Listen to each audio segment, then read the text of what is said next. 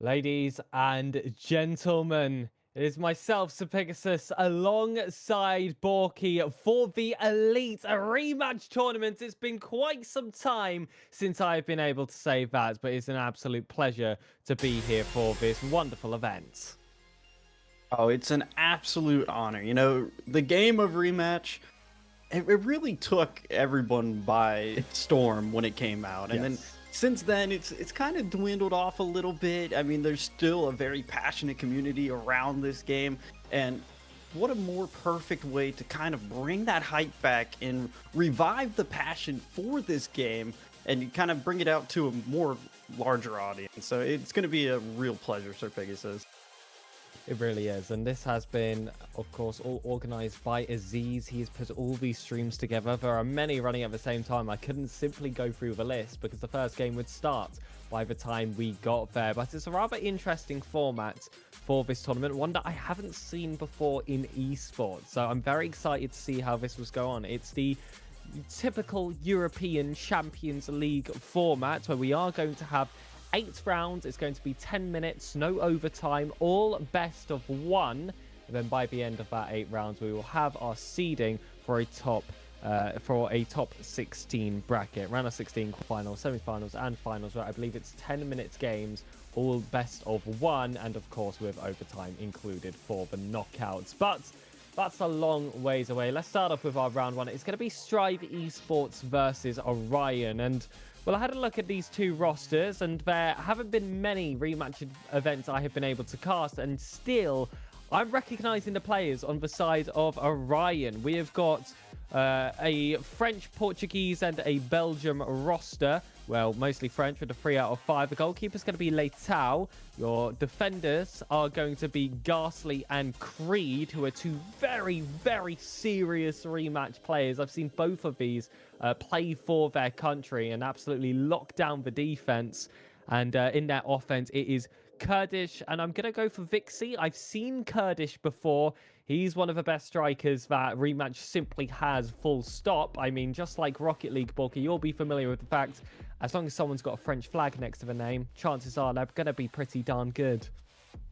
Yeah, for my, it's been a while for me, Sir Pegasus, since I've been able to jump on the booth for one of these rematch tournaments. But the last time I did was, you know, I would agree with you. It was very French dominated, especially in that EU scene. So I'm sure that, you know, they produce absolute ballers. I don't know what it is, what they're feeding their kids at that young age, but just keep that in mind. And then I believe over on the Strive Esports side, we have the likes of Kia Star, Crux, Porkzilla, and then I know I've heard of their goalkeeper before. Yes. who is He's Kia very Star. scary. That's a name that I've definitely recognized from around the rematch scene. And I believe it's a full Portuguese roster, so Yes, it is indeed. And Porkzilla is a name I recognize as well. I mean, correct me if I'm wrong, but that's a player that oftentimes gets himself in deep positions in these tournaments. He's going to be another big clash here, but I mean, the tournament name is called the Elite Sporky. We want the best of the best here. There's a reason we've been given this match as well to broadcast. I'm going to be very excited for when that does go underway, but I do want to have a little bit of a talk about the format, specifically the in-game format. It's going to be 10-minute OT. I want to confirm this, but I believe there is no mercy rule either. So this could go for quite some time. It could be rather dominant. Yep, sweeper is off. Mercy rule is off. Overtime is off. And the duration is 10 minutes. Sweeper being off is going to be interesting. So gonna see how that goes. I don't believe I've seen a game where that has been the case. yeah, no, I don't think I have either. And I really, we were kind of talking about this a little bit before the stream started about the 10 minutes. And I find that very fascinating because for the most part, what we do see is, obviously the double elim bracket that's kind of been the standard throughout rematch esports, but also, the games are just standard time. I mean, it's the 5 minutes and then you're on to the next match. But with it being a best of one, anything can happen. It all it takes is one missed touch and you could be finding yourself down a goal. So with that 10 minutes and being able to have basically double the amount of a regular game, it gives you a lot more room to make those mistakes, to be able to adjust to the play style of one another, especially when it is that best of one. So it's not just, oh man, I misinput and now we lost. You have time to recover and get yourself well established within the game. I was actually able to cast a 10-minute match before. It was an exhibition during the DSQ Cup. We actually had organizer of this event, Aziz, playing in that specific show match, and it does have a really interesting dynamic. We did see a few early goals there for the DSQ team, and then as time started to go on, that momentum started to shift, and actually, unfortunately, it was not a victory by the end of those 10, but it was a really interesting matchup, and it did prove that 10 minutes definitely has a high potential, especially for the league stages of it, because you really don't want to get that draw. It really makes you force out a decision for how you're going to play those last 10 minutes, say that the score lines are equal. Do you throw the kitchen sink at them? Do you try and get all the points out of it? Or do you play as regular and maybe you'll hold out for the draw and just see where the wind blows? So teams are going to have their own stratagem in that regard, but I also want to make a correction for the knockout stage. We are actually going to be doing 5-minute games, but it's going to be best of 3 for the first stage and then best of 5s from there on out, with the finals being a 5-minute best of 7. So a little bit more traditional for what we expect for the knockout stages, but I like that this is a tournament that has that bit of variety, and I'm sure that teams that are good at one format, we'll see if they're just as good at the other, because mentally it's going to feel very, very different. Oh, 100%. And when you speak about mentally, it kind of brings up the main question that I'm going to have here is, what is the fatigue level going to start to look like for some of these players? I mean, you're starting off by playing 10-minute games. Even then, I mean, for me, when I play, I get tilted at this game. Nothing makes me tilt more than rematch. I'll admit that. I'll put it out there.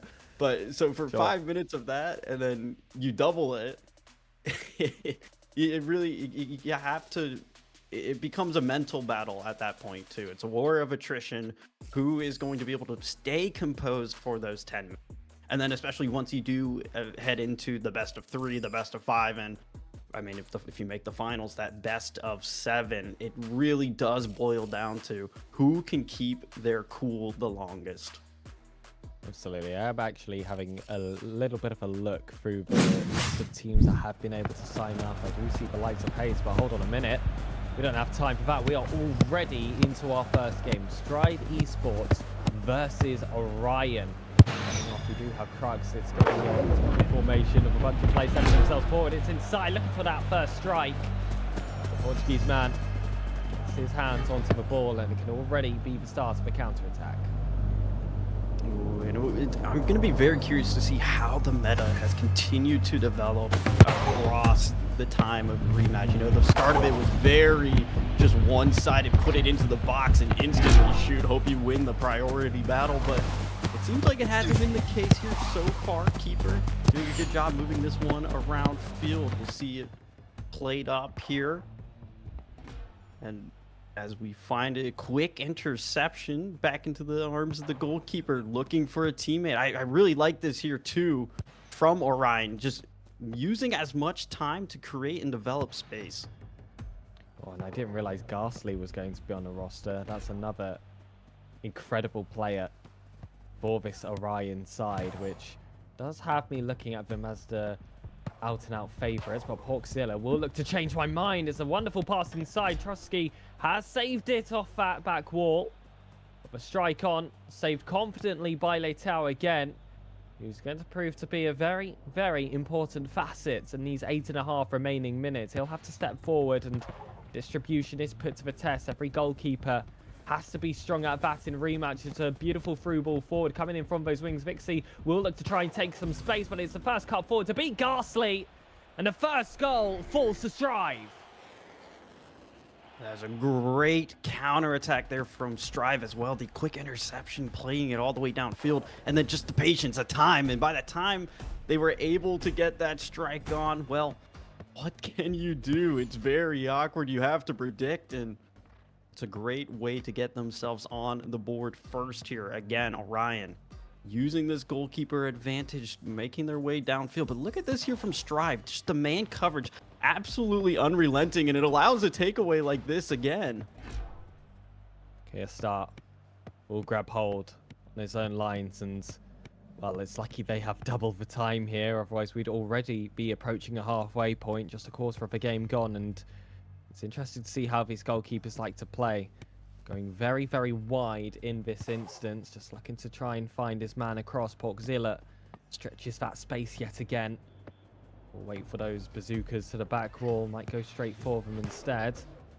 It's in field, goes for that strike. Here's blocked off early, and now the counter-attack is activated. Vixie has lots of space. Porkzilla just about gets back in time. And now the ball is fully in his control, brings it back confidently to the goalkeeper, and that takes composure. That was almost the equalizer. And that just really speaks level for why Porkzilla is a name that both of us recognize. Just the awareness, recognizing your keeper is caught out a little bit there, and just intercepting instantly, trying to run down Vixie here, and still manages to come up behind, picks the pocket there into the loving arms of Kiastar, and the Orion offense quickly fizzled out once again, Sir Pegasus. Certainly has. And it's very slow moving from Strive coming out of defense. They want to make every opportunity as efficient as it can be. You see a lot of teams that often just send it forward in the hope, but they've seen a bit of space there with cracks in the corner. Tackled quickly there by Kurdish. And that was a very, very tight back pass, but ultimately was picked up. Ghastly is going to play that sweeping defender role forward. But it's a great stop from Porkzilla initially, still able to catch it off that rebound. Trupke will look to double up in this corner, but that will leave some space open. Either way, they'll send it all the way back. That goalkeeper consistently going to be an option of safety for them. Ghastly will show up some of his dribbles. Kurdish grabs it on the wing, but that's a lovely intercept, and now all men charge forward. Great back pass there as well to Kiastar. Finds the opening here on Hanuru. Trying to look for Trupke there in the box, but instead it's popped away by Creed. Still hanging around here around the center line. Trying to get this back in. Ghastly instead just continues to just keep it out here.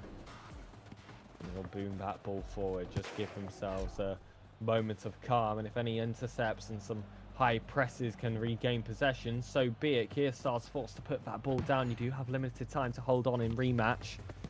Porkzilla had some space by him, did so well to time his run. That pass inside, however, leaves a lot to be begged for in future. Still just 1-0 on the score sheet.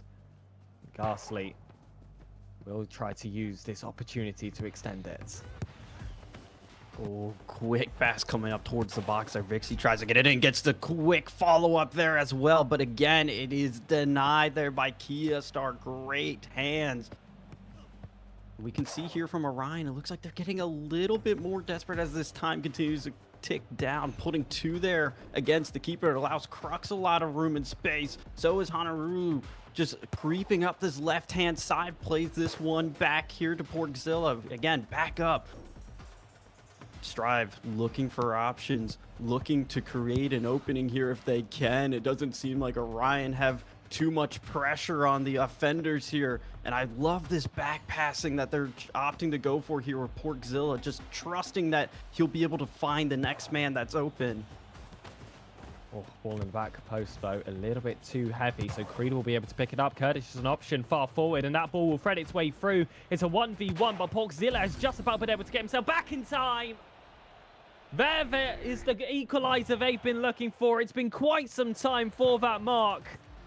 But the 10-minute format, this is what it favors. The comeback potential, the wonderful counter-attack. And now just 4 minutes to spare between these two teams. And it feels like a complete match reset. Complete match reset is exactly the way I would describe that, Sir Pegasus, because it really felt like for a majority there, the momentum was in favor of Strive, but all it takes is one little opening, one little mistake, and Curtis, brilliant patience there to be able to create that goal. It was basically a 1v3 there for majority of it, but Strive back here on a quick counterattack. Crux is going to take us all the way down the wall, gets his infield towards Troopkey, but not able to get it on target just yet. Still, ball in play. Ghastly decides to play this back to the keeper, and we'll see what can Orion make out of this. Letao does find Creed back post. Vixie has some space, looks to try and take it off that back wall. Instead, Kia Star will control. Porkzilla now has options to launch this ball forward. There was space there for Crux, and Nero's also given himself a fair bit of a gap. Trupski beats his man, and well, the strike was on target, but for Letao, the absolute brick wall for Orion. That's not going to be a tough feat to try and keep that ball out. He controls it yet again, and he's just waiting for the player to go too high on the ball. It's a step up from Creed. He wants to be that option, and the final 2 were available inside, but that connection just couldn't quite be made. The defense was able to lock themselves down. Now it's Kia Star's turn, and already you see a faster pace coming from the side of Strive. They're not looking to settle for the draw. A lot more aggression there as well. Kia Star all the way up towards that midline as the keeper, just trusting that he'll be able to find that opening there, really trying to force the issue here for Orion. A little bit of a battle will ensue here in the corner. Curtis comes away with it, finds Creed, trying to pass it up to Vixie, but a little too far ahead. Instead, it's Porkzilla that's able to pick the pocket there, and Kia Star once again will be able to create this offensive push for Strive. And I'm seeing a little bit of a difference compared to what we've been used to seeing in a lot of rematch games. It hasn't been 4 players forward and the goalkeeper stays back. You've actually seen Porkzilla anchor very hard with Kia Star in a lot of these offensive opportunities, and they spread themselves very wide, and you have to ensure that all those passes are just pure perfection when you're playing a style like that, because the wider you play, the more open, of course, that centre is going to be. And if you are able to lose the ball in any of those positions, you are going to have a very, very tough time moving forward. Ghastly to Letao. Despite the 10 minutes of time, we're already down to our final 1. Only 2 goals being scored, equally split down the middle. It is essentially golden goal period, and we are seeing a player trying to make the most of it with those quick dribbles, but eventually runs out of stamina. Gets absolutely crowded by the Strive defense.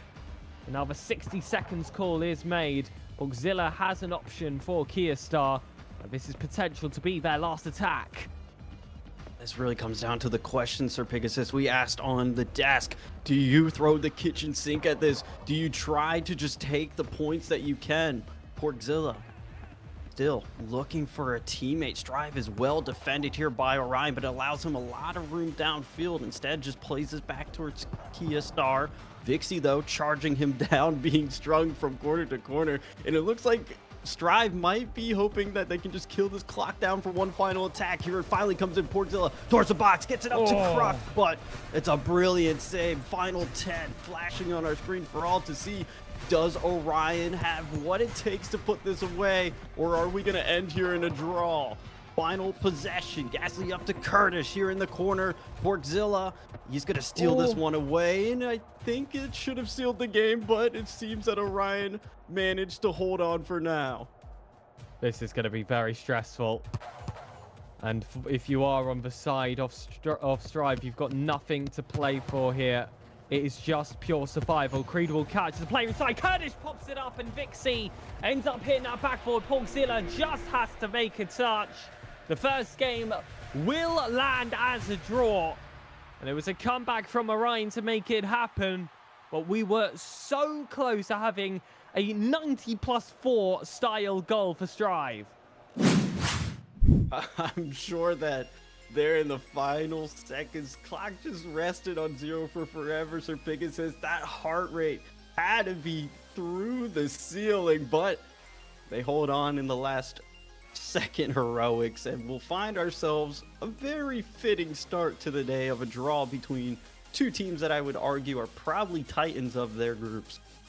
Yes, absolutely. They had a really, really good performance to get us started. I liked seeing a bit of time wasting as well at the end, really using the advantage of those 5 minutes and the 10 minutes of a lack of overtime when that time does come. But this is the first of many, many rounds we have still to go today, Borky. Round 2 should be underway rather soonish, so we will have to get some info for what that next round is going to be. But when we know, ladies and gentlemen, we will let you know. We are going to be back after a short break.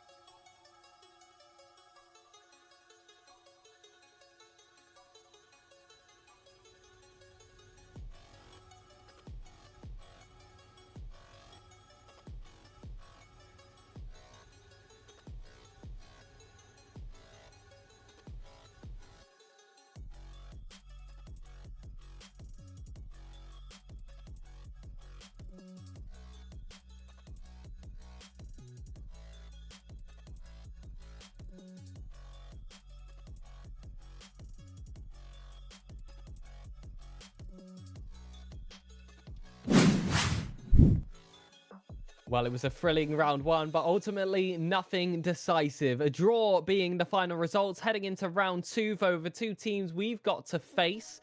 Hopefully, we can see a decisive result. It is still Serpixis on the desk, but now joined by Royalty. Welcome to the broadcast. Hello, happy to be here. Super excited.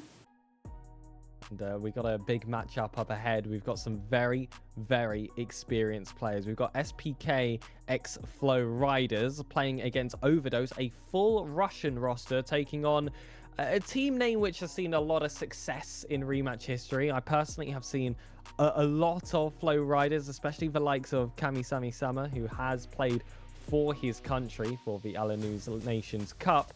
They've been through a few stages in their career of being the top team, now looking to get themselves back to the very top, and the elite feels like it would be a very, very fitting title for a team of this caliber should they go all the way.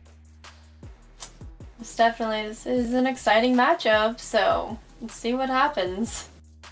Yeah, 10 minutes long, and we've got players here that typically would call themselves midfielders on both of these rosters. So I'm expecting a little bit of balance, especially on the side of Flow Riders. Kami-Sami Sama, I've seen him play in more defensive positions. This time he's actually going to take a bit more of a striking spot alongside Snow T in that offense, which I'm sure we will see now that this game is underway. But the full Russian roster actually listing two main attackers, and Duncan, usually a midfielder. He's going to be your more sweeping defender for Overdose.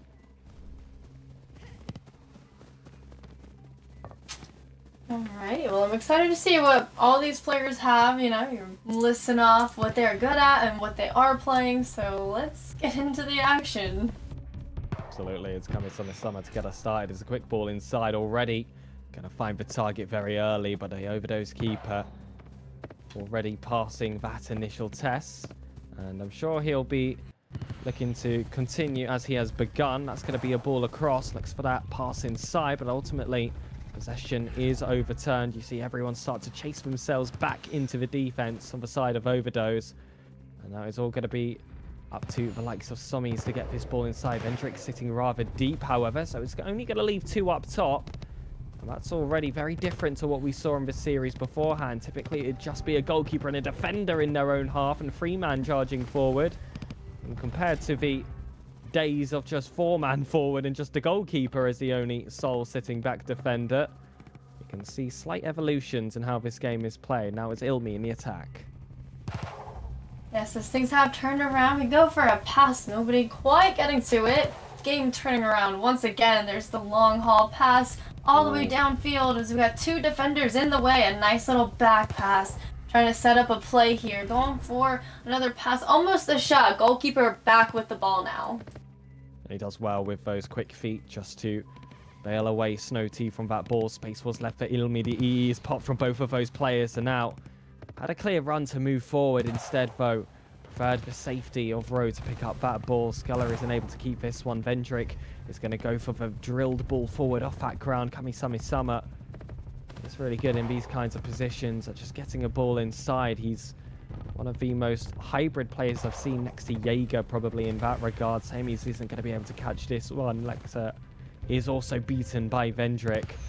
Now, quick decisions need to be made. Instead, he decides recycling is going to be the best choice. Now the ball's inside. Snow T manages to grab himself that first goal. And Overdose are bulldozed in the opening minutes. Great way to start off the game. Gonna want to have that lead as early as possible. So here we go with our next kickoff. So we have our team moving it down the field now, looking for a clearing as they make their way on the right side. Using their last defender as a nice back pass, trying to find some good positioning. We got a pass upfield, going back center, and it's in! That was so fast. Asking you shall receive. Overdose getting the immediate attack. It was great space found in the corner by Sculler, and Shining Prince darts towards that back post. That seemed composed. It seemed like a set piece. But it is definite. Is, of course, a comeback needed by SPK. Their momentum is immediately shattered, but already getting themselves possession quick of the kickoff. Kevin Summer isn't going to be able to find a teammate. Sculler will have to try and create some kind of opening for the goalkeeper, but he now regains full possession. Snowty wants to try and initiate that high press, but with a team of this experience, of all the experience we've seen in this tournament, he's not going to let it slip that easily. Ball inside, stopped early by Arctic. Now looking for an opening, passing the ball downfield. Kimmy back with the ball, trying to move downfield actually and attack. Ball possession moves up back over to Cammy as they try and look for an opening. Double defense on him. He's got to find a clearing, and he does all the way on the right side of the field. As we now have a pass center right back out to see there. Summers does get the quick cut there. And looks to try and go for it again. We don't see that too often, that sense of individualism, at least since the last time I was watching Rematch. It was very, very grounded. They keep it rather simple. It was all about those quick cuts, and you do see a few attempted there, chained with 3 attempts. He'll be likely to just send this one back to the goalkeeper, and that's exactly what he does. He's been given acres of space there by Snowty, who's trying to cover 2 players at once, wants to still maintain that overload in defense, but it doesn't matter how many they hold. Still, Overdose find their way through. That's the 2nd goal for them this game. It's a lead finally found, and this is certainly a higher scorer than what we saw before. It has you thinking that potentially we will see a team pick up a decisive result. But that's all up to SPK now. It is. They now move downfield. Shining already on it, turning things around here, going for the goal. And there you have it. Another one for Overdrive. And I guess I cursed it minutes in advance. I'd say goalkeepers of this experience wouldn't be beat out like this. Arctic is certainly one that I would never expect to see that from. And he's made a hash of it. He has been caught out. It's the immediate 3rd goal being thrown in. And now with 5 minutes to go and 2 goals required just for equality with no overtime chance. This looks dire for the combined Flow Riders roster. Looks for a quick one back. That felt essential, but Rowe, safe hands for him, and safe feet for Skiller as well. Ooh, things quickly turn around as we have a shot on net way too high, not on target at all. It's looking good for Overdrive as we now move back down field, pass into one another. Also buying time. I think that's very smart move as well. Just trying to turn this game into a bit of a volley, especially with the 2-goal lead. You know, last game it was a draw, so they definitely don't want that for this game. Absolutely not, and Yilmi will make sure it happens. A 4th goal would surely be that nail in the coffin. Snowty, again, can't stay close. Shining Prince has been so good at finding that space. It's going to be a bench to a teammate. Ball back inside. 4 combined passes in rather quick succession, but Arctic made sure not to dive too early. Waited for that exact moment, that strike to come through. And that will be a little bit of salvage for SBK. Yilmi, though, catches this ball in the corner. These can always be really messy positions, but despite the chaos, finds the clear path through it. Skiller having plenty of space for him. Quick cut to come out. It's going to be another switching of the play. The ball is found at that far post. Skiller was available, but Summies did well with that slide tackle. It made it tough for that ball to find its way through. Yet now it's an early jump, still going to be enough. Skiller plays right into his playbook. Oof. Great attack and turnaround. We do have almost another centered ball there. Defense able to get it off their side of the field. Things turning around. Everyone's falling back. We have another pass to the right side as they move down into the corner. Pass center, and it's no good. Defense still able to hold it down. Dummy is going to be chased here by Shining Prince, who was playing for the cuts, and it just never came. Instead, showed him a complete open space forward. They weren't able to make the most of it. But now, having possession in his own feet, now it's his turn to try and see what trickery he can pull off. Keeps it grounded to Lexa, makes that cut inside, and he's got space, but Arctic is going to require more tricks to get past him in this occasion. A simple shot, it's not going to be enough. He knows how to cover those top corners with pure efficiency. Vendrick has options Inside the box, goes for outside instead. Sami's blasts it straight into Ilmi's body. And now it's Kami Summer. It's a chance of his own to show off the footwork, but Lexa is having absolutely none of it. There's a turnover. It is straight back to over. Yumi moving downfield. A nice pass to Lexer, gets it all the way into the corner. We have another pass center. Defense is able to send it back downfield over to mid. Cami now in possession, going right for the net. Can't take a shot though. Defense able to turn things around once again. So we got Emi trying to get past Sinoti there. Nice pass to Lexer once again. A great midfielder. I know you mentioned that, so I just kind of want to highlight that real quick. While we have some time. So they have another shot just outside the net. Defense still holding it down, not letting this offense through.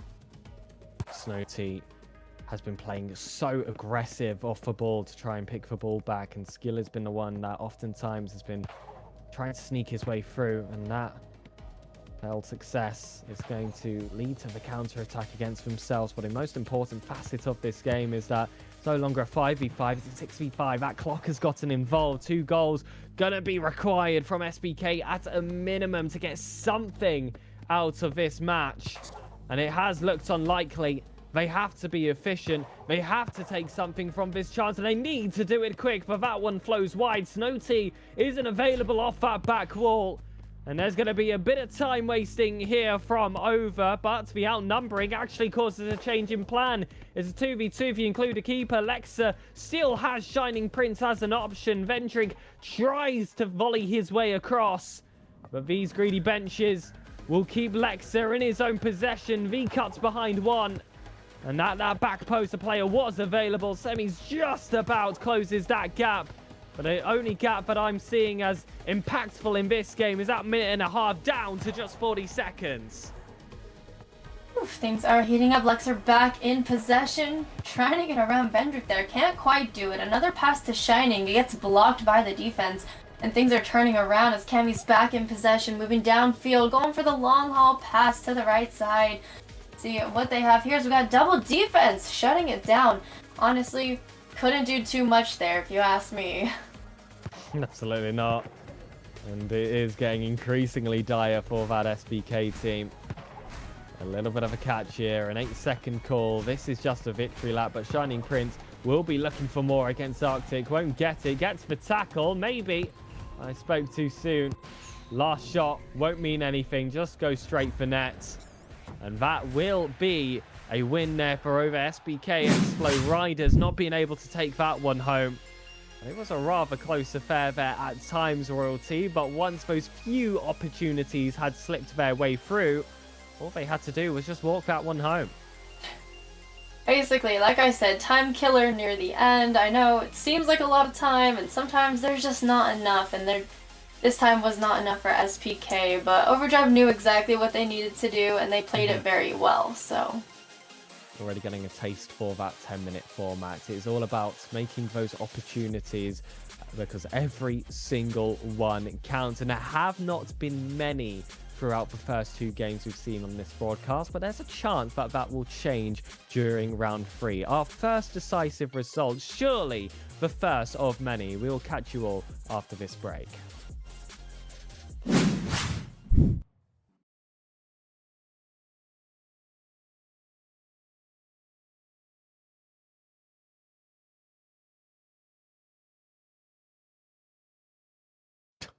Morty's minions.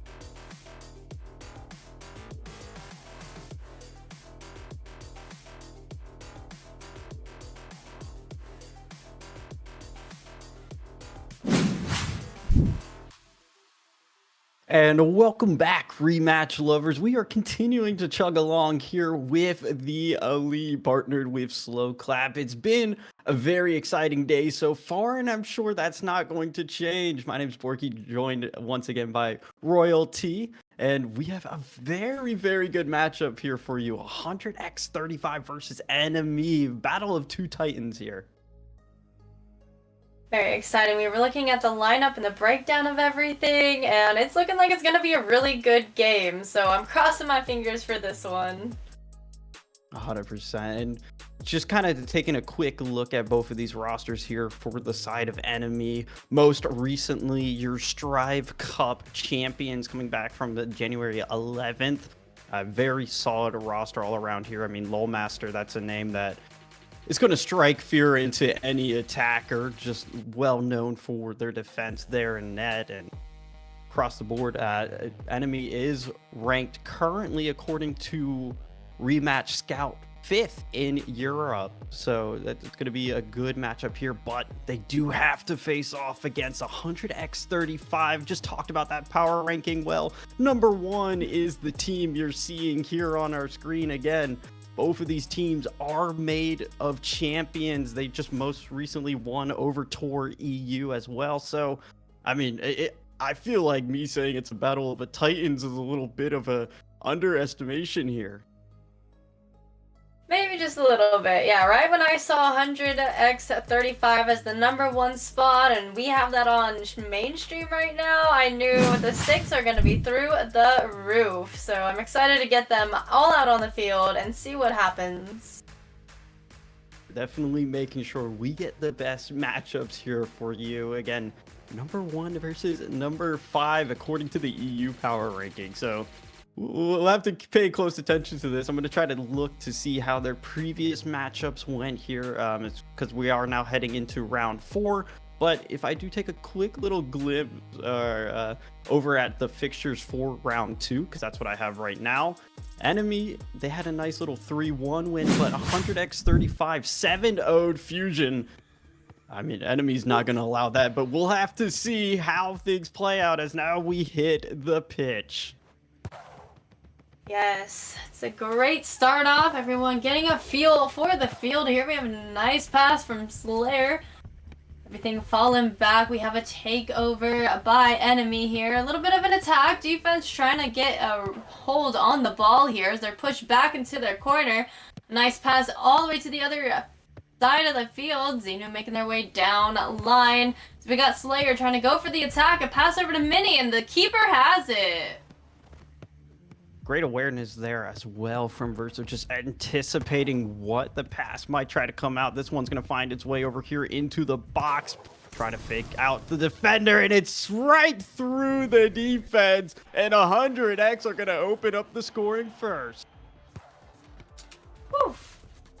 I think that's probably one of the fastest goals that we have seen in a series on the mainstream. Just straight out the rip, basically.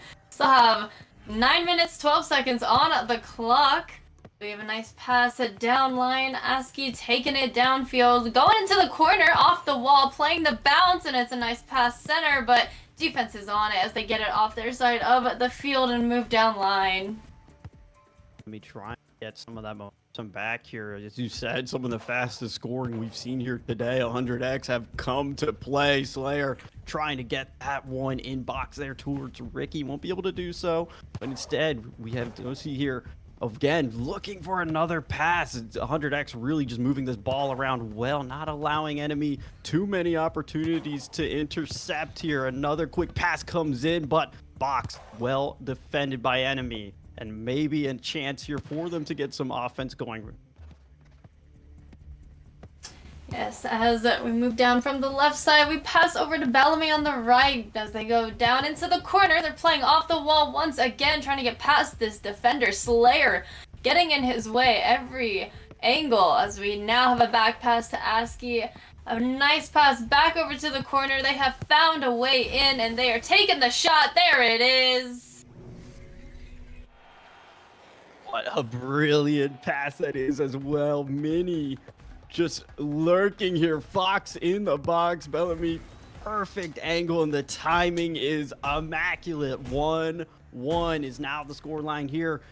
I mean, hey, this is 10 minutes of nonstop action here. So there's going to be plenty of momentum shifts, especially when you have two teams of this caliber. Ricky tries to put a shot on ASCII, though. Quick to use their body, stops that one from developing any further, and instead will draw out the keeper here as he tries to make another play downfield. Slayer is there, blocked though by Bellamy. Yep, as we have another pass center. Slayer now has an opportunity, and he takes it. There we go. Lead going back to enemy here. Or 100, sorry. It's 100. This is disgusting though from Slayer. Look at that footwork. Look at the mechanics, just duking out the defender. 1v1 there, and well, Slayer, a name that is to be feared within the rematch scene, is going to make a fool out of anybody there in that situation there. Lowmaster finds it upfield here to Zeno, looking potentially to hit Mini. Already the 1 goal scorer here for enemy, but Verso right back into his arms, finds it quick downfield towards Slayer. Shot comes in, but Lowmaster read that one all the way through. That was a very fast reaction. A great read by the keeper, keeping it out of the net.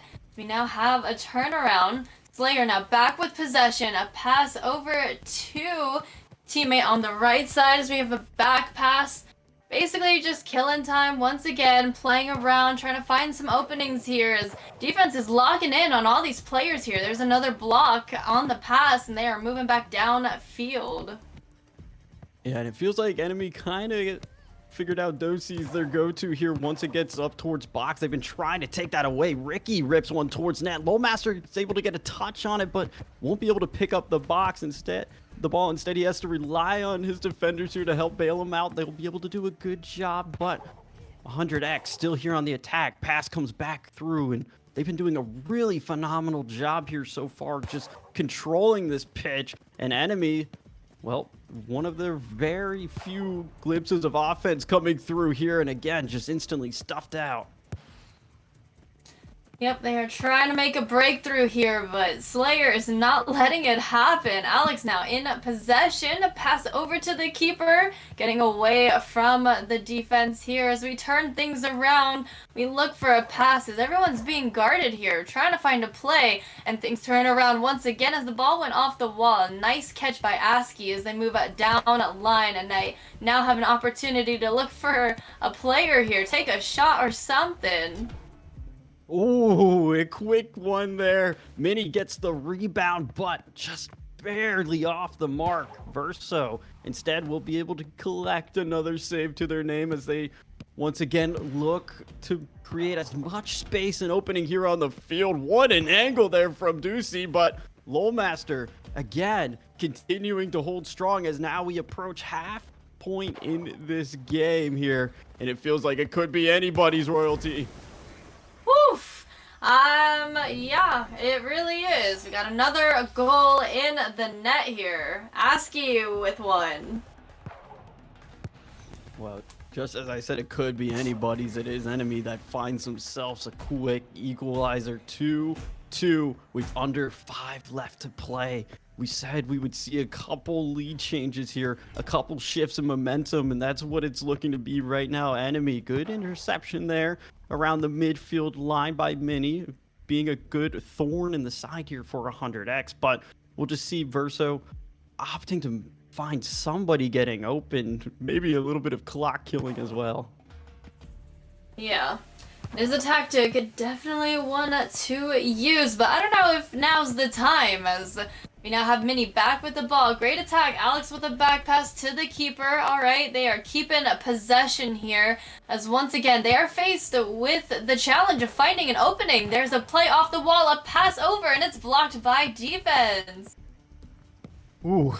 I love this here from 100X. They're just not afraid to look for their teammates. They're trying to get these balls in quick. Again, it's another shot from Ducey there, but Master will be able to play that one high and off of the backboard. Still 100x maintaining possession. It feels like the last minute or so has been all them just moving this ball around the pitch, trying to create as many opportunities for themselves as possible. Verso still playing this one here up towards Slayer, gets it towards Ricky, shot on, but Master still one step ahead, and phenomenal performance from him so far.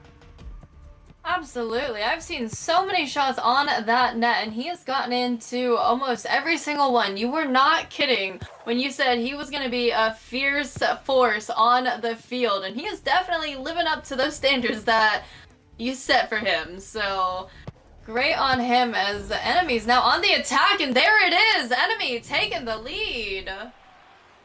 It's that sidewall play. They keep going back to it. It sets up the momentum here for the pass. Bellamy just insta puts it towards Mini, and he's waiting. He's anticipating. And there is the first lead now for Enemy. 3-2 here. And with 3 minutes left to play, 100x. They've had a lot of control, but they haven't been able to capitalize on it. Yeah, not too much. Still have a little less than 3 minutes to figure it out, though. So we have Slayer going for the shot. Bellamy with a great save as things turn around once again. Slayer has the shot, and there it is. It's just non-stop back and forth between these two teams. We told you it was going to be a nail-biting matchup, and as Slayer sinks this one through, it is even more confirmed. 3-3. The responses are back and forth. Zeno is going to be the one to start things off here. Gets this upfield here. We'll see ASCII trying to look for Bellamy or potentially Mini. And this one is becoming awkward. Has to be bailed out by the defense. Good takeaway here. 2v3 here now down the other side. ASCII's charging down back behind Slayer. This one just a little bit too far in front of him, and instead 100x will just have to recompose themselves and go back to the drawing board. I really like that 100x is not afraid to back pass, use their backman defense, and try and find, some openings on the field here. We do have Mini once again sending the ball back to their own keeper, Master. Now taking the ball across the field. A nice pass over to Xenu. And we're going to see what happens here as he looks for Bellamy, but Slayer just gets in the way. An absolute wall on the defense for 100 here. Good interception there from Alex as well. It sets up Ricky here with an opportunity to try to find Dosi. He's been looking for him all game long, and why wouldn't you when they've contributed as much as they've had to this 100x side? Zeno instead will have a little bit of an argument here with Slayer. Ball still, again, intercepted by 100x. And this sets up a big opening here. If Ricky's able to get this one upfield, he will find it. But Master comes up clutch in the most crucial moments for Enemy. Yep, Slayer with the pass.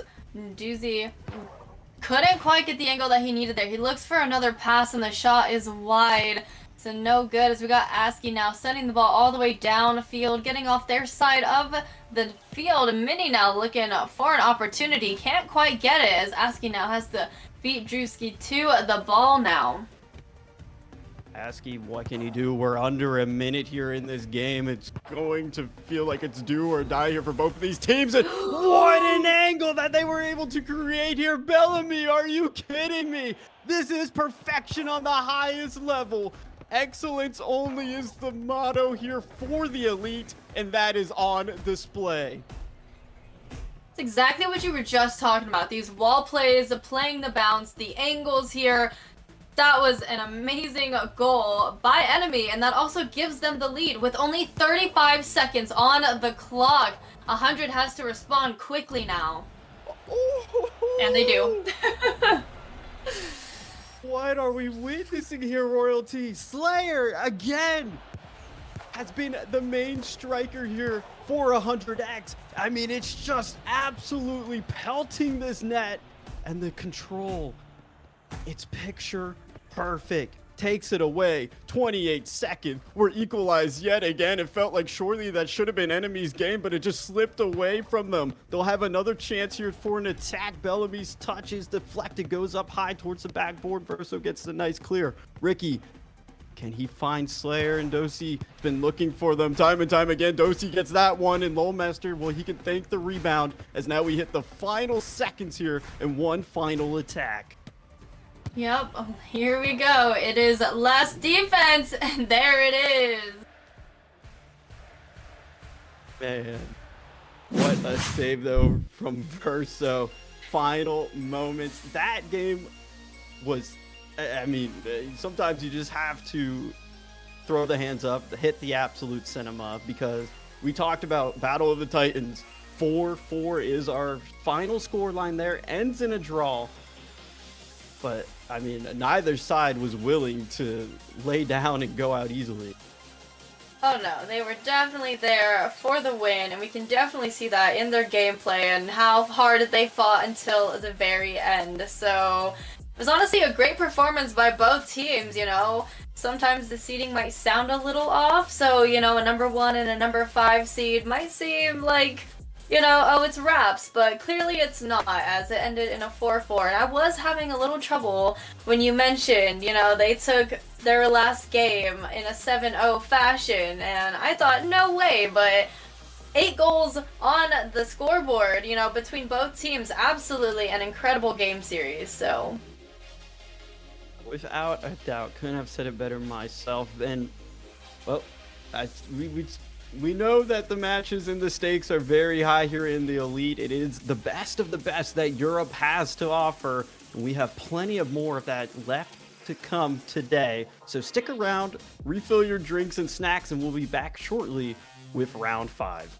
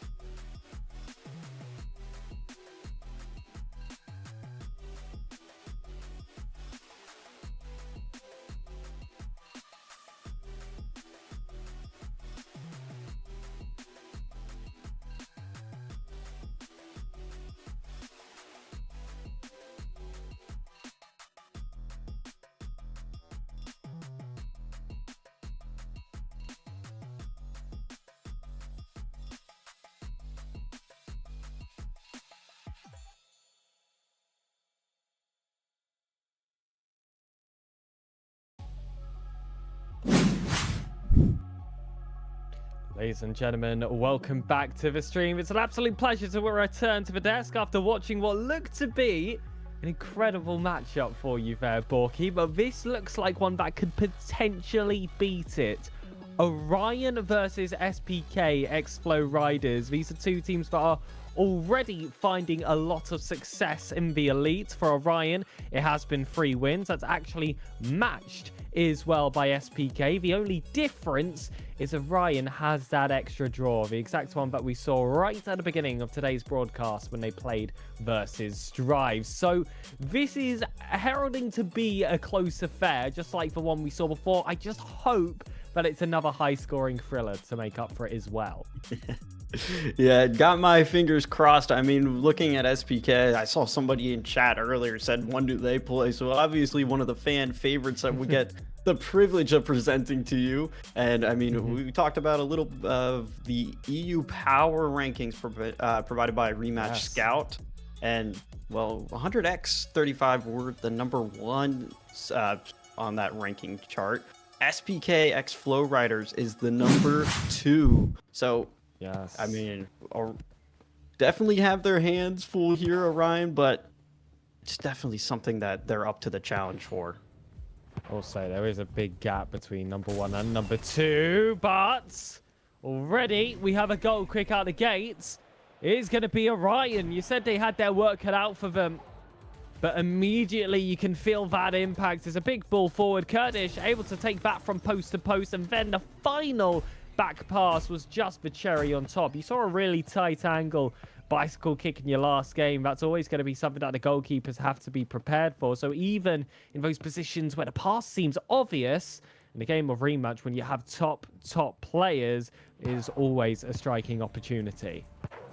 Yeah, especially in rematch, you have to really bring out creativity here in a game that can feel that oftentimes very repetitive, or certain meta can take fold. It becomes predictable. So when you have that little level of creativity, it really keeps your opponent on edge. As now we'll see SPK just, trying to play a little game of possession here.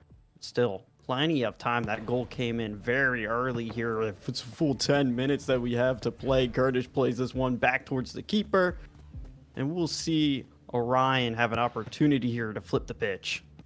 Leitao and Ghastly is a great defensive duo to see together. Almost let that one slip. Snowty loves playing really high in these positions. Will catch the ball on this occasion. Just has Ghastly to beat. He'll have his teammates right behind him, but they are quite deep sets.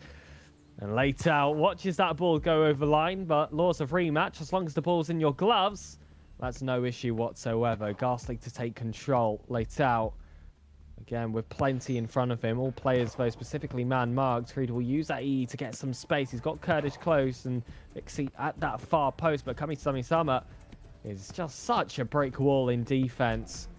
It's the player that, heading into this, I knew would be a really big threat for any teams that had to play against him. So far, he's definitely living up to that mark.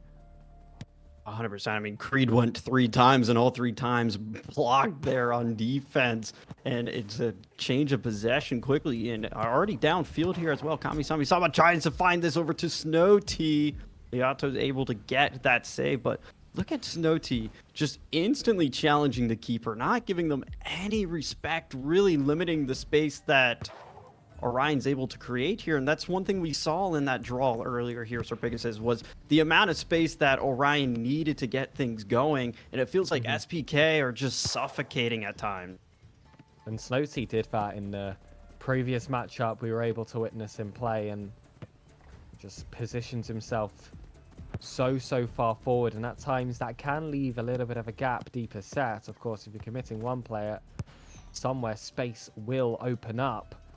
But to make up for that, usually they have him in a somewhat 1v2 position in that offense, so they can make up for those numbers a little bit further down the pitch. Kami Sama. Sometimes it feels like he's worth 2 players. Is beaten here, though, by Creed, and there's a bit of an opening for Vixie. Takes that first drop-down touch. Looks to pass this into that bottom corner. And Kurdish was an option on that wider side. Looked like that was going to be an opportunity intercepted should he have gone for it. That shot was essentially forced, but Arctic, cold as ice in net. still able to close those gaps. Big balls across. Snow T will hit the post. And it was a last-ditch effort from offensive player Kurdish to get in the way. That could have very likely been an equalizer. Instead, hunting for two, Orion will take flight. But again, that familiar one-on-one position versus Kami-Sama requires so much more work. Vixie goes for that top corner. But Arctic, so good at covering that left-hand side. Really making Arctic work for it, though, having to use a majority of the box to get those diving saves. Instead, finds this one downfield towards Snow T. Across here, Kami-Sama not able to get the touch he was looking for. It's Creed here, who has been a 1v1 against these two a majority of the game, marking each other both on opposite sides of the pitch. Kurdish, he'll collect here, takes us all the way downfield, tries to get this over here to Vixie. Instead, has to play this back towards Creed. Creed looking for an opening here. Plays this far corner. Kurdish across, but great defense here from SPK. Well, great finesse there as well from Somi, getting that one to Kami-Sama with a little bit of extra effort required. And I'm not just talking to mechanic, that's a giveaway vote.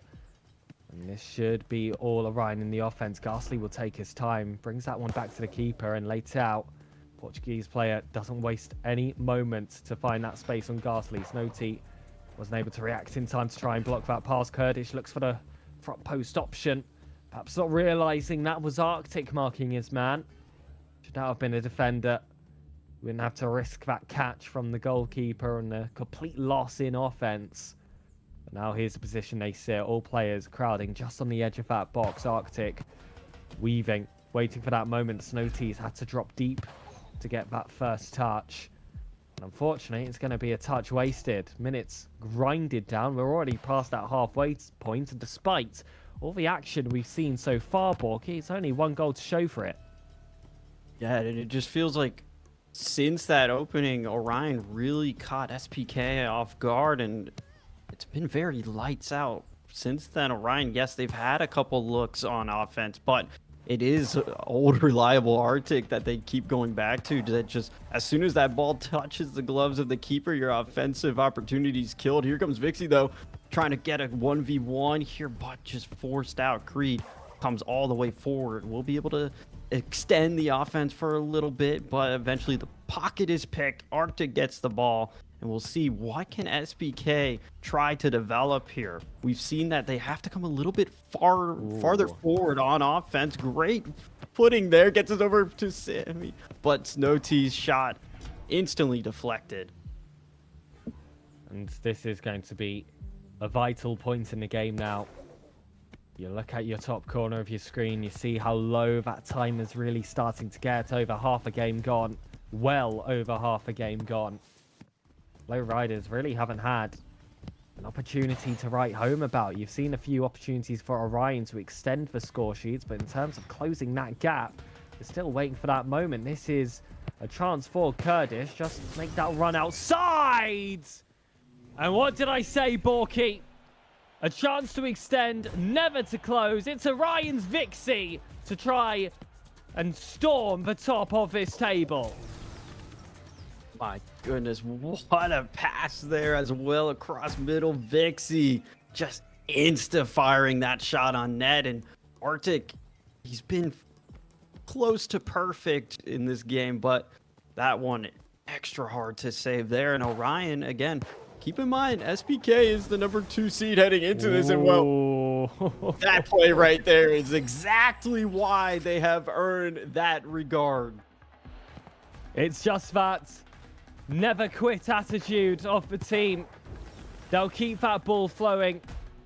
They'll wait for that one chance. And once this team starts to get that bit of momentum, you better be prepared. Snow T, as usual, pressing himself up forward, trying to plant this pressure early, because now it's a point where Orion can start to waste a bit of time. Snow Tifo gets the catch. The dribble is show, looks to loop it over, but Leitao is back in the nick of time. Quick pass to Ghastly. A third goal would surely be decisive for Orion. But SBK, they've got that bit of bite in these final minutes. Somis will catch, goes for that ball down the line, and now Kami-Sami Sama, who's spoken about his defensive capabilities. Now he's going to create something from that midfield to Snowty. And that noise of the woodwork could be the death toll for SBK. Oh, just barely missing it there by the smallest of margins. Snowty wide open lane to try to get them equalized here, but instead it's going to be Curtis disrupting places all the way back here towards the keeper. That's more precious seconds just ticked off this clock here. Ghastly gets some possession. Snowty, though, has been really willing.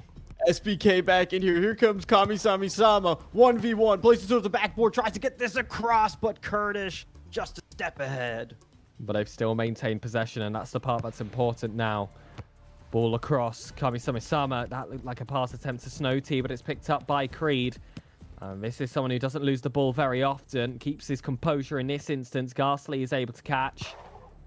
And now that ball forward to Kurdish. Looks to find Vixie. It's too heavy in this occasion, but a ball in the corner will be perfectly fine for them as long as you do not lose possession. Snowty in a one-on-one. Leitao has that ball straight towards him. And that might seem ridiculous. Why would Snowty shoot straight to net? It's because there's always a chance that that goalkeeper in the thriller position will dive too early. He cannot in this occasion either. This time, though, Creed can make sure that a goalkeeper effort isn't required in the first place. An electric ending. Still potential for SPK. Sermes has taken it right back. This hasn't been the professional closing out ending that Orion need to pull off. Instead, it's another defense. It's another nail-biting attack. Sermes to Vendrick. This is surely their final chance. Kami-Sami here. Snowty is lurking in the top of the box. Final 10 seconds. Took it away. Comes across and the shot is on.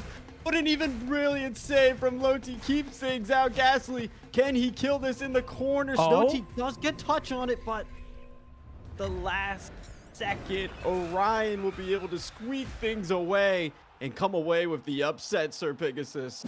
Yes, they do. And that's going to be their 4th win of the day and a draw alongside it. This is going to be a team fighting for those top spots, that first round bye as well, to guarantee themselves a top 16 performance from this elite tournament. But Flow Riders, Borky, it was just too little too late. They were so flat for the first, I would say, 6 minutes of that 10-minute game. But in the final 4, they were out and out the best team, but they just couldn't beat the goalkeeper. And it sounds so simple. It really, really does. But that is such a massive performance from the Portuguese man. 100%. I mean, hats off to that goalkeeping performance. There was countless times there where it felt like Snowty had an opening. A play was made. It was created. You couldn't ask for anything better. And then that final man, that last line of defense, time and time again, put just a pin in the plans that SPK were trying to develop there. So, Orion looking very strong here. I mean, again, that first goal, I think, is going to be the biggest takeaway factor. They came out swinging, caught SPK off guard, and as we said, we're the better team towards the later end of that game, but by then it was too little too late because that opening goal that was there, it's that one that puts them a little half on that pedestal. But now we approach that stage where it is going to be the second half of the league play portion, and the real battles to get yourself into the playoff bracket really start to heat up. It's proven now after that performance that it doesn't have to be high scoring to be entertaining. It can be a tactical, offensive affair with defensive balance all mixed in, but that is the beauty of Rematch. It's why it's based on the beautiful game. We will be back, ladies and gentlemen, after a short break for the next round of the Elites.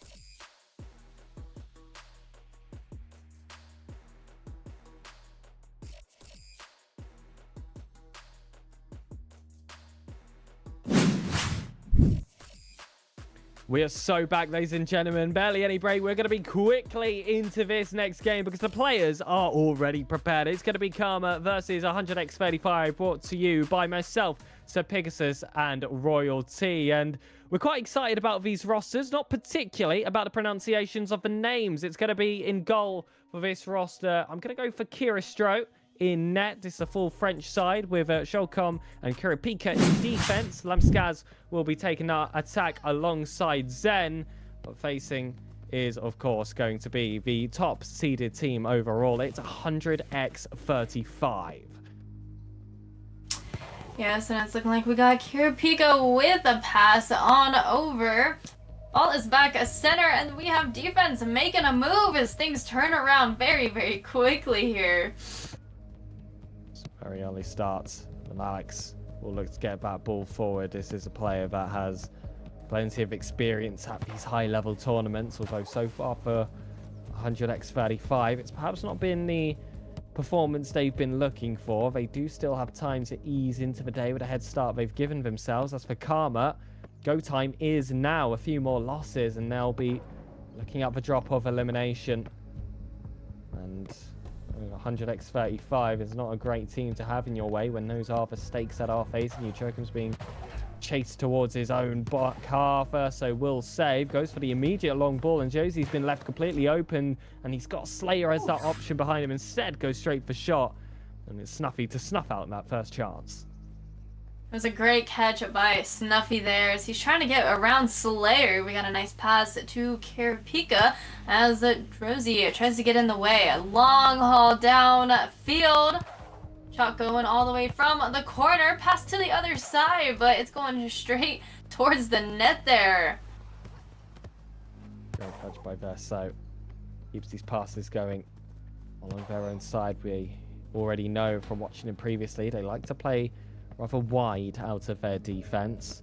So if they do end up losing possession in those kind of scenarios, they will almost guaranteed concede, but they've still got that confidence about them. This ball's found inside. Ricky manages to get that first tackle. It does link back though to Zen's foot. Does go for the far post option, but that is very early jump out from Verso. That's a sign of an experienced goalkeeper. We need an experienced offense now. 2 options. Kurapika, sole defender, manages to get that first intercept. Ricky doesn't want to resort back to the goalkeeper. Instead plays this ball forward and probably left guessing whether he should have just played it safe instead. Yep, so we got Zen now in possession, moving down through the defense. They're able to turn things around. Drowsy in possession. A pass over to Slayer as it goes on over to Ricky. Once again, nice back pass to the keeper, utilizing him as a tool here to kind of reset, refresh, and regain. So we have a nice pass. The defense trying to get in the way. Almost a shot. There it is. First goal. And the defender gets in the way of that first strike. But the goalkeeper was completely left unaware. Snuffy flips way too early.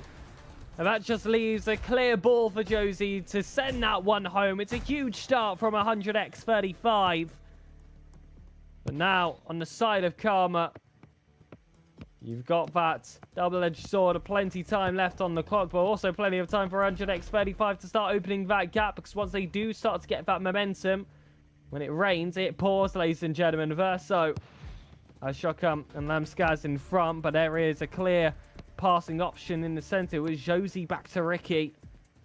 They can play it safe now. Don't need to force anything through. Don't want to allow those counterattacks. It's Slayer to Josie yet again. It's really well blocked by the defense. But now a cut inside option has to be found. And Josie has that in Slayer at the far post. Can also recycle out back to the midfielder, but Jokum decides that that offense has lasted for a little bit too long. Regains possession, and it's all Karma's. Yep, Kurapika now catching the ball, taking a shot. Ricky getting in the way of that one, sending it right back to the wall. But Zen now trying to dribble through, find an opening, almost does. Alex able to get in the way of that one, and the ball's going back to Slayer. Nice back pass to Verso as he's trying to look for an opening. A nice pass back to Alex as they open up the field and move all the way down into the corner once again. Chokum is on it as he sends it to his keeper, and Snuffy now has possession. Little 1-2 pass between them. Leaves that free man out wide. Kurapika's there in the center, somewhat overloaded by the amount of defenders around him. Still, these little pockets are where these players are so good at weaving their way through the eye of the needle. Karma equalizes, and it's Zen to find that far corner. Great dribble in once around Ricky, and the shot just right side of the net. And that is going to tie up the game. We got 5 minutes, 24 seconds, just about halftime here. And I want to say this is a very, very close game. Karma's really holding off 100 as they have not found their momentum just yet, especially coming off of that recent goal in their own net. But let's see what happens here as Verso's back with the ball, trying to look for an opening. We have a pass off the wall, but Chokum comes out on top, is able to try and play off the wall. Oh. Just misses that. Very dangerous setup. There it is. Can't afford to make mistakes like that in front of 100x35. He's got it in his tag. There's a fox in the box around, and your buckshot's all out of ammo. Showed his hand too early, and both keepers have looked a little bit jumpy this game. And that's what's going to lead to all these goals galore. Slayer thought he had an intercepting option against Shokom. There's a ball on the right-hand side to find. Zen with space will go for the dribble. Beats his first man. There's a second right in front. And the goalkeeper's hand was forced out early, because that was an opportunity too fearful to leave to fate. Slayer has Josie on that opposite side. Instead, goes all the way down to Ricky. And that first block comes through. Lamskaz will pick up. He's got Kurapika tight inside. Instead, goes straight for box to Shokum, who's just making sure that he is that target man. Kurapika outside the box gets that save from Verso. The first block comes through, and it looks like he's going to be back in their possession regardless. Slayer is relentless on Zen here as he now has to go for Kurapika.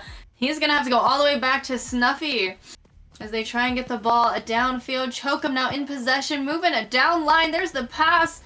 Ball's just outside the net. They're playing off the wall. looking to get through. Another shot on net, and then another one. But Verso, being the top goalkeeper here, able to keep it out of the net.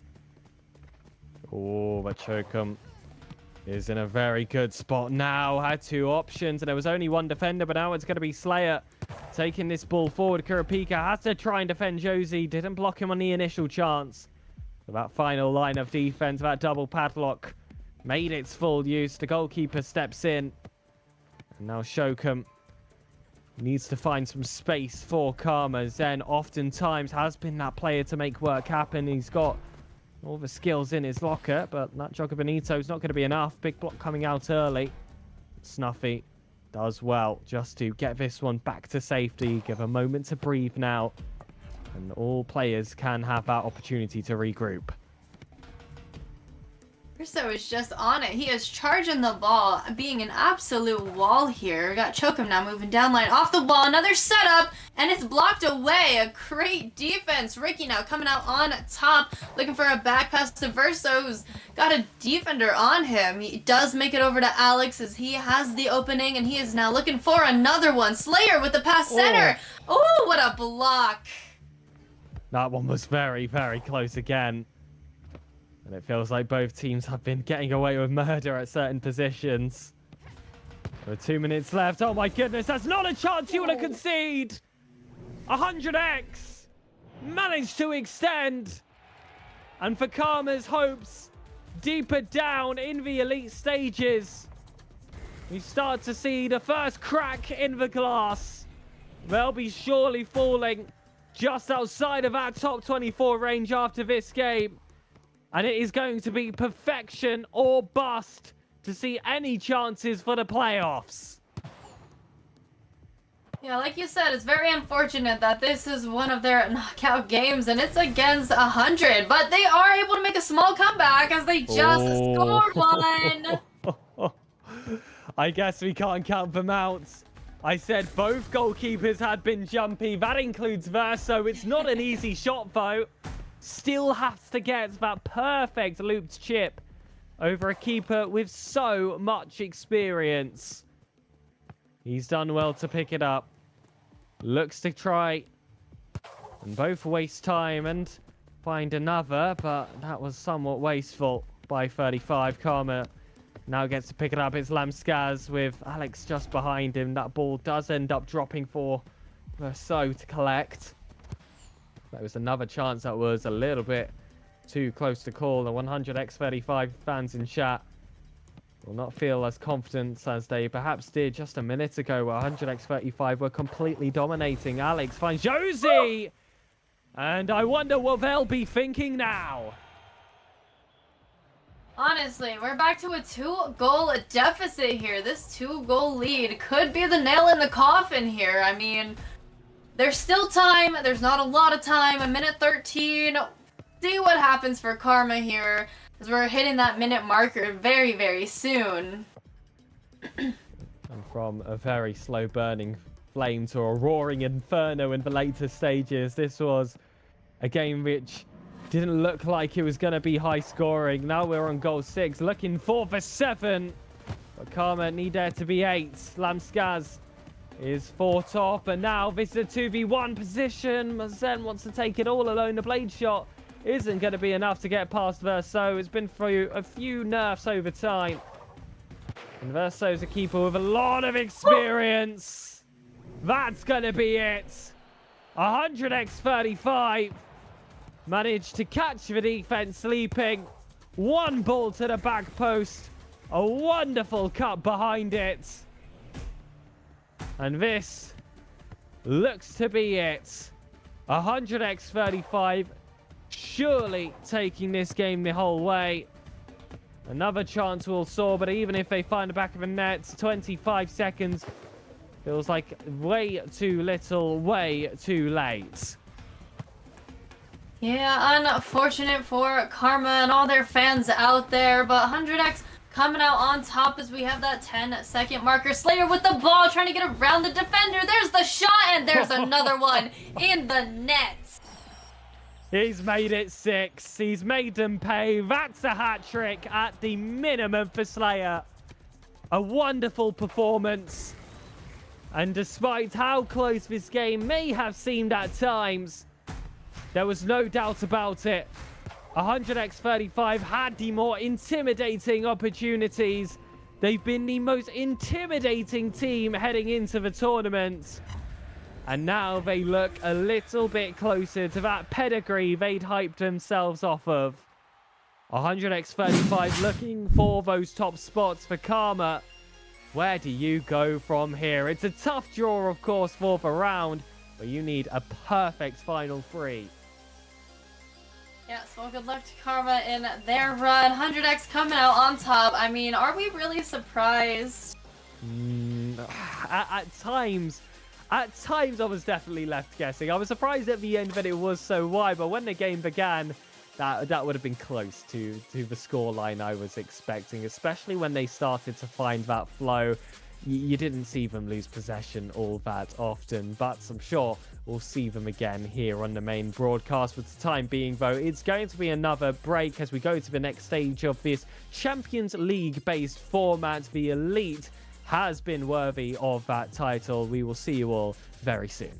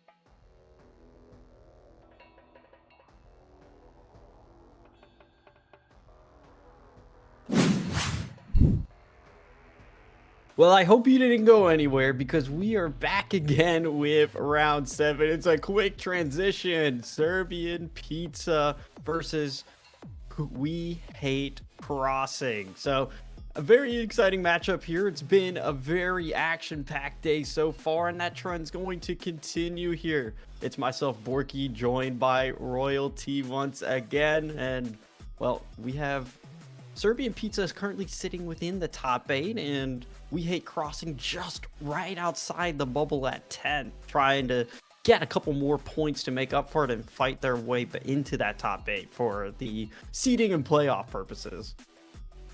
Well, we're going to see what they have and what they can do on the field very, very shortly.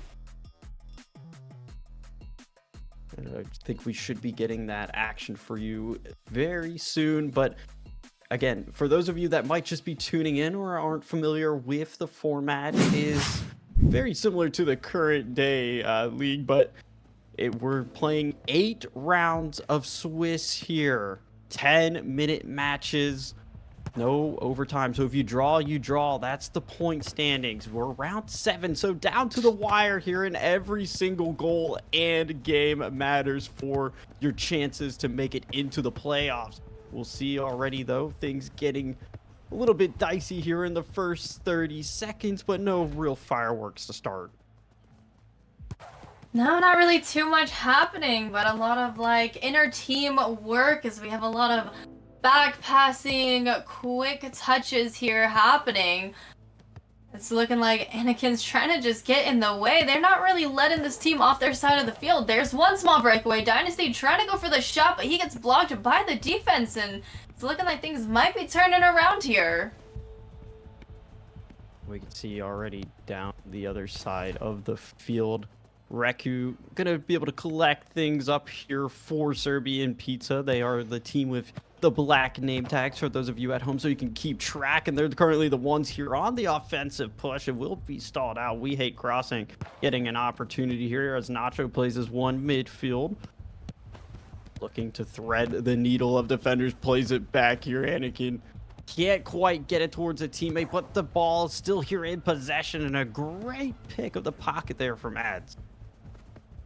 Yep, Dynasty now trying to get through. Can't quite do it as we now have another turnaround.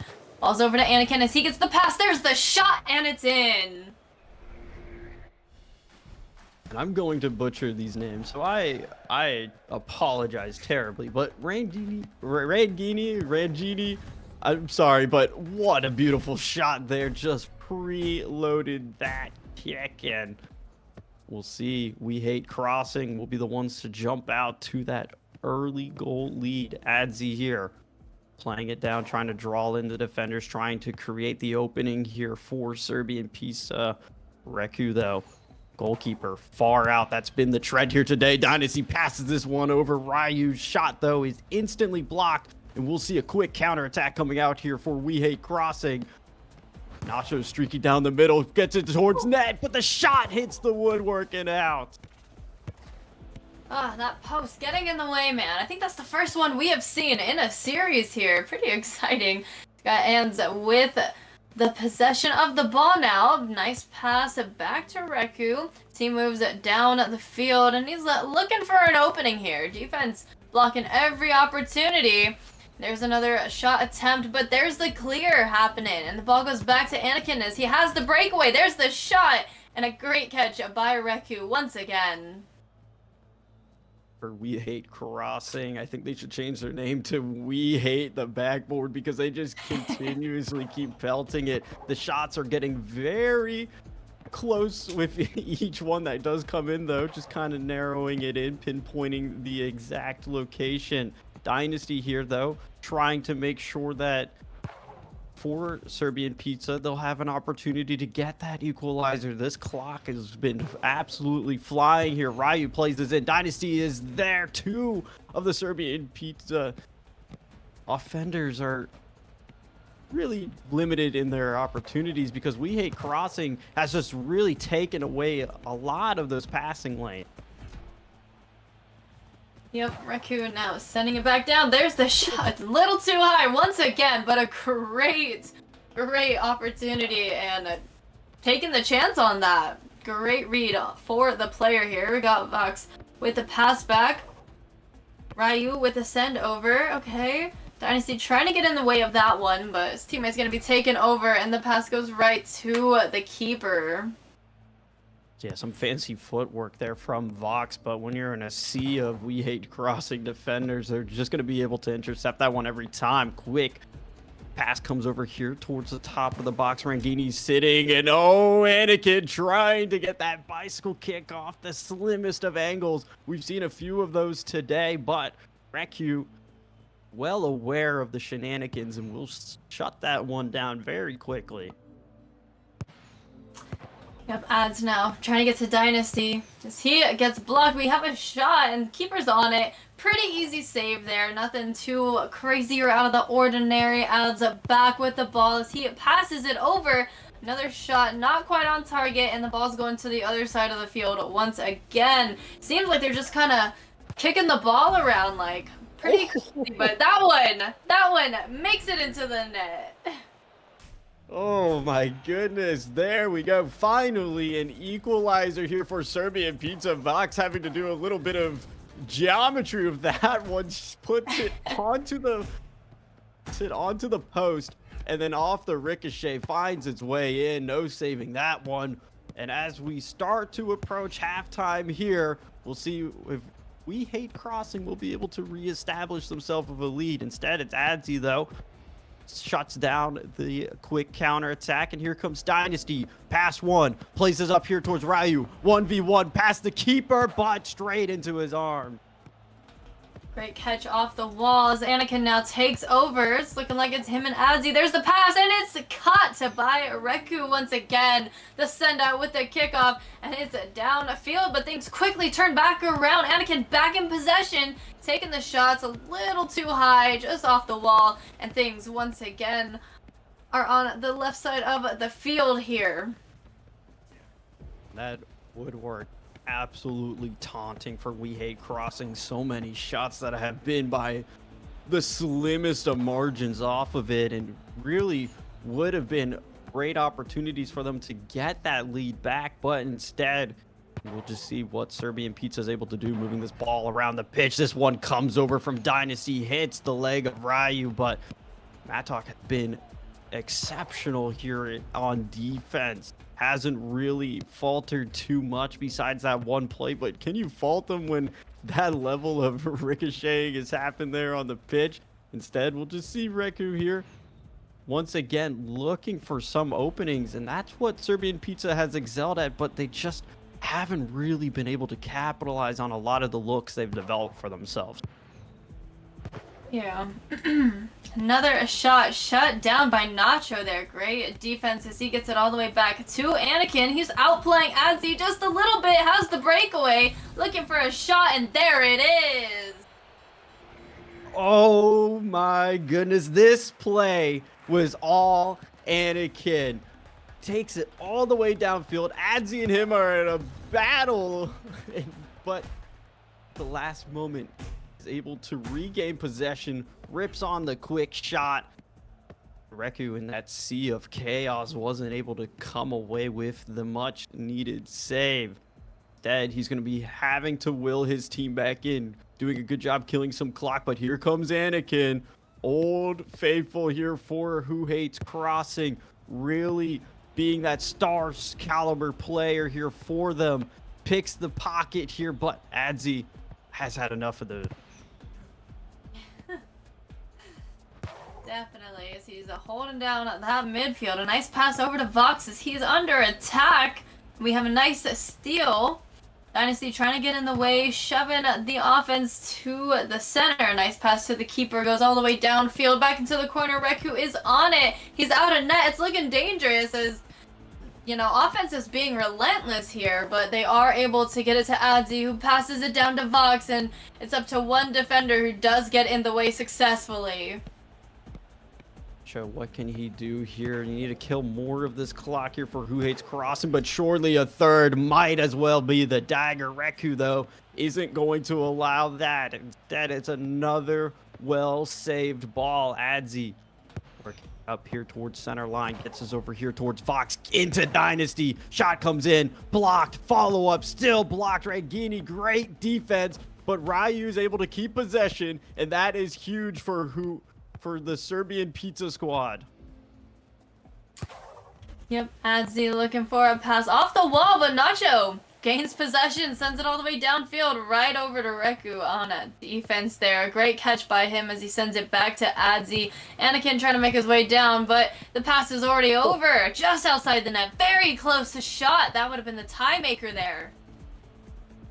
Oh, and it feels like it's getting closer and closer here. The looks are coming out. You can feel the desperation from Serbian Pizza, but Anakin almost sniping the top right corner. Again, the woodwork, that lovely defender there for Serbian Pizza keeps them only down one. And as we hit the final minute, they're going to need everything they can to be able to take this one. It's a great shot in the rebound from Vox. Will find its way past the defense, and 2-2 is what we're looking at. Wow. What a time to score one. A great rebound, like you said, to score or to tie up the score. We now have Anakin taking the ball on the right side this time, switching up positions here. Right, going in, getting in his way here, but things again turning around. Defense is on it as they send it back over to Adzi, and he's gonna make his way down the field now. Dynasty trying to get an opening here, but it's going off the wall. I like the looks though.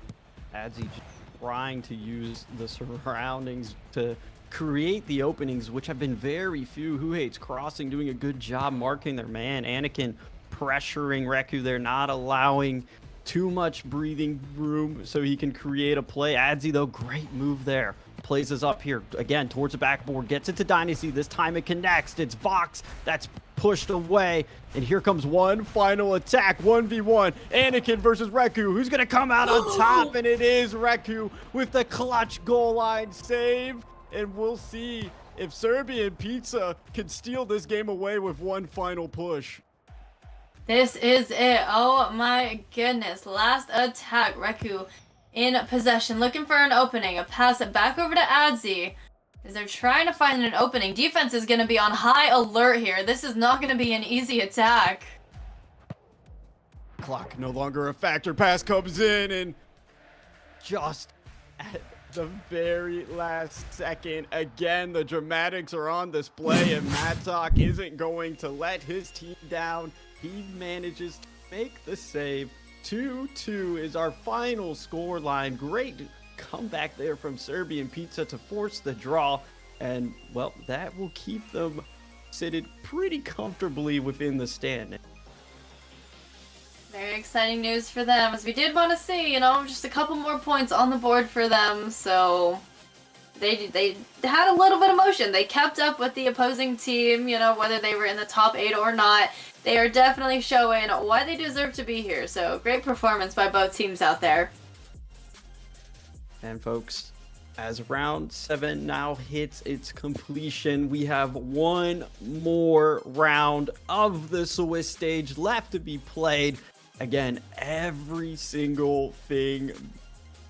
matters here, okay? Every goal, every win, every draw, you need those points. Playoffs are on the line, but we'll have to see what teams will be sending through once we get back from this break.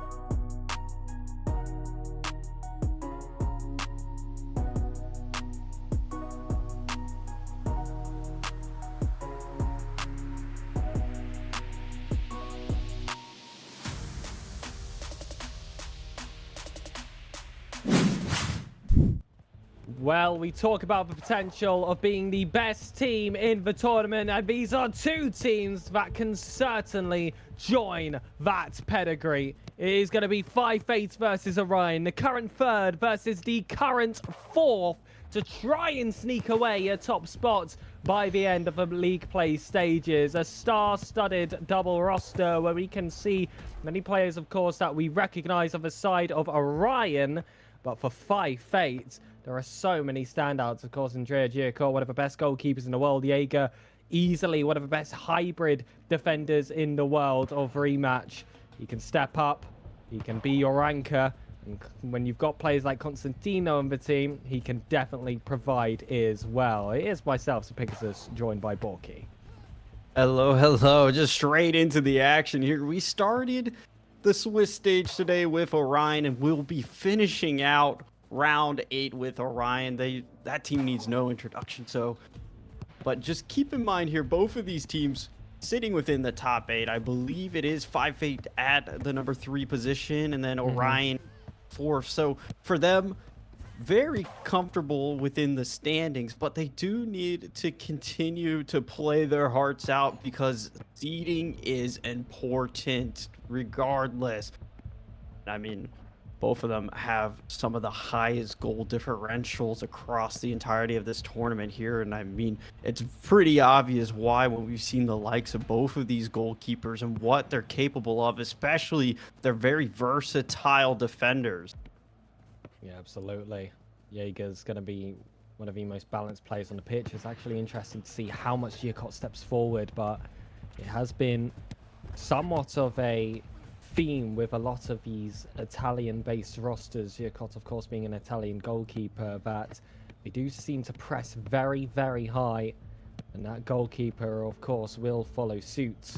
But when you have a player like Jaeger on the roster that can fill any gap, he will definitely take that opportunity to do so. This ball falling again for Creed. Vixie's a high option, and this is not a duo you want to see ready to link up. Constantino, striker, turn defender in this instance. A box-to-box effort to get this ball cleared out, but it's Zen on the outside, looking to find Unhei. And the tackle comes in from Kurdish, so that's going to be a counter-attack right back. Oh, it's really back and forth here so far. This midline is so heavily contested. It feels like we've seen more there, but oh, there we go. Constantino getting the scoring started for 5's Fate. Sorry, a little bit of a awkward place of the S there, but look at that top right bins. It was incredible. A wonderful way to start off their game. And that goalkeeper now is going to really have his work cut out for him for the rest of the game. And we know that he does have such a high prowess in between the sticks. But Costantino is one of the best strikers the game has to offer, so that is going to beg a lot out of him. Jaeger times his first tackle, looks for the slide of a second. Vixie just plays this one back, keeps it safe. As we let it out to Ghastly. Put that ball on the back wall. Kurdish will greedy bench it for himself. Does beat his first man with a dribble. Looks to go again for the second. Overcooked. That will be a turnover in possession. Costantino will recollect. And despite the scary attack that Orion can create, it is still 5's Fate managing to hold down the position. Orion back to their bread and butter of just playing it slow when they try to create their offensive push. I mean, you talked about Jaeger and his defensive ability, and now we could see a little bit of that versatility here as well as he takes us all the way downfield. Instead, we'll opt to play this back to Giacott. It's a good choice to keep possession because now we have Unhei undefended here in the corner. Pass comes in, shot is on, but a little wide, and the rebound right into the gloves of the keeper. Every single offense from 5-8 so far, it's looked like it could be a potential goal. They're so good at squeezing value out of these positions, and that's the hardest aspect of rematch when everyone does play so defensive. Priority, of course, on the side of the defense as well. Those gaps can be so tough. You have to be really smart off the ball to just give yourself that gap. Constantino thought he had done, but the ball just won't glue to him. So instead, that's going to go straight to Unhei. Has Kurdish and Vixie. Both of them are beads, and there's a double up on Zen as well. Neither one of them was able to stop him. So it is going to have to be yet again the goalkeeper to put in his effort. Kurdish looks to try and force an effort from the opposing GK. Has options outside the box instead. Goes to that back post. And that is what you get with these top rosters. The privilege of choice.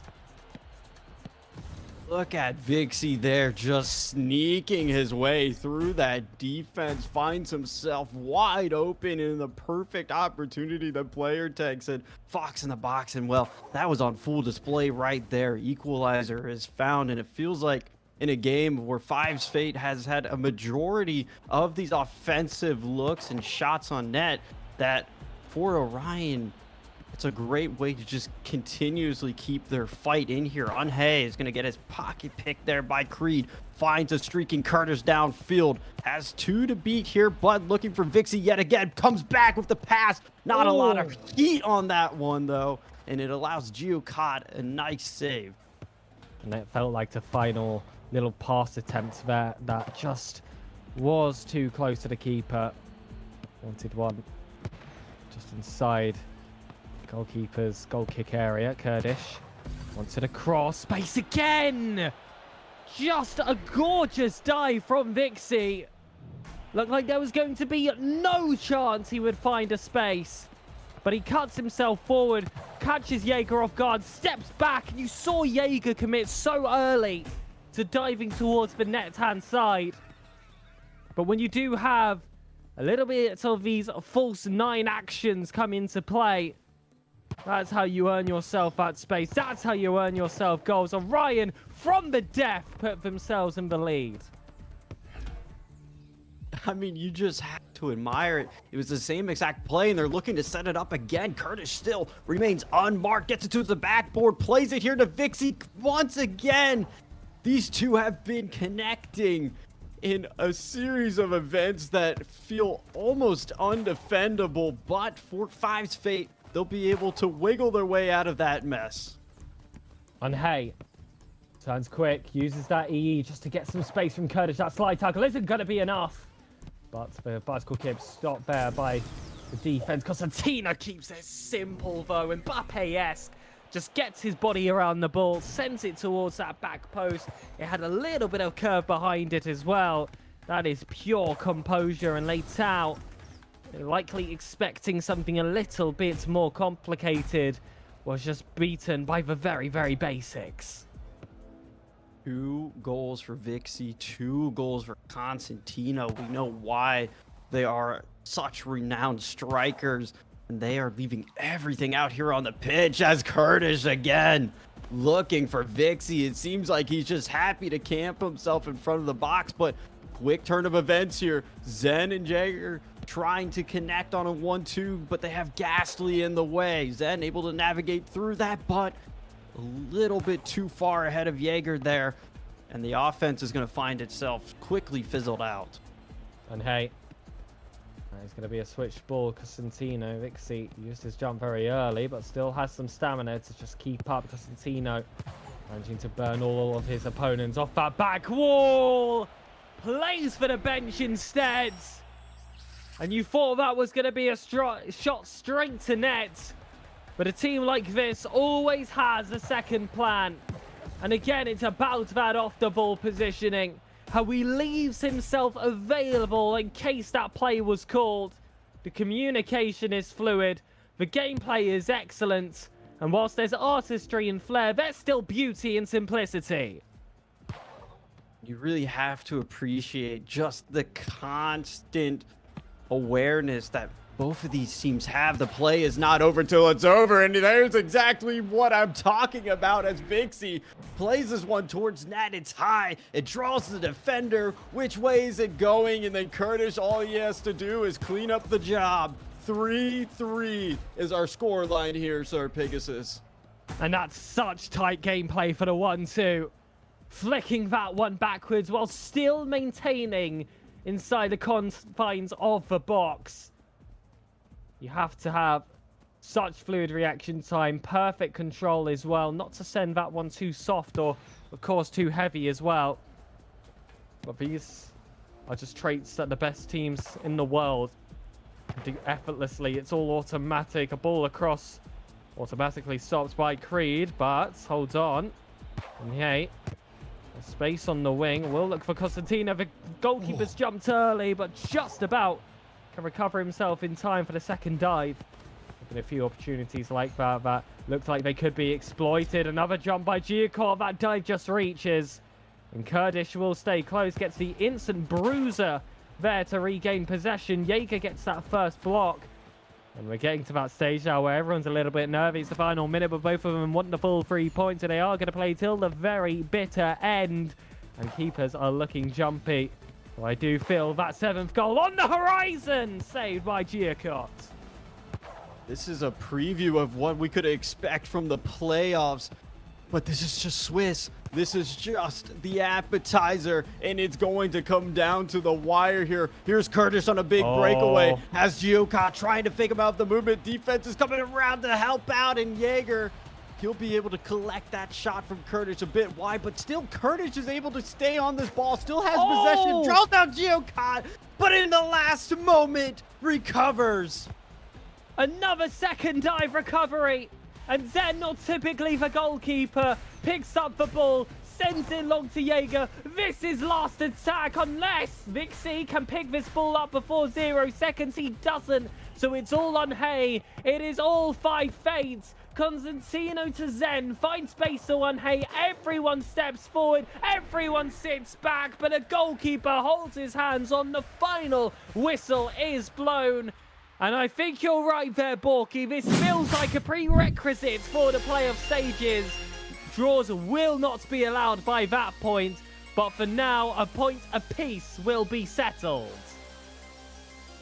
Rightfully so, a point to both of these teams for that type of performance, and what a way to round out the Swiss stage. That was all 8 completed. Now we get to shift our attention to 5 minutes, best of 3. No drawing at this point. It is overtime if it is a tied score line heading at the end of those 5 minutes. So I hope everybody's ready because the action is just beginning. Absolutely, ladies and gentlemen, and that action will return yet again after this short break.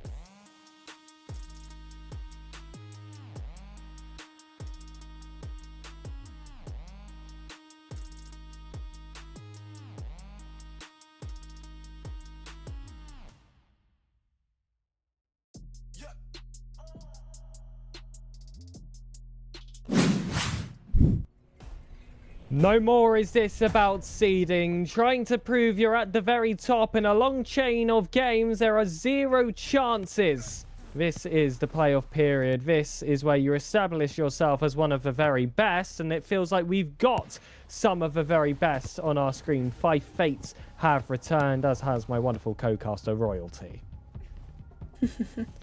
Yep, excited to be here. We're finally in the playoffs. We have made it. This is super exciting here. I mean, the game's starting off pretty strong too. We got a few passes back and forth, you know, feeling out each other's teams, so... Geocots is going to be one of those players to look out for in this matchup. Of course, goalkeepers having such an important role in rematch. He had a pretty solid game on stream a little bit earlier today, though there were times, of course, where he was forced out of his position, jumped rather early, and was punished as a result. Looking to punish the opposing keeper is Cosentino. Consistently such a threat in the final third, and it didn't take him long to get involved in the playoff stage. Oof, and that's going to be the first goal. Super exciting. Cosentino putting it in the net here. Nice placement as well. Goalkeeper didn't seem too ready for that one. So we got our kickoff number 2 underway. A little bit of a fake as we got the keeper sending it over to Anakin as he's now moving across the field. There's an attack on him. A nice little pass over to his teammate there, and then nice over to the net. Keeper with a catch. Great defense there. It was an incredible start. We hate crossing. See if they'll live up to that name today. Constantino's going to keep this one low. And Zen manages to get himself that first touch. It's going to be a quick pass back to Andrea to just reset the position. Try and find that space. Unhey has given himself plenty. Blood Mask resorts to just staying back behind. And that's not quite the decision that is going to find much success. It is early in this first game, and 5 fates have made sure to waste no time. Yeah, you definitely do not want to be wasting time here, as the time also is cut in half. We have 5-minute matches, and although it is a best of 3, still, these are not goals you are wanting to give up. All across. And, well, they've given up too many. As a result, they need to score many. It's going to be a tricky play there, where Engini are not going to be complicated enough to lodge the keeper. Constantino somehow keeps control, tries to go for the self setup off that backboard. It's just got a bit too much power behind it. Came all its way out of the box where Nacho's gentleman is waiting. Definitely gets my reward for name of the day. That's not quite the trophy he'll be looking for. Coming in from the wing is the player we just mentioned, Rangini and Anakin, options inside the box. Neither one of them will be found. It's Jaeger to get that initial header. We'll have to go for a second defense, but a few volleys and a lovely dribble forward by Anakin has seen them surge the entire way forward. Went straight for net, but post was all he reached.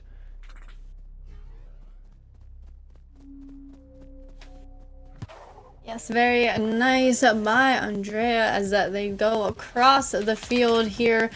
Nice little dribble. Looking for an opening. Once again, trying to set up the team for the best possible opportunity here. Is, again, you're not going to want to be letting go any opportunities in any of these games. Keeper back with the ball once again as we kind of reset here. You know, we got Nacho being defended, but the ball still going off the wall. Couldn't quite get a touch on it, and defense is just there trying to get the ball off their side of the field. This is really dangerous now. Zen finds Unhey. Constantino's not a player you want to leave with space. When Genie made sure to step forward, close it down. Zen, though, not giving up on this attack quite yet. Now, Five's fates are going to start chasing themselves back. Nacho's gentleman has Anakin across. Unhey is in such a good position to intercept, so he pulls him out of it. Lets Rangini to go in the overlap. And that 1-2 is played effortlessly, but so was that save by Andrea. Quick counter will come through, and we'll see if Zen will take his time. Goes across. Constantino looks like he's got plenty of space. If that chipped ball can make its way, there's also a little bit of extra room on that back post. It feels like they've got an extra man on the pitch to 5 fates. And this game's going quick. 60-second call already made. Half the time on the clock, and they've got to make the most of it. Anakin has an opening. But Andrea, again, just so consistent between his lines. So far, his sheets do remain clean, and Five Fates look to get themselves off to a fantastic start. Yes, it is a great start for them. They're looking really good out there. As we got you now with the pass over. What a play!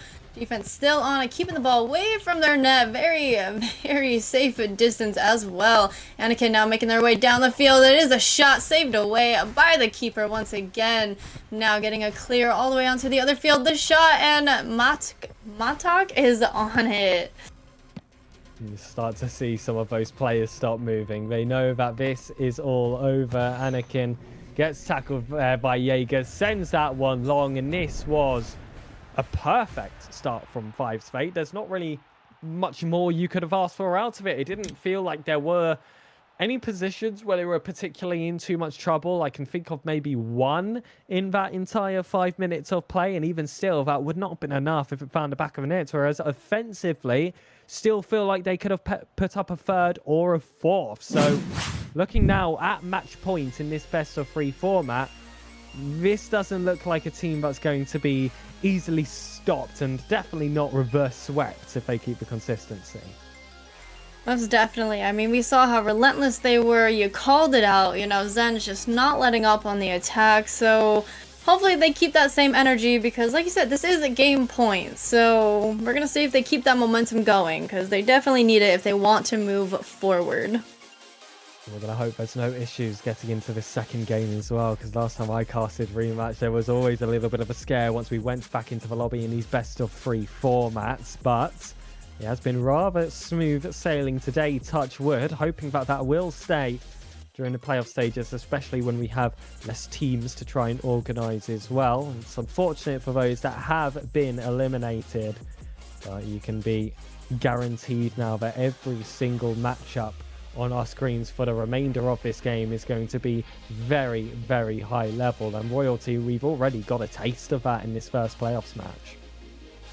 Yeah, we did. So it's super exciting to see what we're getting ourselves into. You know, we had maybe a little foresight in some of the Swiss games of what playoffs might look like, but this one, I think, definitely blew us out of the water. I know we kind of talked about it a little bit, where we thought, oh, it's going to be a pretty close game, you know, but honestly, 1-2 goal lead is kind of big in this game.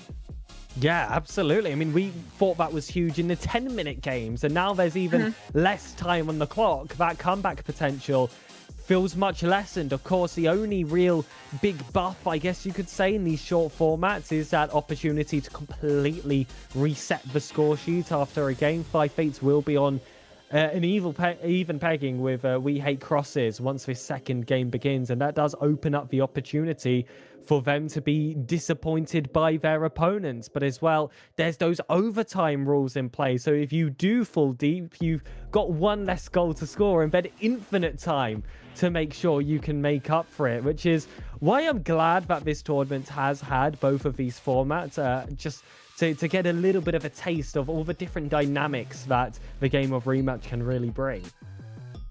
No, I definitely agree. When I heard that we were going to have an overtime and we don't have to end in a draw, like we actually get to like claim a winner. Oh my goodness. All hands on deck for that, because these are about to be some very interesting games. Absolutely. I mean, we saw that Five's Fate versus Orion matchup, which I would have loved to see a decisive result by the end of it. Unfortunately, we couldn't quite reach that point, but we definitely could a little bit later down the line if they are able to regroup themselves. But I'm just getting word that we will be into that second game very, very soon. There is some certain Rematch doing Rematch things, which is all a-okay. The players are being patient with us, and that's lovely to hear. Otherwise, we would miss a portion of the matchup. And there have been definitely a few close calls, but now that we've got all the professionals still remaining in the tournament, hopefully that should no longer be a problem. Yes, one can only hope, though. But yeah, we made it on time. That's all that matters. Better late than never. which has also been an extremely impressive feat for a tournament that has 36 teams all made up of at least 5 people. Of course, some of these might have a few substitutes.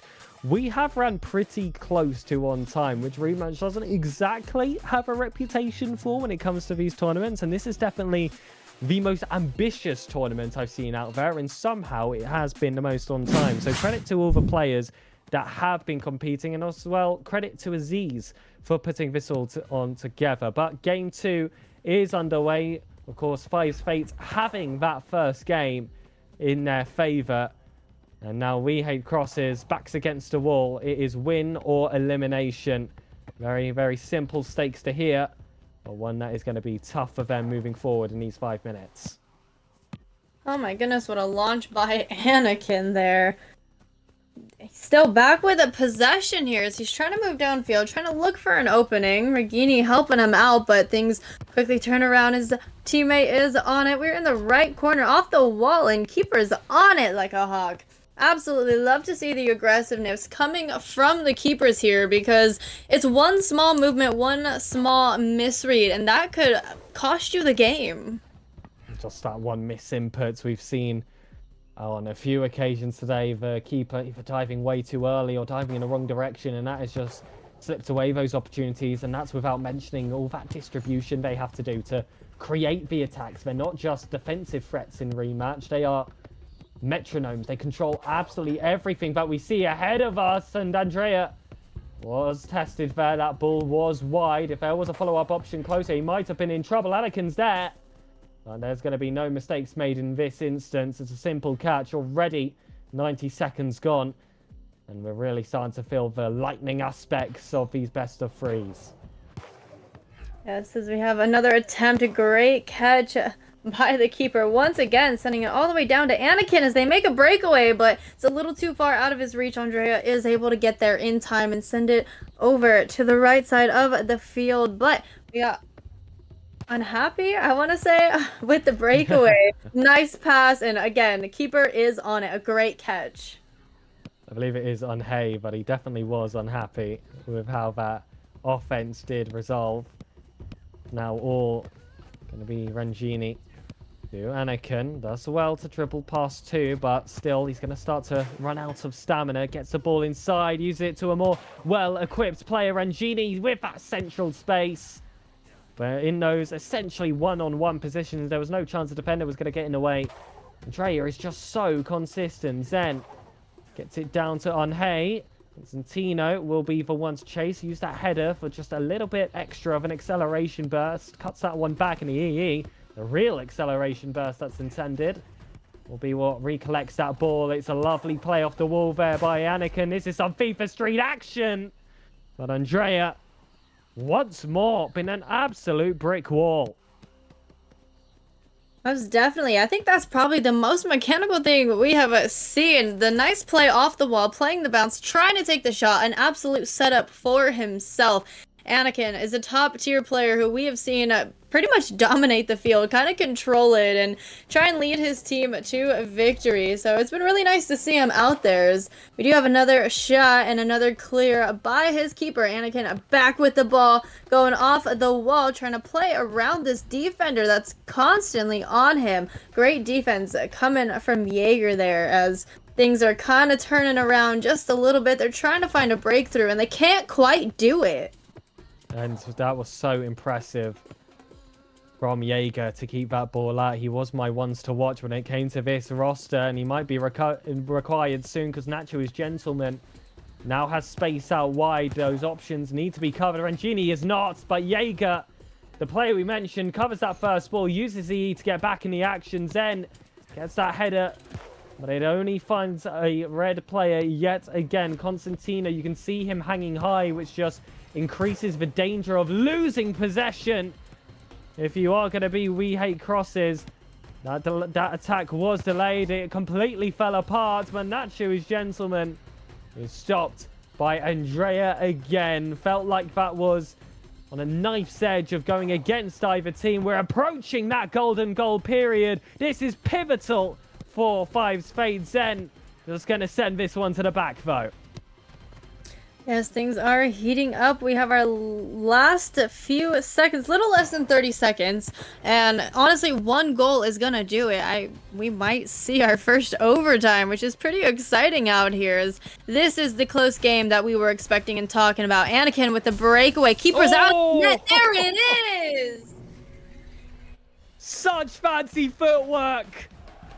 Sends it from the left to right, and you can just see that moment when Drea realizes he's out of position, dives forward, expects that forward pass. Instead, the near post is left completely open, and it is the final attack for Five's Fate. They wanted to get it done in 2. Looks like they'll be forced to the 3rd. Unless they can use this one opportunity. It looked on target. Well, that curves towards the post. This series is going the full distance.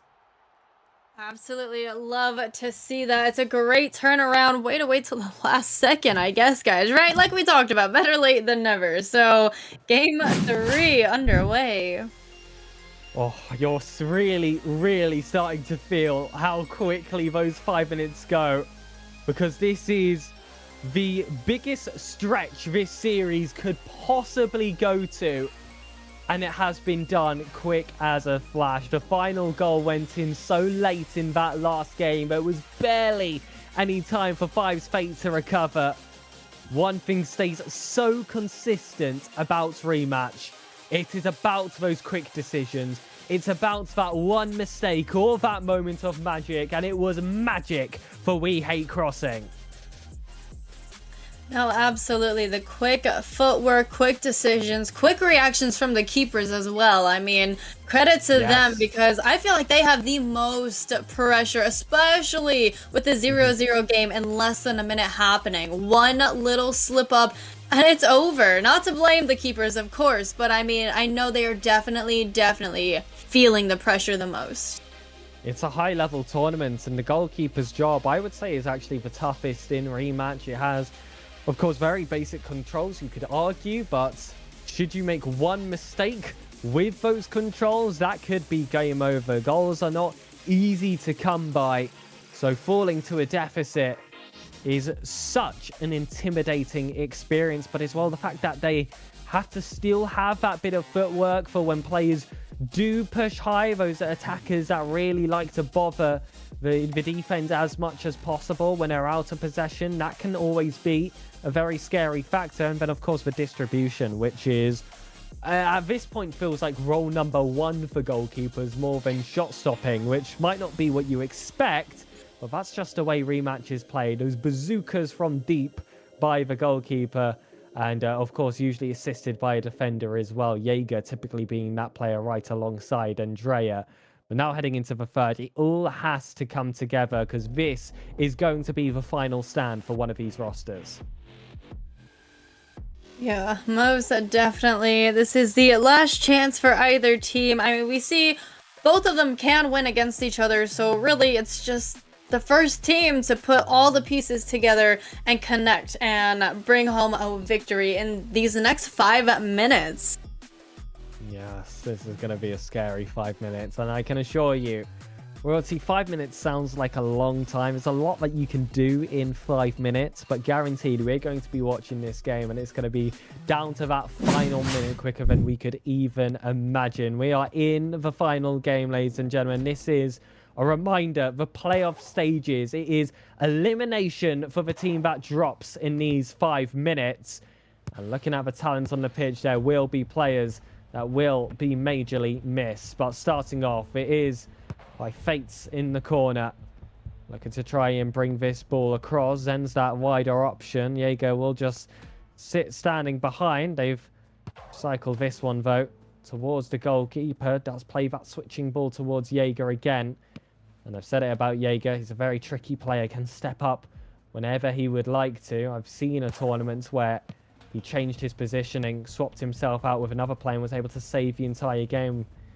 And this would be a time to pull out a playbook like that if he does believe that it is called for. Instead, though, it seems like their regular stratagem put into place. A lot of patience, but when it's time to strike, it's fast as lightning. But the goalkeeper's faster. That's definitely a quick turnaround here, and there's the first goal of the game. Keeper just had a save, tried to clear it out, and it turned right back around on him. And we spoke about how impactful that your distribution has to be as soon as you lose possession, especially to a player like Costantino, who is so good in these one-on-one positions. You'll find regret being your primary emotion within the next few seconds. Blood Mask towards that corner. There is a player marking. It is man-to-man inside the box. Blood Mask looks to come out. Not sure his gentleman getting attacked here by Jaeger, and it has been very man-to-man overall from the 5-8's defense. We do see some teams play a bit more zonal. That is not an experience we see firsthand here. Costantino has a teammate alongside, instead goes straight for nets, but Matok makes light work in this occasion, and this ball will not spill away. Yeah, I do like that the keepers are now not really rolling the ball or trying to look for a quick pass to the closest defender. They're now clearing the ball as quickly and as far as possible to get the ball off their side of the field. So great capitalization on that, and that leads to like the quick motions that we have to do here. As we do have a pass, ball's back center, in comes Unhappy once again with the center, and there's a great save by the keeper once again. That is excellent. Nacho's gentleman does such quick reaction times there to find Blood Mask. Had to send that one over his shoulder. Anakin, speaking of, had to go for his own attempt. That felt like a chance at net when he did have plays inside, and you can catch the goalkeeper off in that regard, but not one with the experience of Andrea that easily. Jaeger has two men pressing him. Plays it to Zen. There's got to be an opening somewhere. It just does not present itself. All out wide. They're keeping this low. And that's a wonderful drag from Costantino. Zen, as that second striker, wants to pick it back up. Initiates that high press to force out a mistake from We Hate Crossing, but it just never seems to present itself. Instead, it's Rangini taking this ball out to Nacho as gentleman. Has to find the infield pass. Instead goes high and not really living up to the name in that occasion. Looks past Costantino. It's a good catch. And now this is where you've got to be really concerned for We Hate Crossing. Time is running out and the offense is only going against them. This is a chance to extend if they can find the back of the net, and they can be as patient as they would like, but that one was rushed. Very much so, but things quickly turn around once again. A great pass over to an open offender there. Zen finding an opening, but couldn't quite capitalize on the opportunity. Ball's at back center. Defense is on it. A great pass upfield.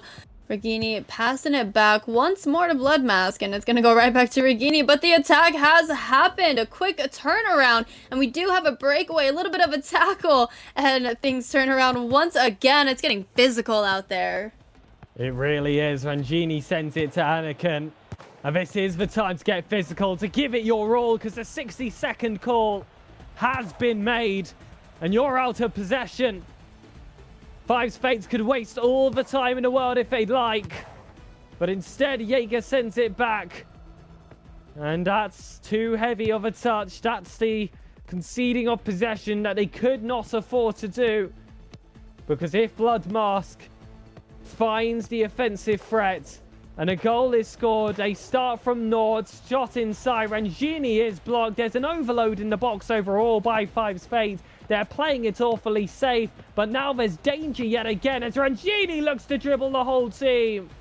But Costantino and Jaeger double up despite the lack of goalkeeper and just hold on for 10 more seconds. That's all it's gonna take. 5 seconds. Keeper has the ball. They just gotta stall time at this point. So really all it comes down to is we are now on our last shot. And they'll take that second. They had already stopped playing. They'd already started leaving the lobby because that was a game decided. Five's Fate will go to the round of 16. An incredible thriller that went all the way to that final game. And it started off as a bit more high scoring. They did lose a little bit of pace in the second. But this star-studded roster shines as a bright...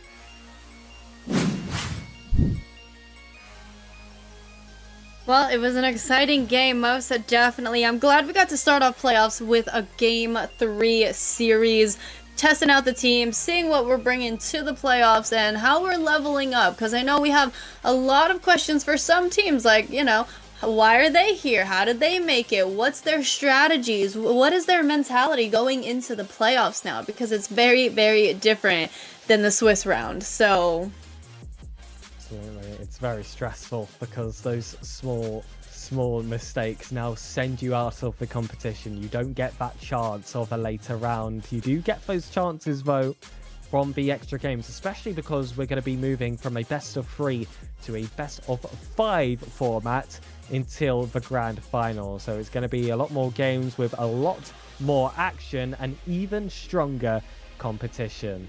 So stay tuned for after the break.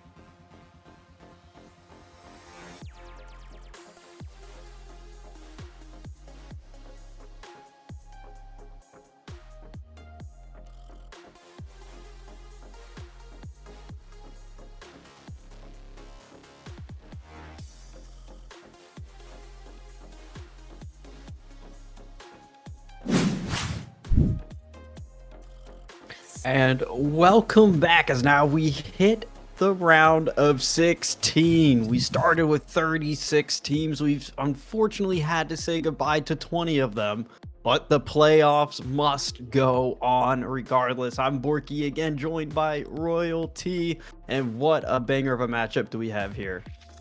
Yeah, Kin versus SPK. We've casted a few SPK games. We know they're one of the top teams, so I'm pretty sure this is going to be a good one, especially just because it's the top 16. And I don't know if you mentioned it, but it's now a best of 5. Yeah, so we started with best of 1, 10 minutes. Last round we got to witness what it was like without there being any draws. And now, well, we get to add 2 more games of non-stop rematch onto that. And as I was mentioning, it's about to be a good one. SPK x Flow Riders. They're the number 2 seed according to Rematch Scout in the European region. And then heading into this match, though, Kin and SPK were seated literally right next to each other from the conclusion of the Swiss stage, both the 8th and 9th seed here. Yeah, neck and neck basically, and it's just gonna take one series to get to the next level. So I'm excited to see what these teams bring out, because they are definitely gonna need the fire, but they can't tire themselves out too much, because now we have a little bit of a longer series as well. Yeah, and that was kind of a question that Sir Pegasus and myself had coming into the start of today, when the very first round of Swiss was being played, was how are these players going to be able to adjust to the fatigue? How are they going to be able to keep themselves composed? And as you know, the game goes on, it's a lot of rematch that's been played today, and we eventually get to the point where it's a battle of the strongest wills. Yeah, and as we saw, SPK is a pretty strong team. You know, we had many highlights of Snow T, a big favorite player, I want to say, just from what I've heard around the grapevine. Kami coming in as their forward, top tier player. But honestly, I want to highlight Arctic as the keeper here for this team. Absolutely amazing performance all day long. So yeah, definitely got to see how they hold things together, as they have shorter games, more pressure, but a longer series. And one player that I want to point out here, give a little love to Kin. It's a name that as soon as we saw we're on this roster, Sir Pegasus lit up inside the green room, and that is Juanita. So, I mean, I believe they made their appearance in the Nations Clash that happened a little while ago on Rematch, but it's a name that I recognized as well, and I'm looking forward to see what they're going to be able to bring here. A very strong striker for this team, and you pair them with Snow. We have Snow. It's funny because we have Snow T and just Snow that are going to be facing off against each other. Both of them attackers, both of them very well feared whenever they do get inside the box. So we'll have to keep an eye out for that, as we're soon to take the pitch here. Very exciting things. Yep, definitely a lot to look out for on the field in this series. So can't wait for everybody to join us along and watch this series play out. And then while we just get the players ready, I just want to bring up that this was the number 8 versus the number 9 seed here. So one of these teams did manage to secure that by heading into the round of 16. I believe it was SPK that was the 8th seed. Again, I might be misspeaking here, so please correct me, flame me in chat if you know better than I do. But so one of these teams had a little bit of a break. They were able to rest up a bit, and the other one had to fight their way in to be able to get to the round of 16. That's where we had to say goodbye to a couple more teams there. But so it's always a question for me, does that rest ice you a little bit, or do you think that's going to better prepare you and it allows more time to mentally reset heading to these games? That is so funny. I was gonna ask you the same thing. Honestly, it really just depends what you do with that rest. I know some teams, sometimes make up their own little private match and keep warm during these breaks. Sometimes maybe they do need a little bit of a mental rest, and that's kind of how the team operates. I think it really depends on like player to player, team to team as a whole, whether some players do need that rest or they rather not just sit and get cold and they're going to keep warm and stay on the field just to, keep the motion going. So it really could go either way.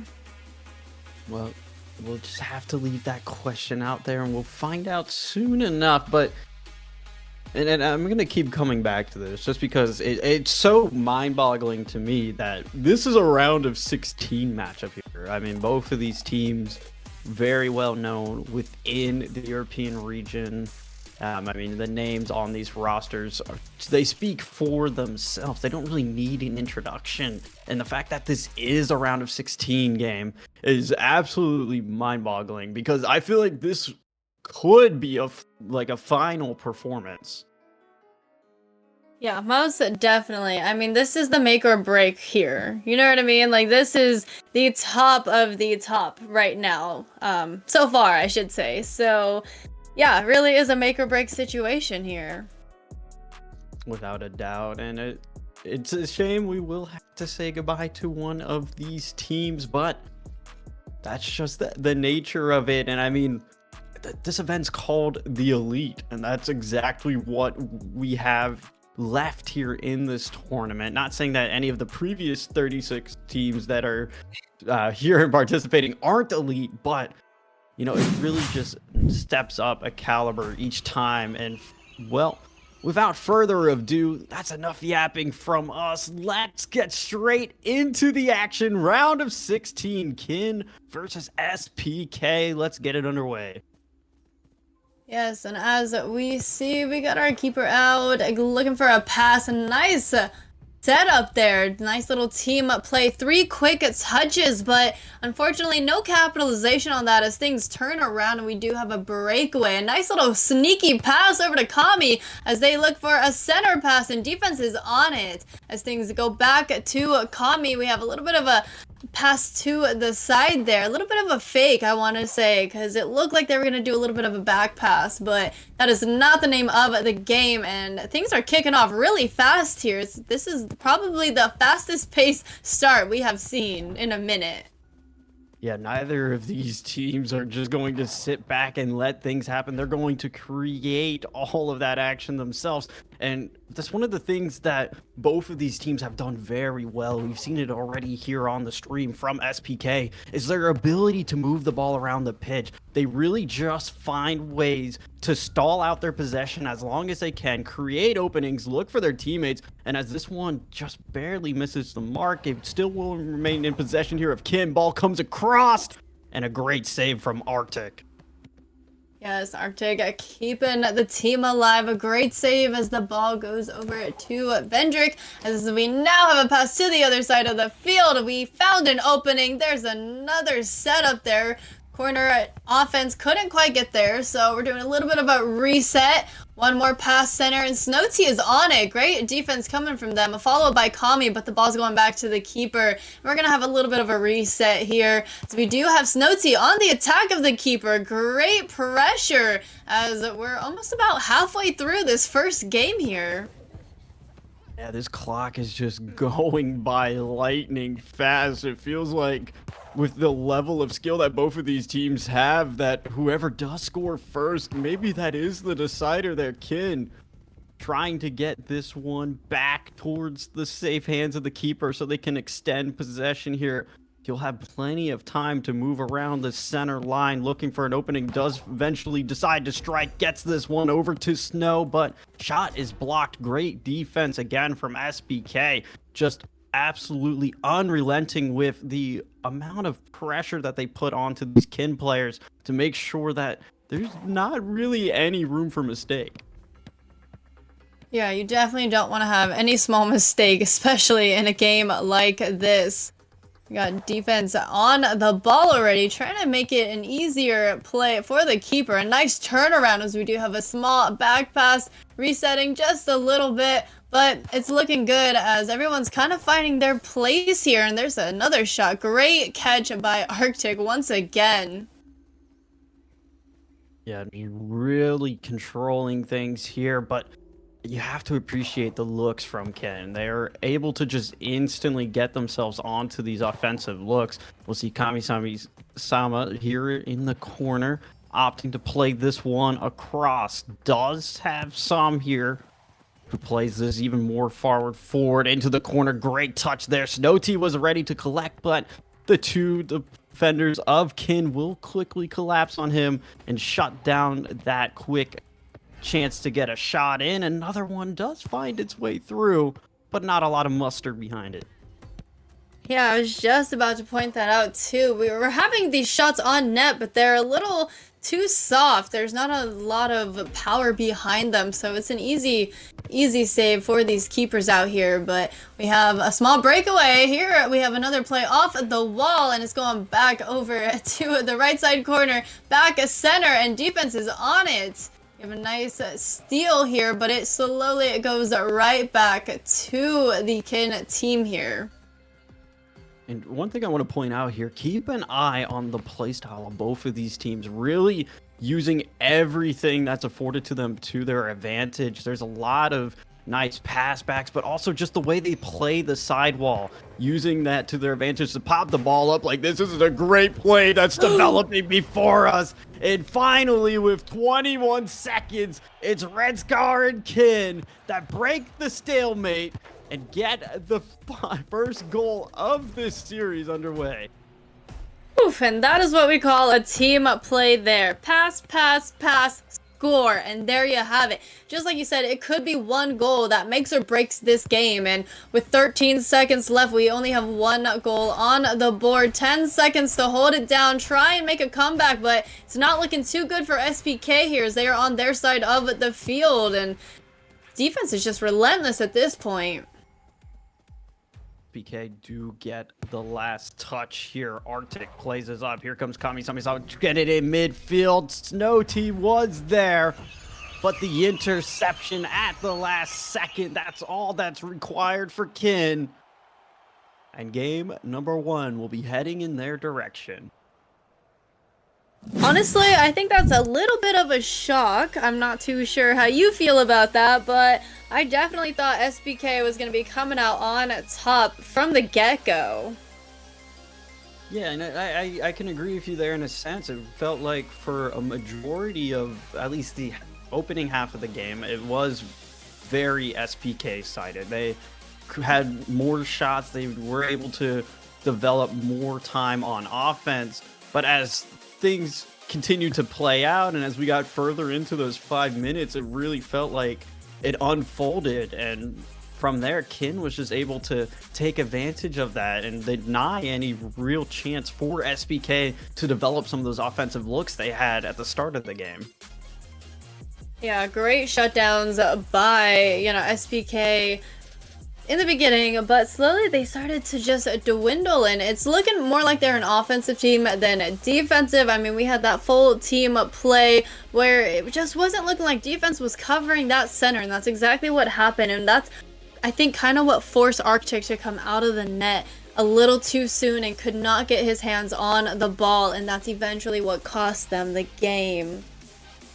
Yeah, I mean, it's a brilliant play from Ken. I mean, I wish we had an instant replay of that one, because just the way that all three of those offenders were just swarming the box, you had no idea which way this was going to go, but it felt very predetermined and calculated who was going to get that final say, and it was Red Skirt that sinks it away after, I mean, a nice little rotation around the net, gets the keeper guessing, and there's not really too much you can do in that situation other than predict right. And well, with that placement, I mean, it speaks for itself. That's why Kin were able to take that first game.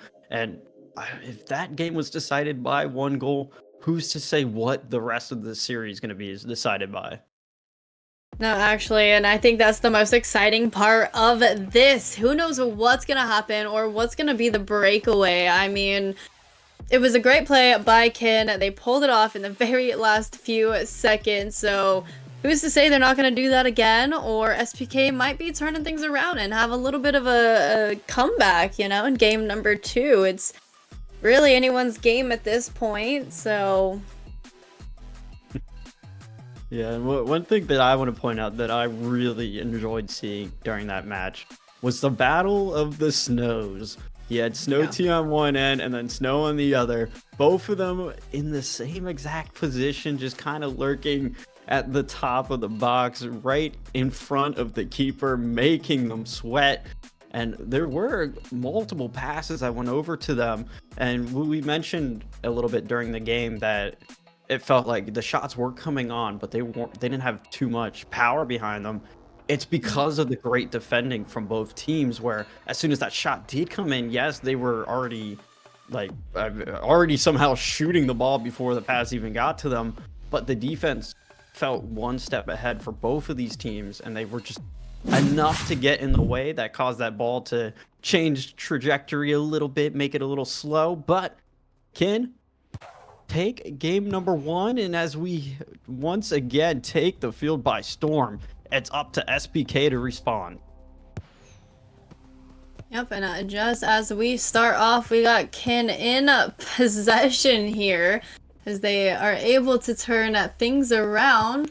We got Daza with a nice send downfield. Another team play. Great shot and a great block by Vendrick, as he got in the way of that one. And sometimes that's all it takes. It's not even about taking possession on defense. It's just making it easier for your teammates and especially your keeper here. Nice pass over to Daza once again as they move it downfield. Look for an opportunity. A pass over to a pass and the shot's high. A rebound and a great catch by Arctic there.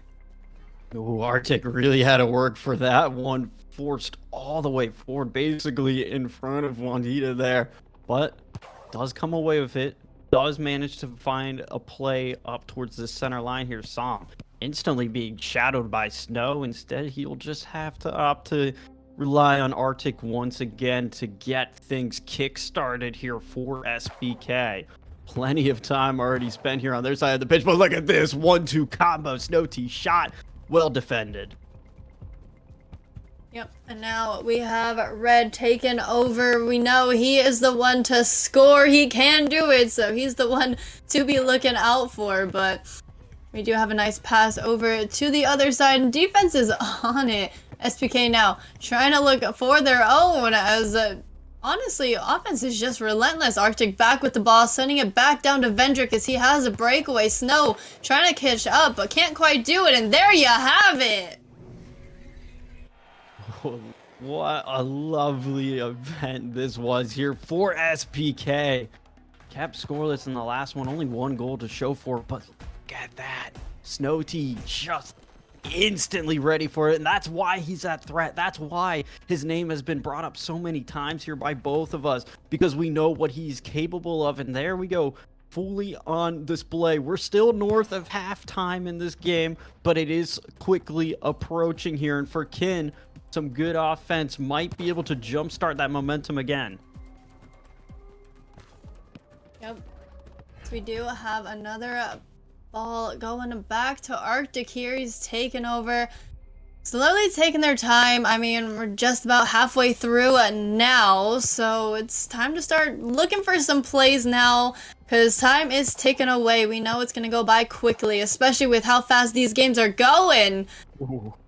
Great save.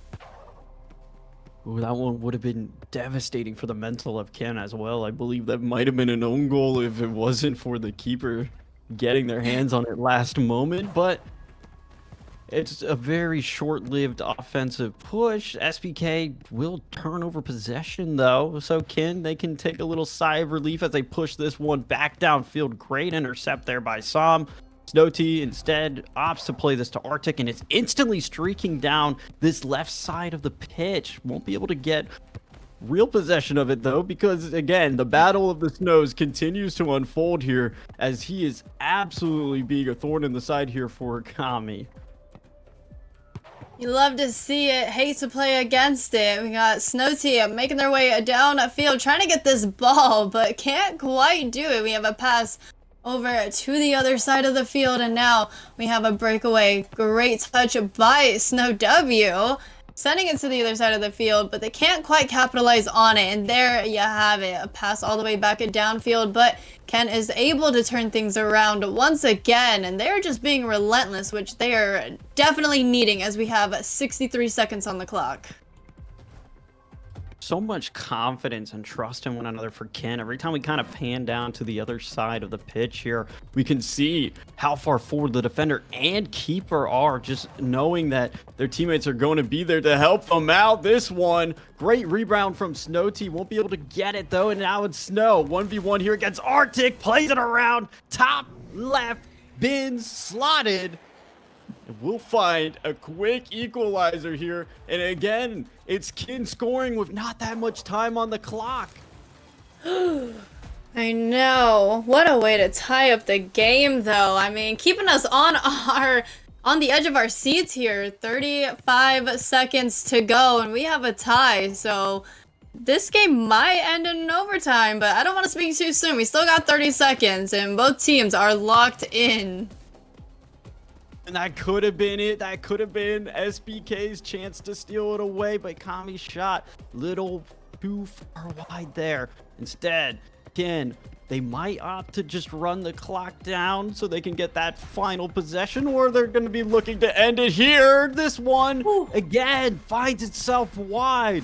Both goalkeepers can get away with murder, and Arctic, well, he's going to do exactly what I said. Overtime it is. It's going to be SPK getting the first opportunity to close things out.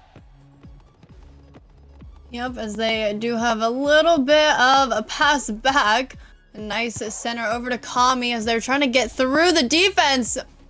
Great catch by the keeper, getting their hands on it quick. Snow T was on it, but we're taking it to the left side of the field now. Snow T adding that pressure, not letting them move the ball too much here, as he's playing both defenders there.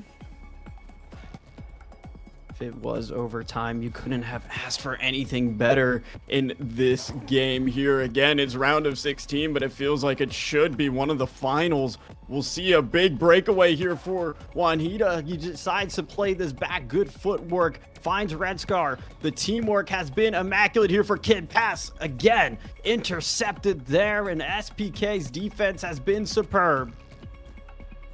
Yep, and once again, ball's back over to Ken as they send it to the other side. Again, Snow T holding down that forward defense there. Another pass over just outside the net here. Defense holding it down as we have the ball going back towards the wall. Kami with a touch, but again, offense is just on it. Arctic holding it down, trying to get away and reset the field here because it was not looking good for SPK for a second, but they are back in charge and one more chance.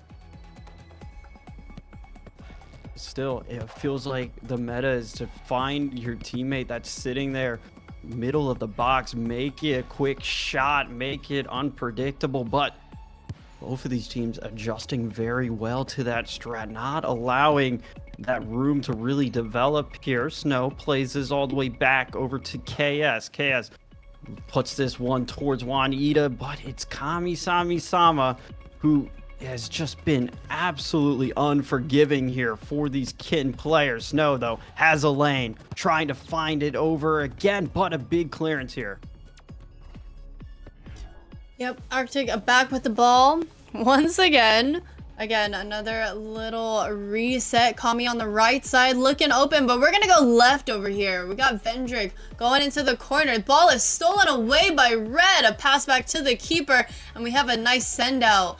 Now with the touch over to KS as they make a breakaway or try to. Kami adding some pressure. Ball is center. Vendrick is on it, and Snow with the shot wide. Arctic chasing that one down, and again SPK with the reset.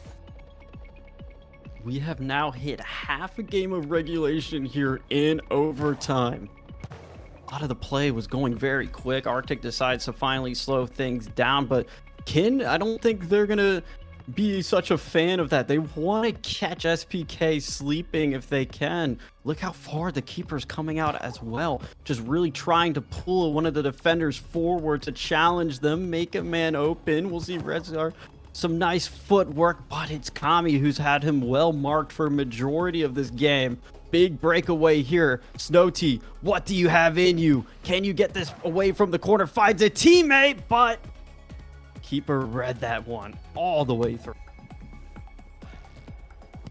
Yep, great defense. Again, both teams holding it down. We're just 3.5 minutes into this overtime, and it's getting pretty exciting out here as we have many turnarounds. Kin coming out on top, I think, with a lot of ball possession. You know, it's a lot of SPK having to do these resets. Arctic, you know, getting all these saves here. Incoming another one. There it is. A great save on the right side of the goal. But, you know, they're not holding possession for very long. And they're going to have to change it up if they're going to want to put it in the back of the net here. This overtime's only going to grow longer and longer. The fundamentals is really where it's going to start to come in. Who's going to make that first mistake? Oh, surely it's not there. But it appears that it's Kin that are able to... Is this an own goal from KS? Oh, that's heartbreak. All of this time for that. Wow, what a game. What a way to end the game. An unfortunate, probably an upset heavily for a Kin here and all the fans watching. But SBK now tying up the series, heating things up and pushing us for a game number 3. They are definitely showing it's not going to be easy to take a win away from them. A win is a win. SBK, they will absolutely take that, especially for how long of an overtime it was. And KS, my apologies. I might have caster cursed you there because I said it's going to take a mistake to cost the game, and that's what that was. I'm sorry, but it is true. But here's now my question. How does that impact the mental? Will Kin be able to just, you know, step aside from that one, brush it away, adjust themselves? And I mean, well, they're going to need to do that here and desperately because there's no delay right into game 3. Yep, they're definitely going to have to snap back and really quick. I don't really think they have time to beat themselves up too much over things like that. You know, it is an upset, don't get me wrong, but they really do not have the time and the mental capacity or space to beat themselves up. They have to move on. They have to readjust. They have to come back because, you know, this is going to be game point right here. Either side of the coin, it's game point, and that's a huge advantage. That could really, really change the mentality of both teams here. So, yeah, this game 3 is definitely going to be a turning point for either of these teams here in the series. SPK had to fight for that one, had to use a little bit of help from Kin themselves to be able to secure that win, but you can just see neither of these teams are going to give up easily. They have fought tooth and nail for every little bit of possession that has been here.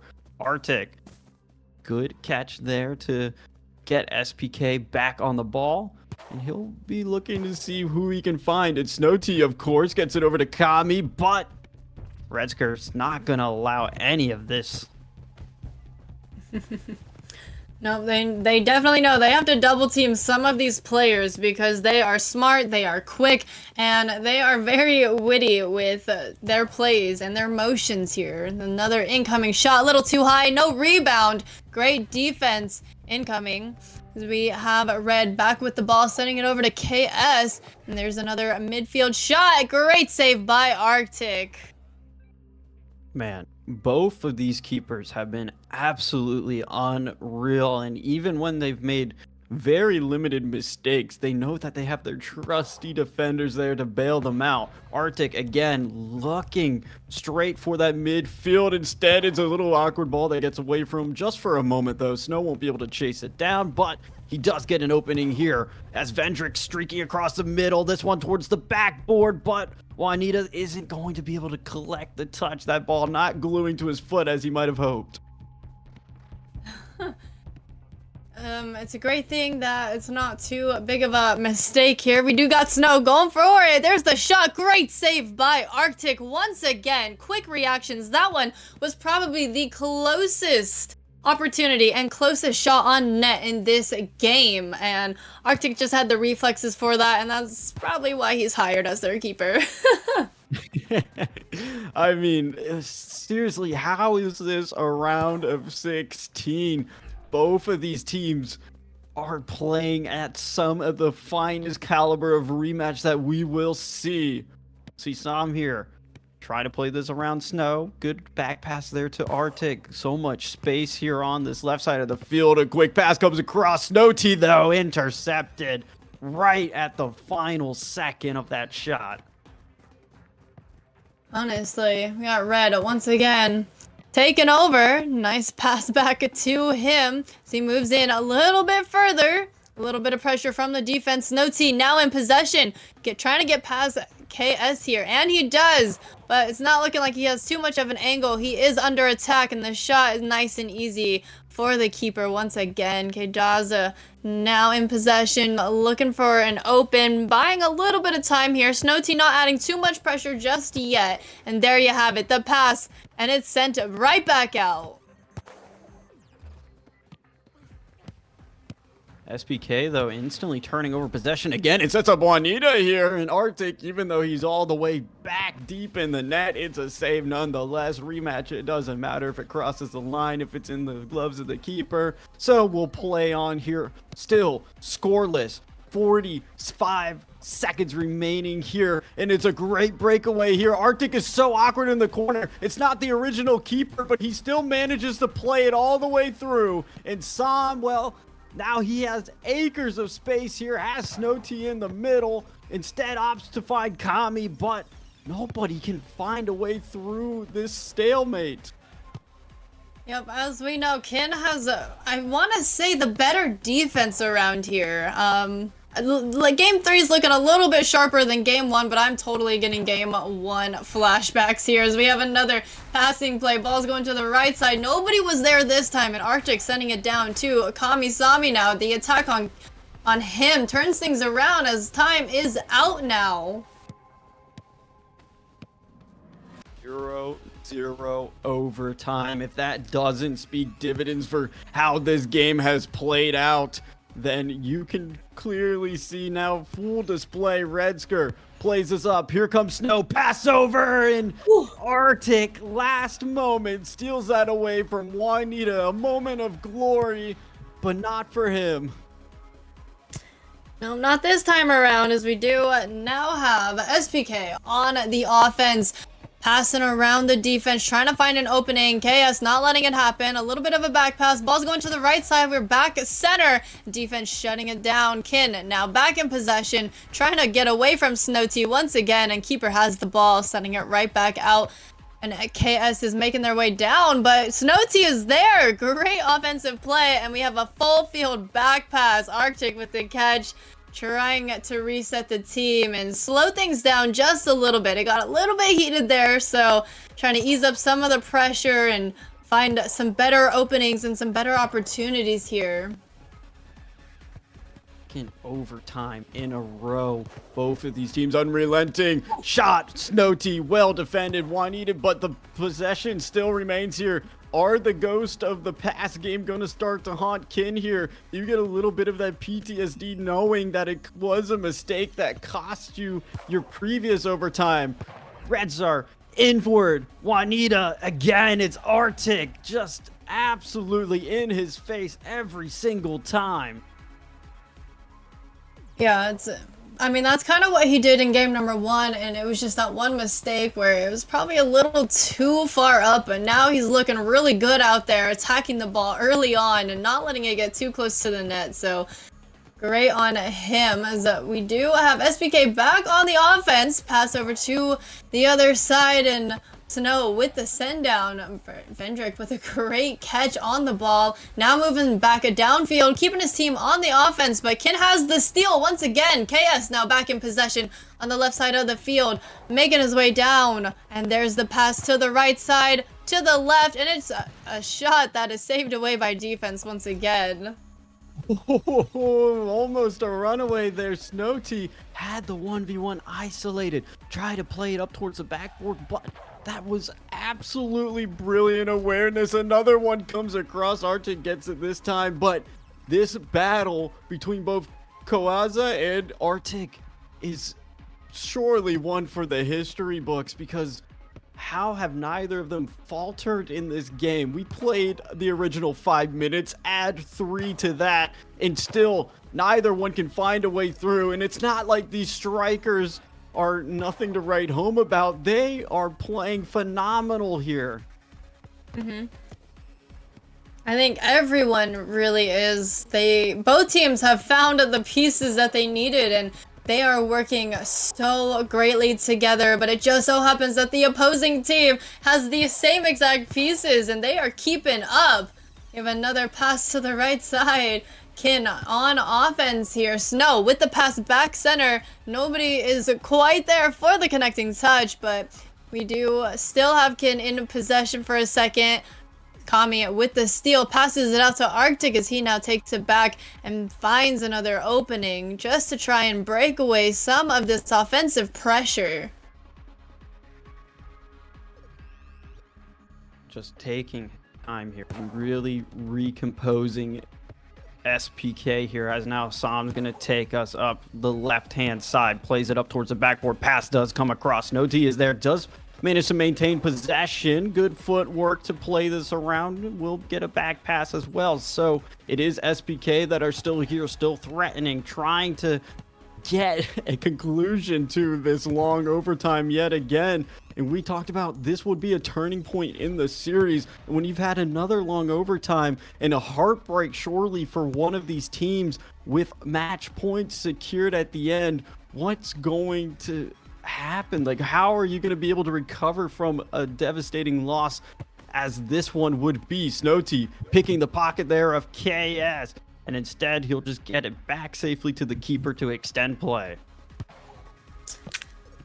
Yep, there's the pass center once again, the team play, and it's saved away. Oh my goodness. I want to know the comms of these teams here, okay? Because this is a very fast-paced game when it comes to shooting, and when it comes to how Kin is doing these passing plays. As we saw in game number 1, like, it was back-to-back-to-back touches on the ball, really quick reactions, so I'm sure the comms are through the roof, or at least I'd like to believe, but here we go. We got Keijaza now in possession. There's the pass back center. Shot no good on the net. And Kami's able to get the ball back onto the other side. Snowty with the follow-up, sending the ball to the wall, but the keeper is there.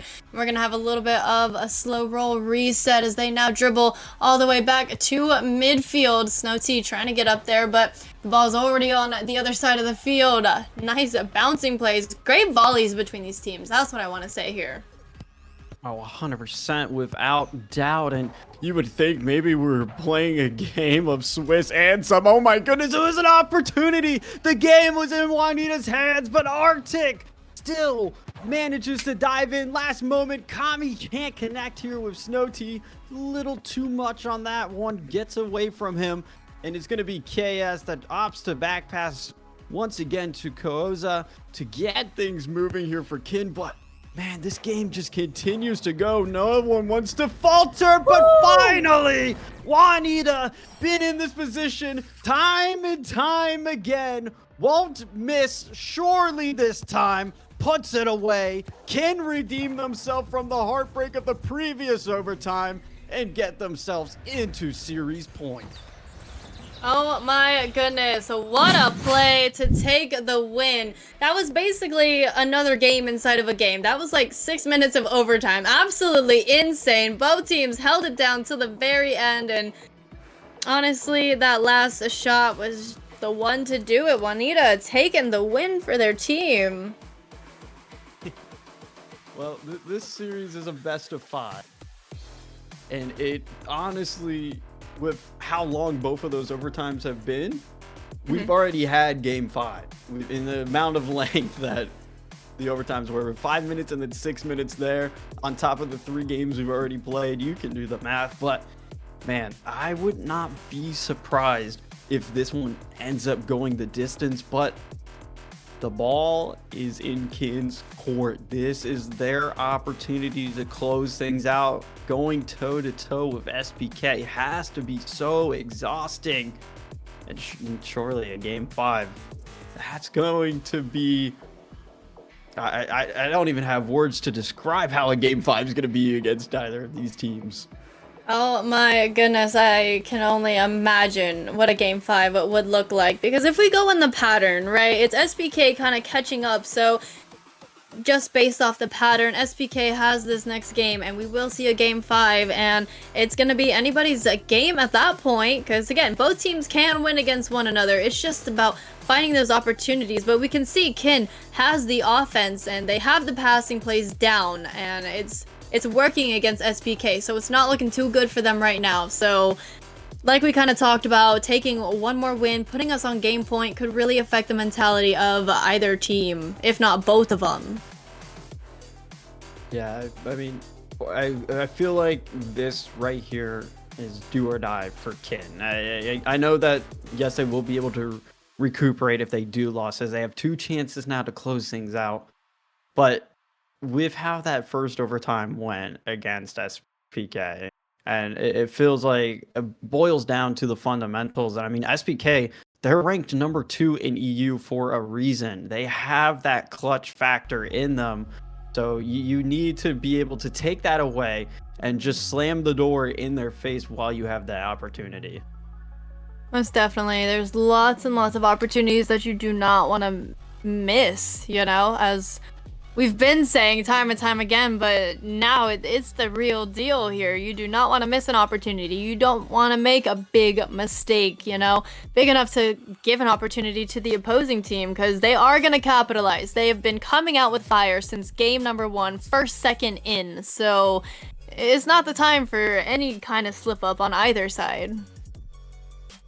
Without a doubt. And I'm sure this little bit of downtime here between the next games, it was very rapid fire between 2 and 3, so not a lot of time to catch your breath, compose yourself. I'm sure they're enjoying all the precious seconds they do right now to just kind of get that game plan going. And you talked a little bit during that last game. What are the comms like? I want to know what the pep talk is like for both of these teams, knowing that just how close of a contested match this is.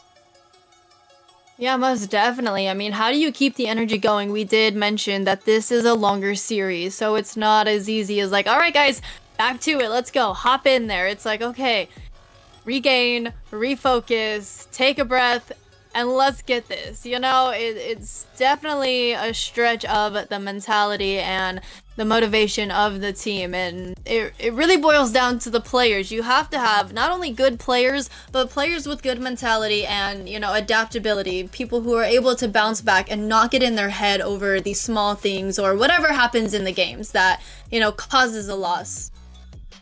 Exactly. And I mean, for Kin, that's exactly the type of bounce back that they need. It was that own goal in game 2 that unfortunately costed them that one. I mean, I bet they wish they could have had that back, because it would have been a 3-0 sweep if that was the circumstances, but it's not. It's rematch. Anything can happen. And as we hopefully get ourselves onto the pitch rather soon here. Oh, perfect timing. We transition in. It's do or die for SPK. Kin, again, 2 chances to close this out and advance to the quarterfinals. And, well, right now it's just SPK collecting themselves here. And I'm not sure if I might have missed out on a little bit of action here, but I believe we might have an SPK goal to start things out. Very interesting walking in here. I mean, we thought, okay, SPK is going to have to catch up, but they're already in the lead, so it's looking good for them, and we're already through halftime, basically. So here we go. It's the final home stretch. 2 minutes, 35 seconds on the clock, and SPK was on the offense. Things are slowly turning around, and there we have it. A pass all the way down field. It is a 1v1. It's looking. Now everyone's kind of filing in. We got some players to pass to. Ball's going to the other side as Red now takes over. Looks for a center, but defense is still on it. Snow with the pass back to Arctic, and we have a field reset. Ooh. Well, with this one goal SPK, they're going to want to hold on to it. They've been very few to come across in this series, so they are all golden in my opinion. This one, though, good control here from Vendrix. No, we'll be able to get a bit of a breakaway. Does have a teammate here upfield, has options in the back as well, but instead, oh, great foot movement causes one to go right past, and Juanita won't be able to get on the other end of that. It is going to be Sam that just at the last moment steals it away. Oh, great breakaway by Juanita there. We had a little bit of a back pass, but they weren't able to get that, and another shot incoming. Keeper's able to grab a hold of it and now make a pass all the way down to Vendrick, but it's a little too out of reach. Red now taken over. Things are turning around as we now have KS making a breakaway. Full field ahead. Two teammates, you know, in the midfield there, but can't quite get past the defense there. It's looking like a nice volley once again between these two teams. It could just be a time killer. I can see SBK doing that. We have seen it in past series by them, and that would be the smart move as we have less than a minute remaining and they need this win. As this win will secure game 5 of SPK is able to hold on for it for Kin. Well, we've seen some late second magic for them. We've seen how they have that last second clutch factor, and they're gonna need to pull that out as 30 seconds is rapidly approaching. Red Scar, though, approaching rapidly from this corner, gets it in. It's a lovely 1-2-3 connection, but Arctic stands tall. Yep, they are holding it down as we still have possession of the ball here. Vendrick now grabbing the pass, passing it to the other side. Off the wall, we got Kami playing off the bounces here, trying to get away from this double defense on him. Nice little back pass, sends the ball back down field, and we are out of time. It's looking like that's going to be it for SPK. One final attack from Kin, though. They were the last team to maintain possession here. Pass comes in. Red Scar gets out to Juanita. It's a double 2-0, and Arctic on the goal line stands again, and he has willed SPK into game 5. Whew, what a series. Kind of sad we missed a little bit of it, but I mean, still a great game overall. I mean, coming out on top. Like I said, if we go by the pattern, it's SPK making a comeback, so it's basically a 0-0 ball game. Winner is gonna take all in game number 5. And if that does not excite you, I don't know what else will. Because game 5, hello people. Yeah, I mean, we kind of could look at this game heading into the number 8, number 9 seed here on the day after the Swiss stage.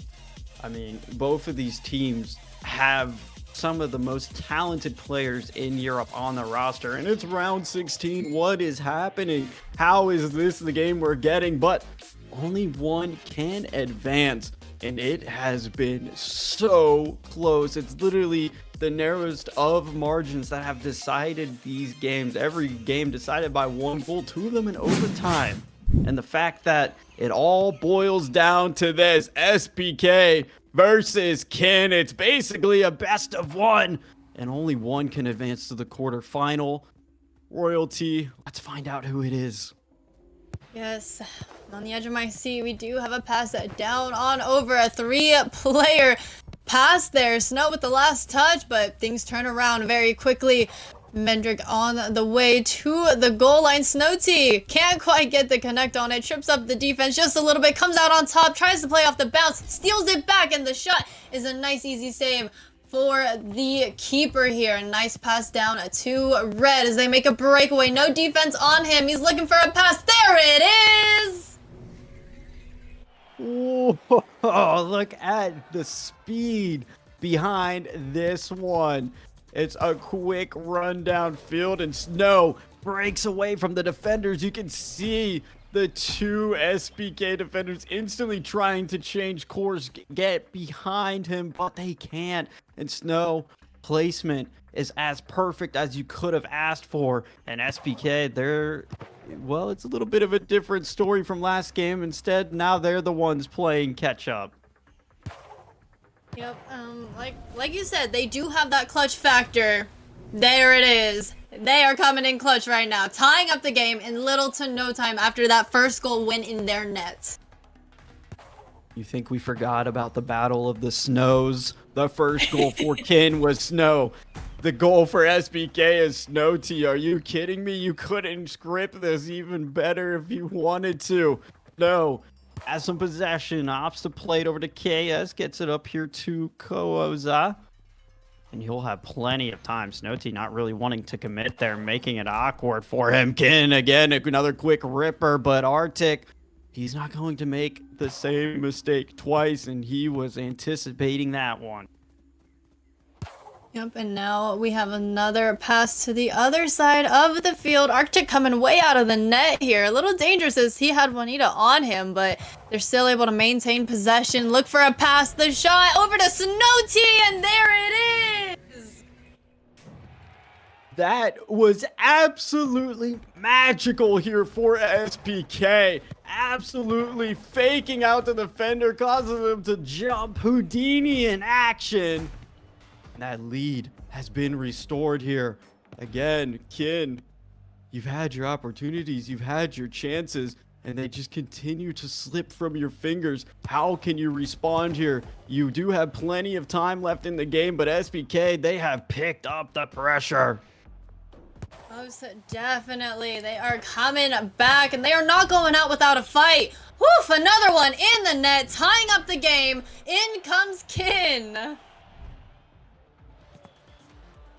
I mean, I don't think anybody at home would be surprised to see that this is game 5. With how the series has played out, it has been very, very rare for goals to come in. And while we have 4 here, we're not even at the halfway point of this game. Sam plays us over here towards Vendrick. He's going to be looking for a teammate. He knows Snowty and Kami, old reliable in their connections, but neither of them will be able to get possession this time. At KS has Juanita streaking down the left side of the field, wide open, but can't connect with Snow.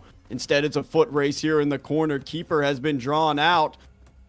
And a lot of good movement here from Arctic to be able to make sure Kami doesn't have to do any goalkeeping himself. Oh yeah, but it looked a little dangerous. I mean, having a person of offense from the other team on your goalkeeper as he's way outside the net, absolutely terrifying, especially with how the game is right now. It's a tie game, so one small little slip up, had Juanita got a touch on that, claimed possession, it might have been over, but we have a back pass over to our keeper on the Kin side of things. KS now in possession, trying to find a way around Snowty, a pass, and it's going over to Arctic, a great diving catch by him.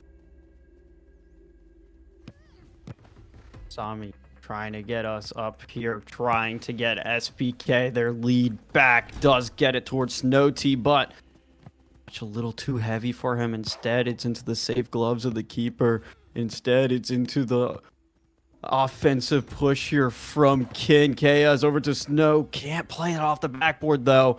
SPK have learned some of the Kin tricks, and they are definitely making them work extra hard to even put a shot on net now. Honestly, I don't blame them. This is it, You gotta make it hard for everybody out there that's not your teammates, So, Arctic, once again, in possession of the ball. A little bit of a reset here. Juanita trying to look for a play, trying to make Arctic, swish and sway a little bit, trying to find where he's going to be passing it, and he finally finds a breakthrough.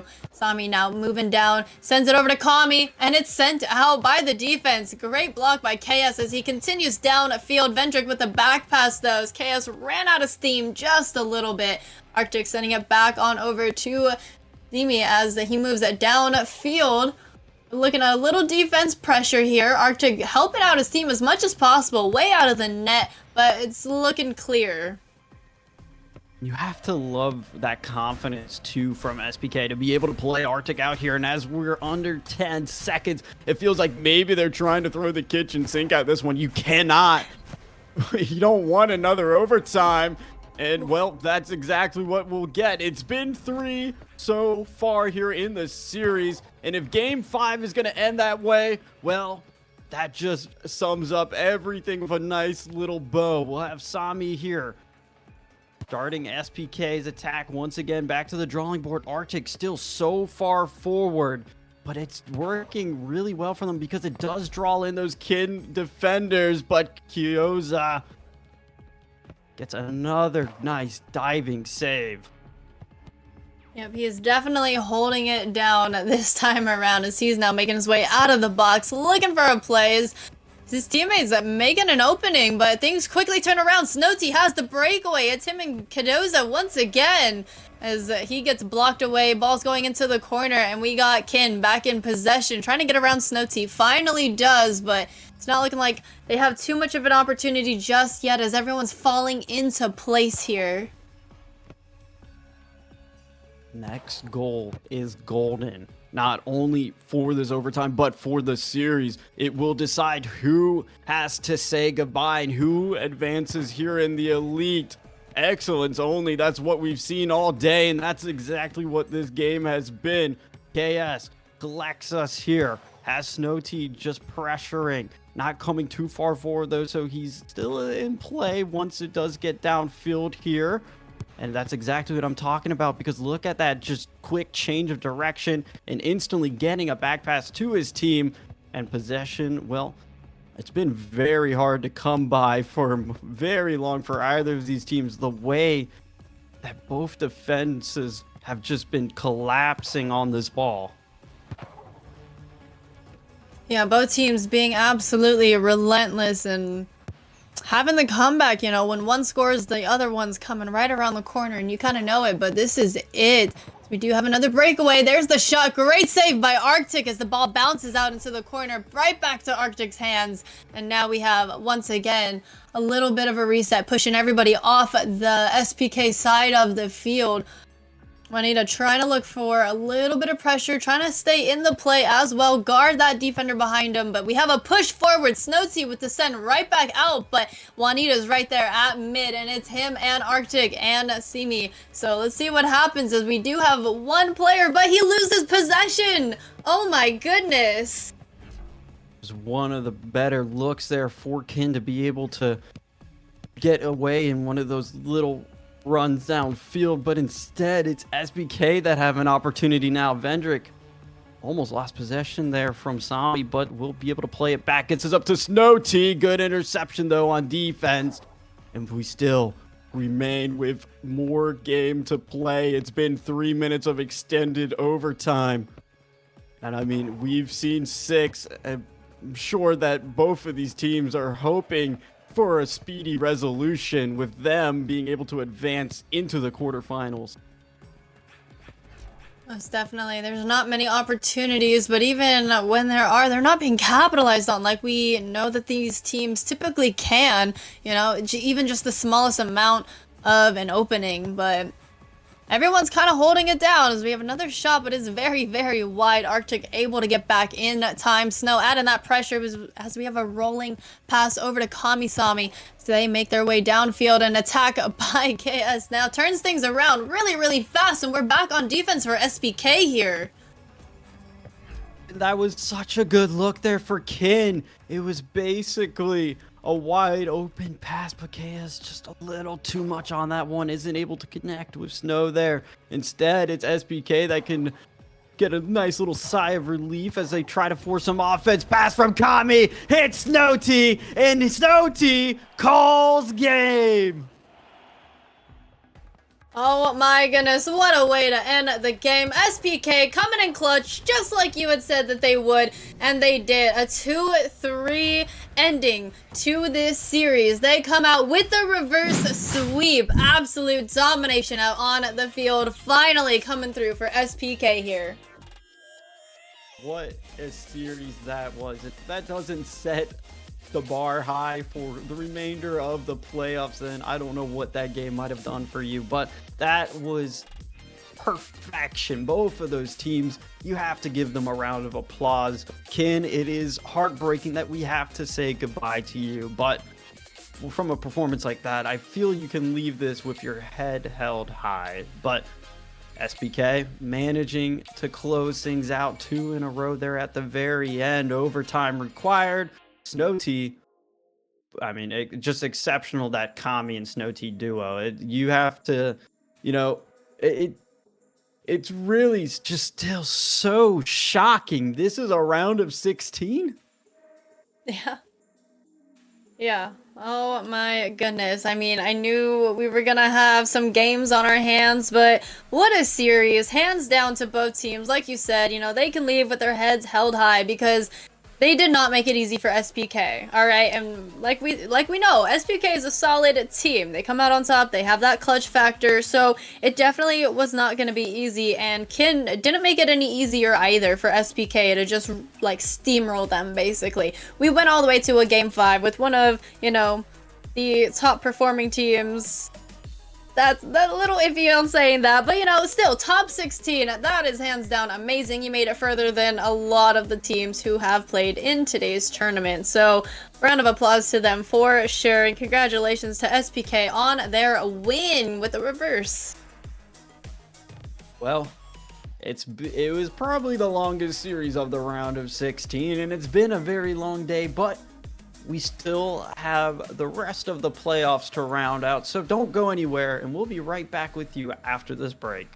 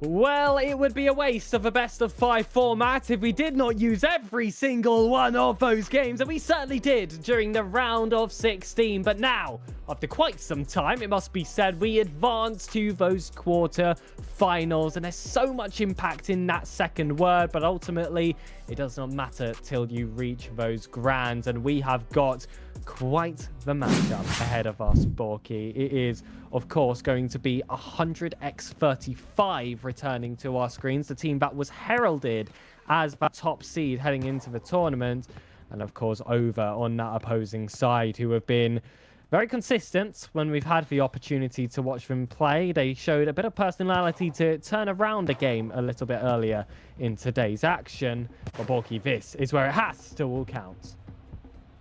Without a doubt, and especially how that round of 16 just went here, I wouldn't expect anything other than that from these two teams. Both of them have been absolutely flawless today, and they're going to need to remain flawless, as it is going to be Lexer here.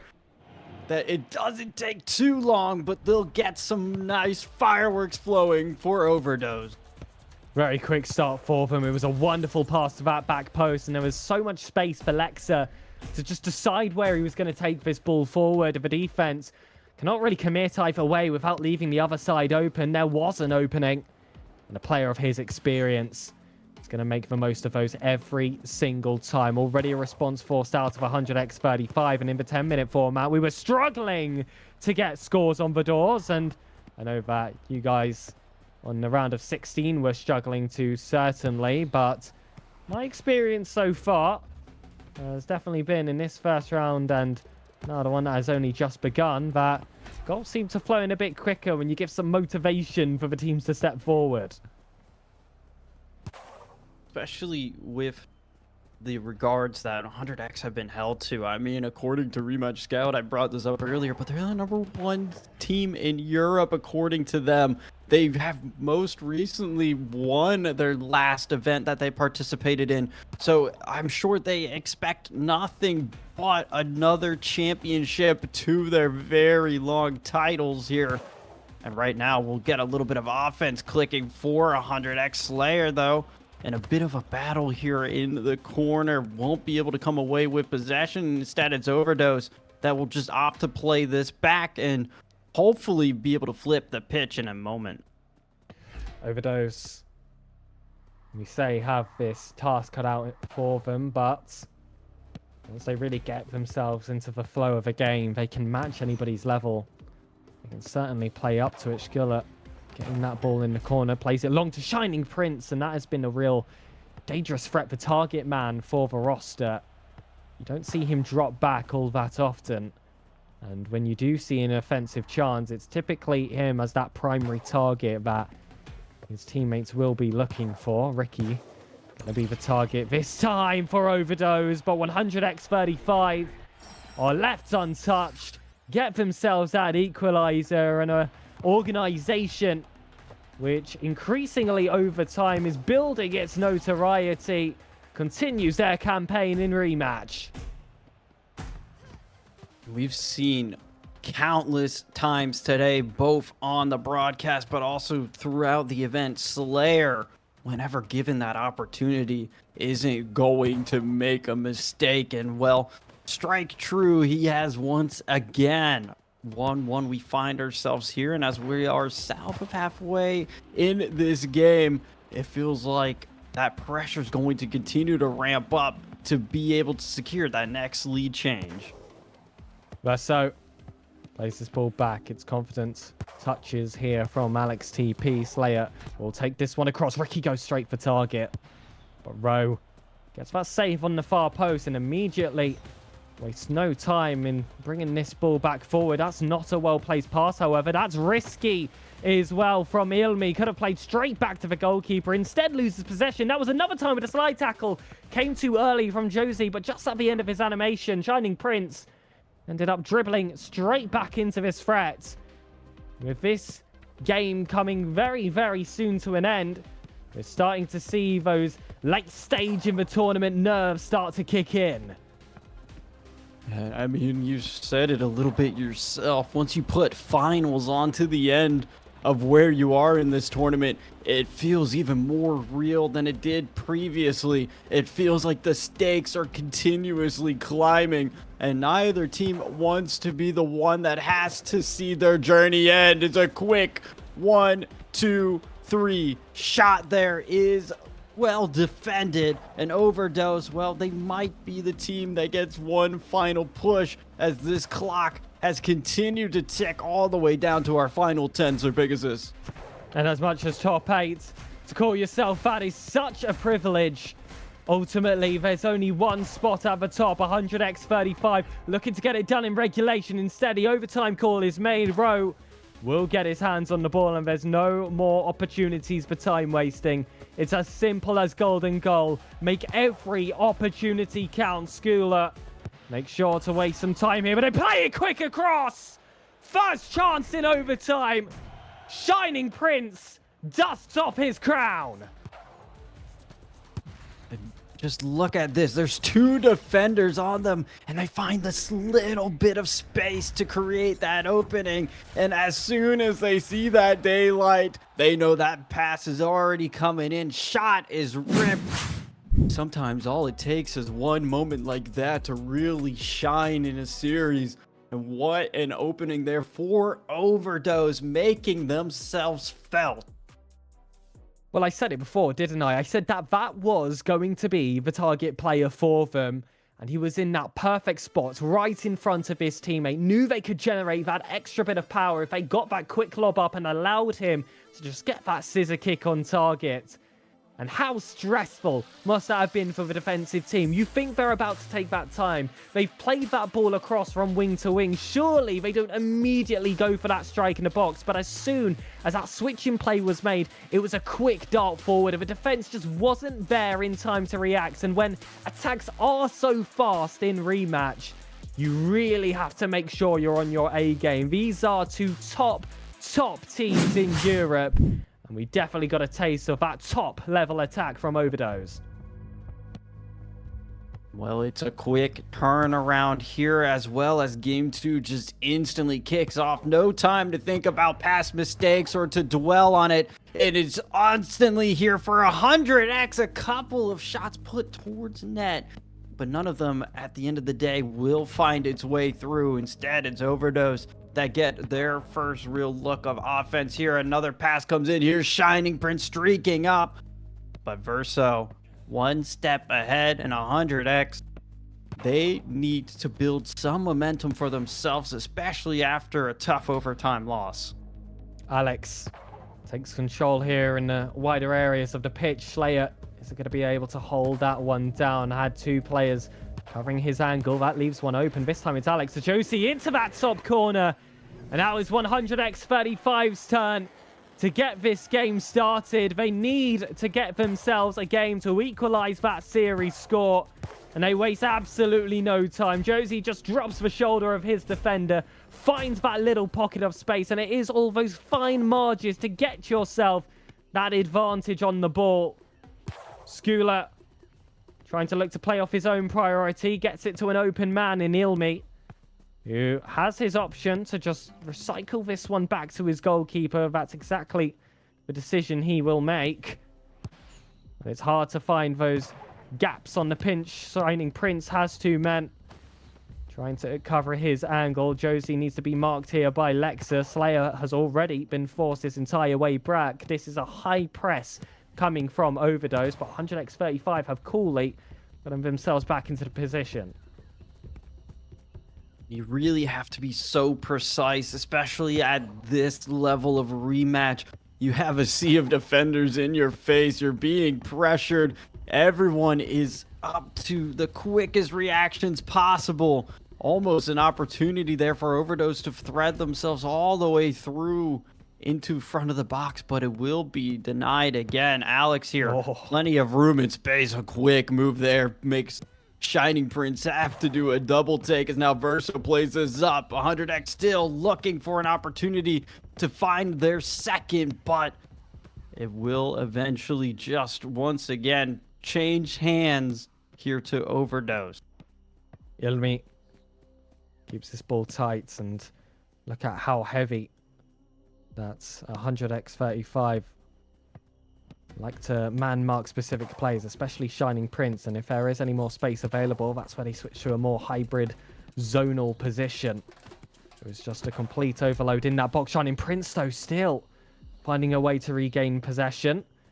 That was a really concerning attack to give away for 100x35. They'll have to iron out those mistakes, because as we've learned from game 1 and previous series today, Shining Prince specifically, it's not the play you want to start spilling these loose balls to. Here, he'll pick up a counter-attack. Not enough stamina to make the full distance alone. So instead, takes advantage of Ilmi on the wings, who's leagues ahead of Slayer in this position. But 2 men around Lex is going to make it too tough for him to make an advancement. Here's a double up here from an 100x35. A slight miscommunication, though, between him and Ricky. We'll see this ball go out. Verso will immediately drop here, but Alex just able to get back in time. Another really concerning defensive effort from 100x. Feels like 100x might have gotten away with murder there if it wasn't for Alex being that last man. Verso had possession, but too far out of the box. You're going to drop the ball. And I mean, they haven't really had too many looks since that first goal. It feels like Overdose are just waiting for their moment to pounce here. Shining Prince across. It does come in with a shot. It caused Verso to go, but it's again Alex who's able to bail them out. Plays that well over to the keeper to make sure that possession is surely in their hands. Ricky pass over, but Overdose really seemed to have figured out what makes 100x tick and have been denying any real chance to get things moving in their direction. Alex was forced to make a really tough decision there. Does he leave that gap in the center, or does he cover Shining Prince and leave a gap on the wings instead? Of course, resorting to allowing the wings. That's going to be the less dangerous option. But it is still survival. Still, Sheets somehow remained clean for 100x. And that would give him the equalizer in the series score should they hold on for these final 20 seconds. This is a vital attack. The through ball is found, and there's a man inside. Ilmi gets his opportunity blocked. Alex just has to pass it around the back or send it forward. 100x might just be looking for 2. Instead, fakes that attack, plays it all the way back, looks for the recycles. Seconds do remain, and Alex thought about whether to go for that ball or not. Again, a slightly shaky position, but ultimately one that 100x35 survived. Game 4 is guaranteed. But Borky, for a second, I felt like they could have let that one slip. Yeah, especially there in those waning seconds, it felt like Overdose might have had an opportunity, but Alex has, I mean, the defense that Alex put up there was lights out. Alex was so reliable in so many moments, especially there with that clock with 3 seconds left.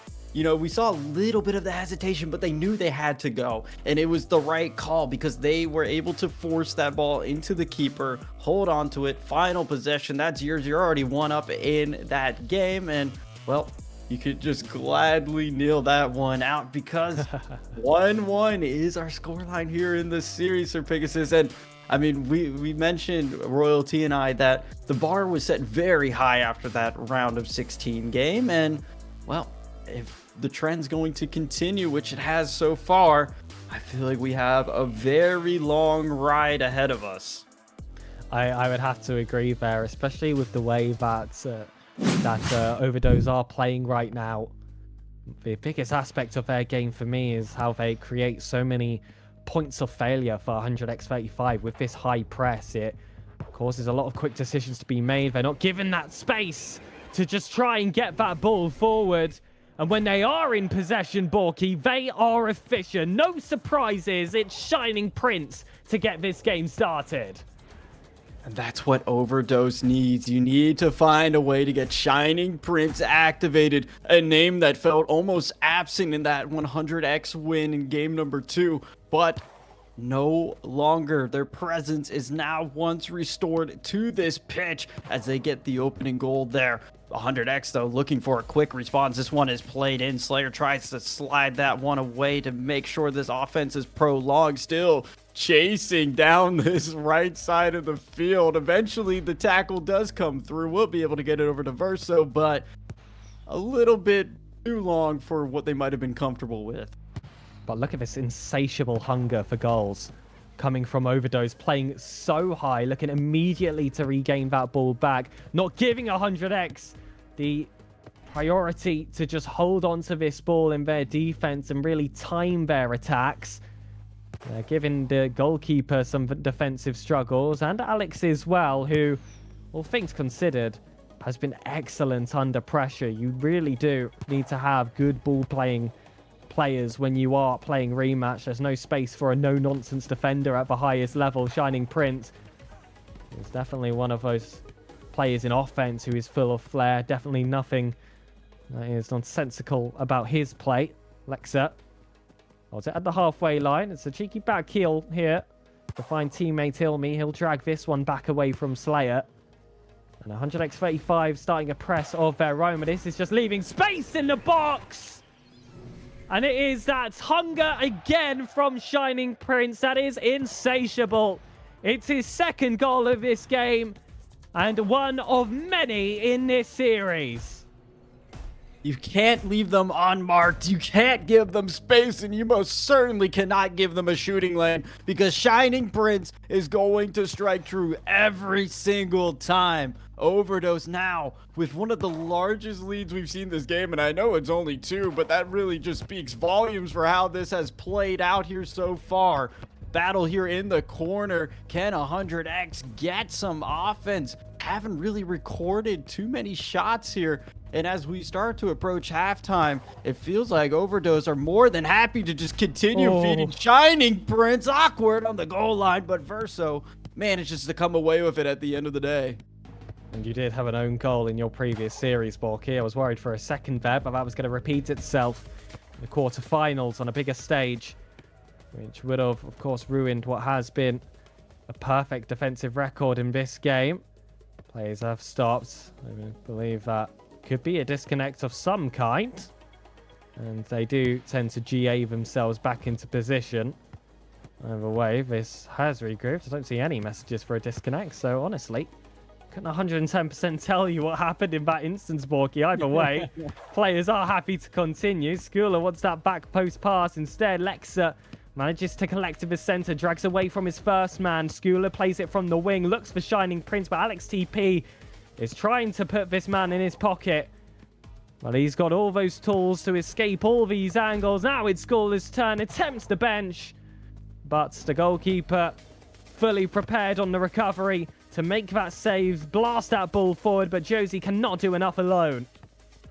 Again, offense has not been a factor here for 100x. It's been very short-lived, their time spent on this side of the pitch, and see Skula once again getting Overdose moving forward. Look at Shining Prince, Alex closely following him as a shadow, but we will see Lexer. Plenty of time, plenty of space. Alex, though, has to change man. Shining Prince still left so undefended here. Verso has to creep all the way into there. Not your usual keeper and Slayer.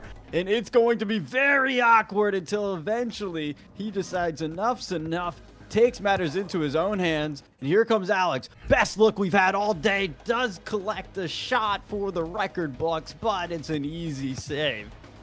And this is chaotic, but there's only 44 seconds left of this third game to earn yourself a match point position. 2 goals ahead are Overdose, but there is that turnover. They have to make the most of every opportunity, and here is Slayer looking to chase, but Rowe is just about going to get there.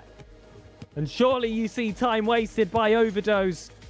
They don't need to force this attack. Hold on. Instead, go straight for that back wall. Lexa has Shining Prince as an option inside. He doesn't get enough power off that back wall. So instead, it's going to be Alex to hold. Blocked again by Shining Prince. And that final 10-second call will essentially guarantee the result of this third affair. It is going to be Overdose on 2 games, 100x35 on 1, and a potential elimination point against them. It is now pure perfection or bust.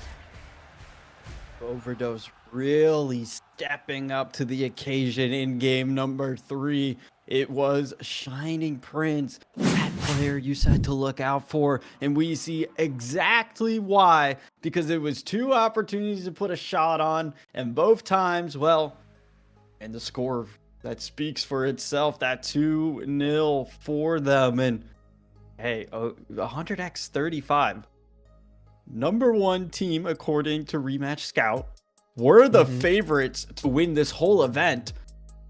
Now they face potentially saying goodbye to the elite as Overdose sit securely on this series points. Or big as this.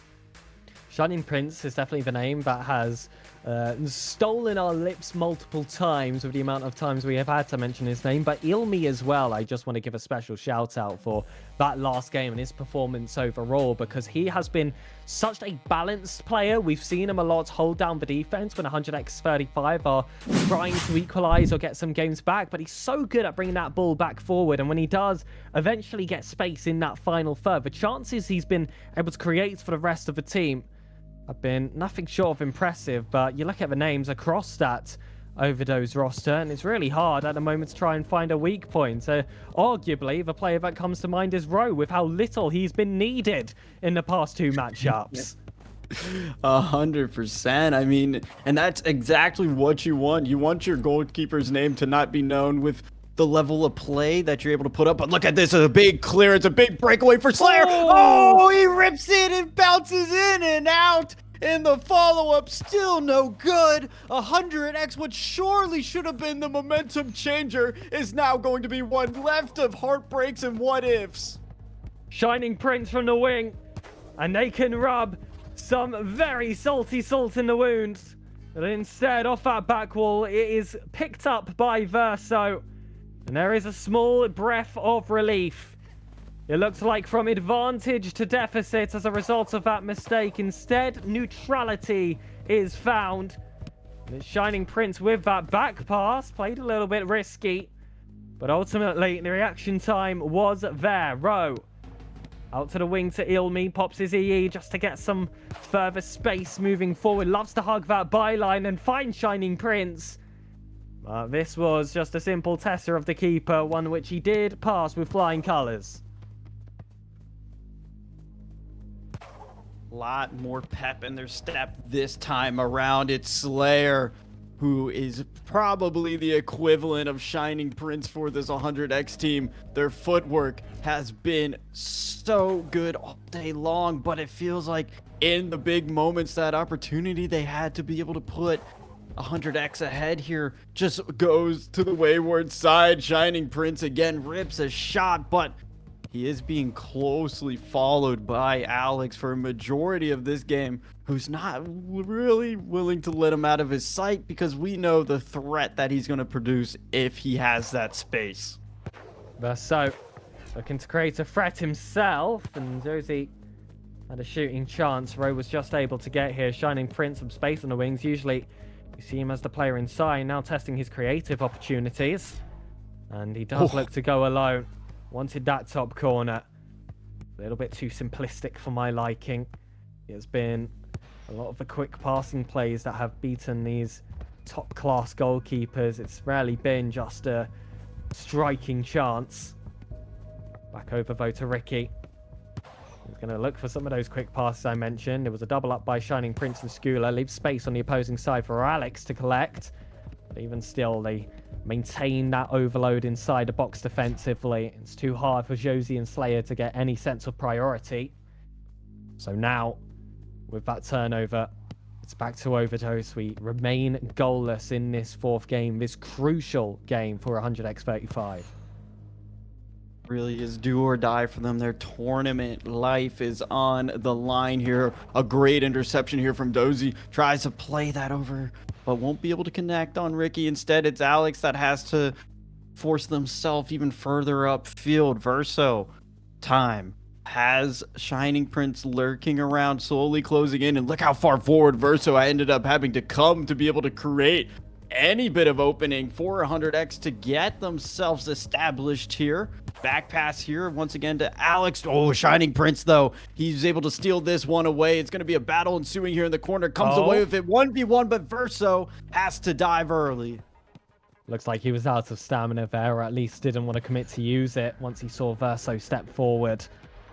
Felt like there was potential for a spilled opportunity. 60 seconds now left on the clock. Surely golden goal. It's platinum if it comes from Overdose. And Alex still happy to just run down that clock. Really wait for these chances to open themselves up. Ricky definitely has some space on that wing. Shining Prince looks to shut down that gap, but Ricky makes more with that quick cut back. Verso. That Kia to Alex. They feel like that this could be their final chance. So they will try and maximize the percentages. Instead, though, again, it is shut down by Overdose defensively, and we've seen this so many times. Skula running up on the wing, but now Slayer has an opportunity to close down his man. Gets that first tackle out well, but a wall just assisting the defense of Overdose. Ilmi is able to catch it. Rowe has to wait down for these final seconds and earn himself this potential last attack. If only this finds the back of an air. OT, here we go. Shining Prince. Not in the box, lures everyone else outside. Lexa will pop it up for himself. Beats one. Blade shot. Saved by Verso. Ooh, ice in the veins there for Verso. Your life is depending on this next goal here in the Elite tournament. Alex up here to Dozy, not gonna be able to get that though. It feels like Lexer, another name, an unsung hero who has been phenomenal here. Shining Prince 1v3, but still just look at how he's able to move around the pitch, able to still maintain that possession until eventually Slayer will be able to, for only a brief moment, get a little bit of slow down on the offense. Shining Prince, though, has a chance. Ricky bails it out because Verso was diving the other way. And again, Shining Prince just immediately looking to close down. 100x35 when they get possession. They're playing the ball around a lot quicker now. They've done a much better job at getting all of these spaces on the wings. And they've been patient once they have had the privilege of those positions. Sometimes it can make players start to kick the ball a little bit too early because they just have that panic about what if a player is on them. You still have to have that composure to assess the position right in front of you compared to what you've been used to the entire time. Alex hasn't been used to this space, but make sure to get the best out of it. Josie did actually get a touch on that, but Rowe reacts in time, and well, you can imagine the pressure on the goalkeepers at this point. You can imagine the pressure on everybody. Every single touch is so crucial here. Slayer tries to rip in the bicycle, but it's a sea of Overdose defenders, and it pops right into the hands of Rowe. Look at this, though, from Slayer. He wants to make himself felt, pass in, and there was the chance. That was it for 100x, and Dozy can't come away with it. It's the second time this game we've had heartbreak for 100x. Surely the game should have been decided by now, but Sir Pegasus would go even longer. The goalkeeper had already commit. The net was essentially open. The aim was just not there to match. Game 5 doesn't quite have its ticket stamped. And there's a chance that it's thrown right into the blender by Overdose. They're back on the attack. This is going to be so painful for 100x35 if this is how it ends. Verso and his merry men cannot allow that to happen. Possession's back on 100x, and they have to shake off their disappointments. Have to have the memory of a goldfish. Cannot let that one get to you, Dozy. Need to be able to recollect yourself here. Looking for the back pass. Will be able to collect Verso, who again is just playing so far forward. It feels like everyone here from 100x is just throwing everything they have at Overdose, hoping something sticks, but nothing has just yet. Instead, Overdose, well, they're happy to collect some stamina, regain themselves, and go again for another attack. Slayer over to Dozy, over to Ricky, but the team pass doesn't quite find its way towards net. It's still just another 100x opportunity that feels was a bit blundered. Oh, but it's Lexal finding Shining Prince. Wanted to pull the trigger. Ricky was there on the immediate block. Skula plays this one across. Again, so much confidence. Ilmi is not going to waste too much time getting this to a teammate. That's that same set piece there between the two offensive players on Overdose to try and get Shining Prince's foot on the back of this ball. Skula back out wide again, managing to maintain possession. And we do see a lot of width in their play. Shining Prince goes alone, wants to beat the ball. Header comes off the crossbar. It was such a techie little play to beat 3 players at the same time. But the one invincible player on this pitch has been Shining Prince himself, and it was his turn to fill that. They have relied on him time and time again. They're continuously trying to feed him the ball there for a shot, but it just won't find its way in for both of these teams. They've gotten away with a little bit more than they can chew. Lexer, though, plenty of time, plenty of space, will eventually draw, and Alex plays it around him. Might be going for glory himself instead of Shining Prince. And Verso continues to hold on for 100x. And well, we thought we were done with those 10-minute games, but overtime has still granted us exactly that. Goalless for 10 minutes straight. And we're at a point now where both teams have had their chances. You think back to Shining Prince. You think back to that completely open net earlier as well from 100x35. The woodwork. It's been the real MVP of this performance. Here's back to Alex. A simple ball across from Verso. And they are all too used to these positions now. They know who's going to press forward. They know where their players like to stand. It's now just waiting for that one mistake or moment of magic to come through. Shining Prince thought he had that magic earlier. But he's just going to have to pull another rabbit out the hat. A little bit later, potentially from this chance. Shot on, and he's found it! A hero whose song is sung in symphonies. And for 100x35, it's a very, very sad tune to play. Elimination for our first seed and progression for Overdosed. Was the bread and butter here for Overdose. Their MVP, their striker, their golden foot. And when they needed him, finally manages to break through. It was one of the longest overtimes we've had here yet today. And in the most dramatic fashion, Overdose, with the upset, will advance on to the semifinals. And for 100x, that has to be devastating. The chances that they've had there on the goal line, 2 of their shots just hitting the woodwork and out, and a lot of what ifs, but a very, very strong performance from both of these teams. And a taste of all the action as well that you could get from one best of 5 that ends in game 4. Overdosed won a game that was high scoring but relatively equal. They won a game where they completely dominated, and they won a game where goals were so few and far between that it required a 5-minute overtime to find the first. That's a lot of personality shown. That's a lot of professionalism, and it's going to be a lot of support as well for them moving forward, because at the moment, Borky, I don't think that it is much of a debate here that is the strongest performance we've seen from a team so far. If you also account as well their strength of opposition, fair play to 100x35, but Overdose, you were deserving of that top 4 spot and potentially a little bit more. Without a doubt, there is no question in my mind that Overdose are one of the favorites now to win this whole event, especially after a performance such as that against 100x35.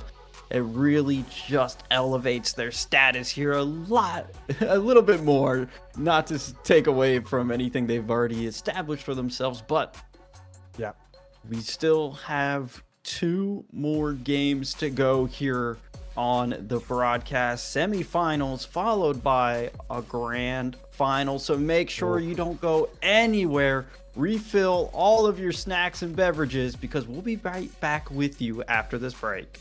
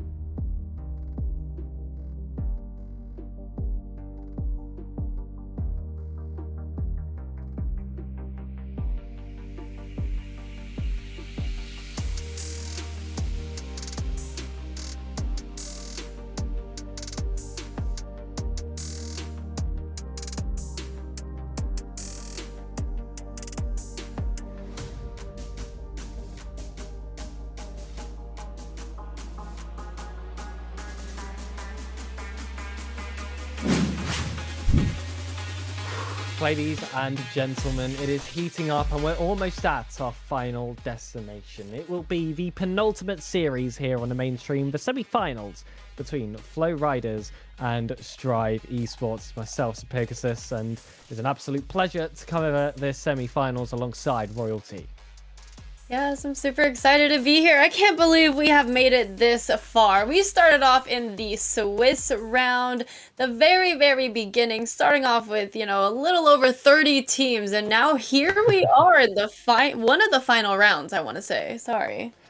Yes, absolutely. There's been so much action today, and you've got to give some credit here to the players to be able to hold on that many games of rematch in a row with varying formats. They've had themselves a 10-minute format, they've had best of threes, they've had best of fives, and both now won off a best of 7 if they do make it to that grand finals. But with the players you can see here on the pitch, chock full of experience, you'd assume they're used to it right now. You've got that offense of Snowty and Sami Sama, with a defensive backline of Summies and Vendrick of Arctic in the net. But you see Kami Sama play very dynamically in the series we have seen so far on stream. Sometimes he will dip back to a bit more of a defensive position, but that's always what he's brought to a roster. I'm surprised, honestly, that he lists himself as a striker. I've always thought of him as a bit of a box-to-box midfielder kind of role, but that's why he's such an asset to any roster he joins.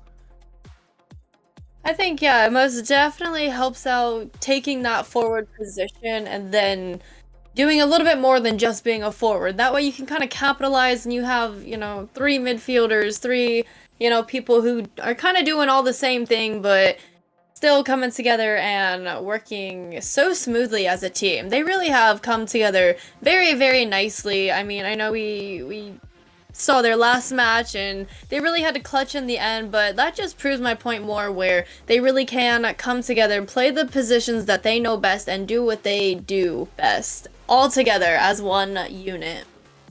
And well, this is a Portuguese unit to match up against him. It's Strive Esports. The Portuguese typically very strong defensively when I have watched these kind of teams play, and for this one they do have Kia Star in net with Porkzilla and Hinuru taking the defense. Up top on your right hand side you have Krax. On the left that is actually Trapkey as that secondary striker alongside.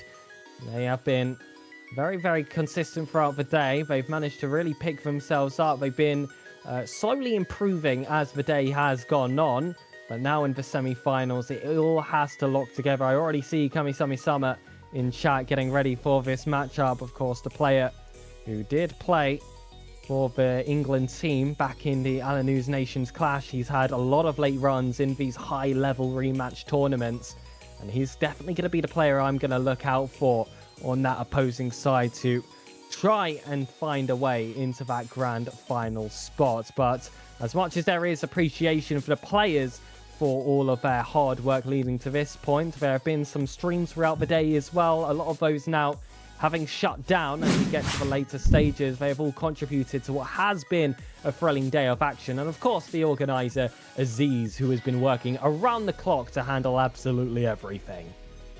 Yes, major shout out to Aziz for putting this all together and bringing us all on board. I mean, not just us on this main stream as casters, but the other streams that have been going on and everything that he's really put together. It's hands down quite amazing. So props to him, and thank you so much for this amazing tournament, bringing us all together right here, right now for this very match, actually, and the next one.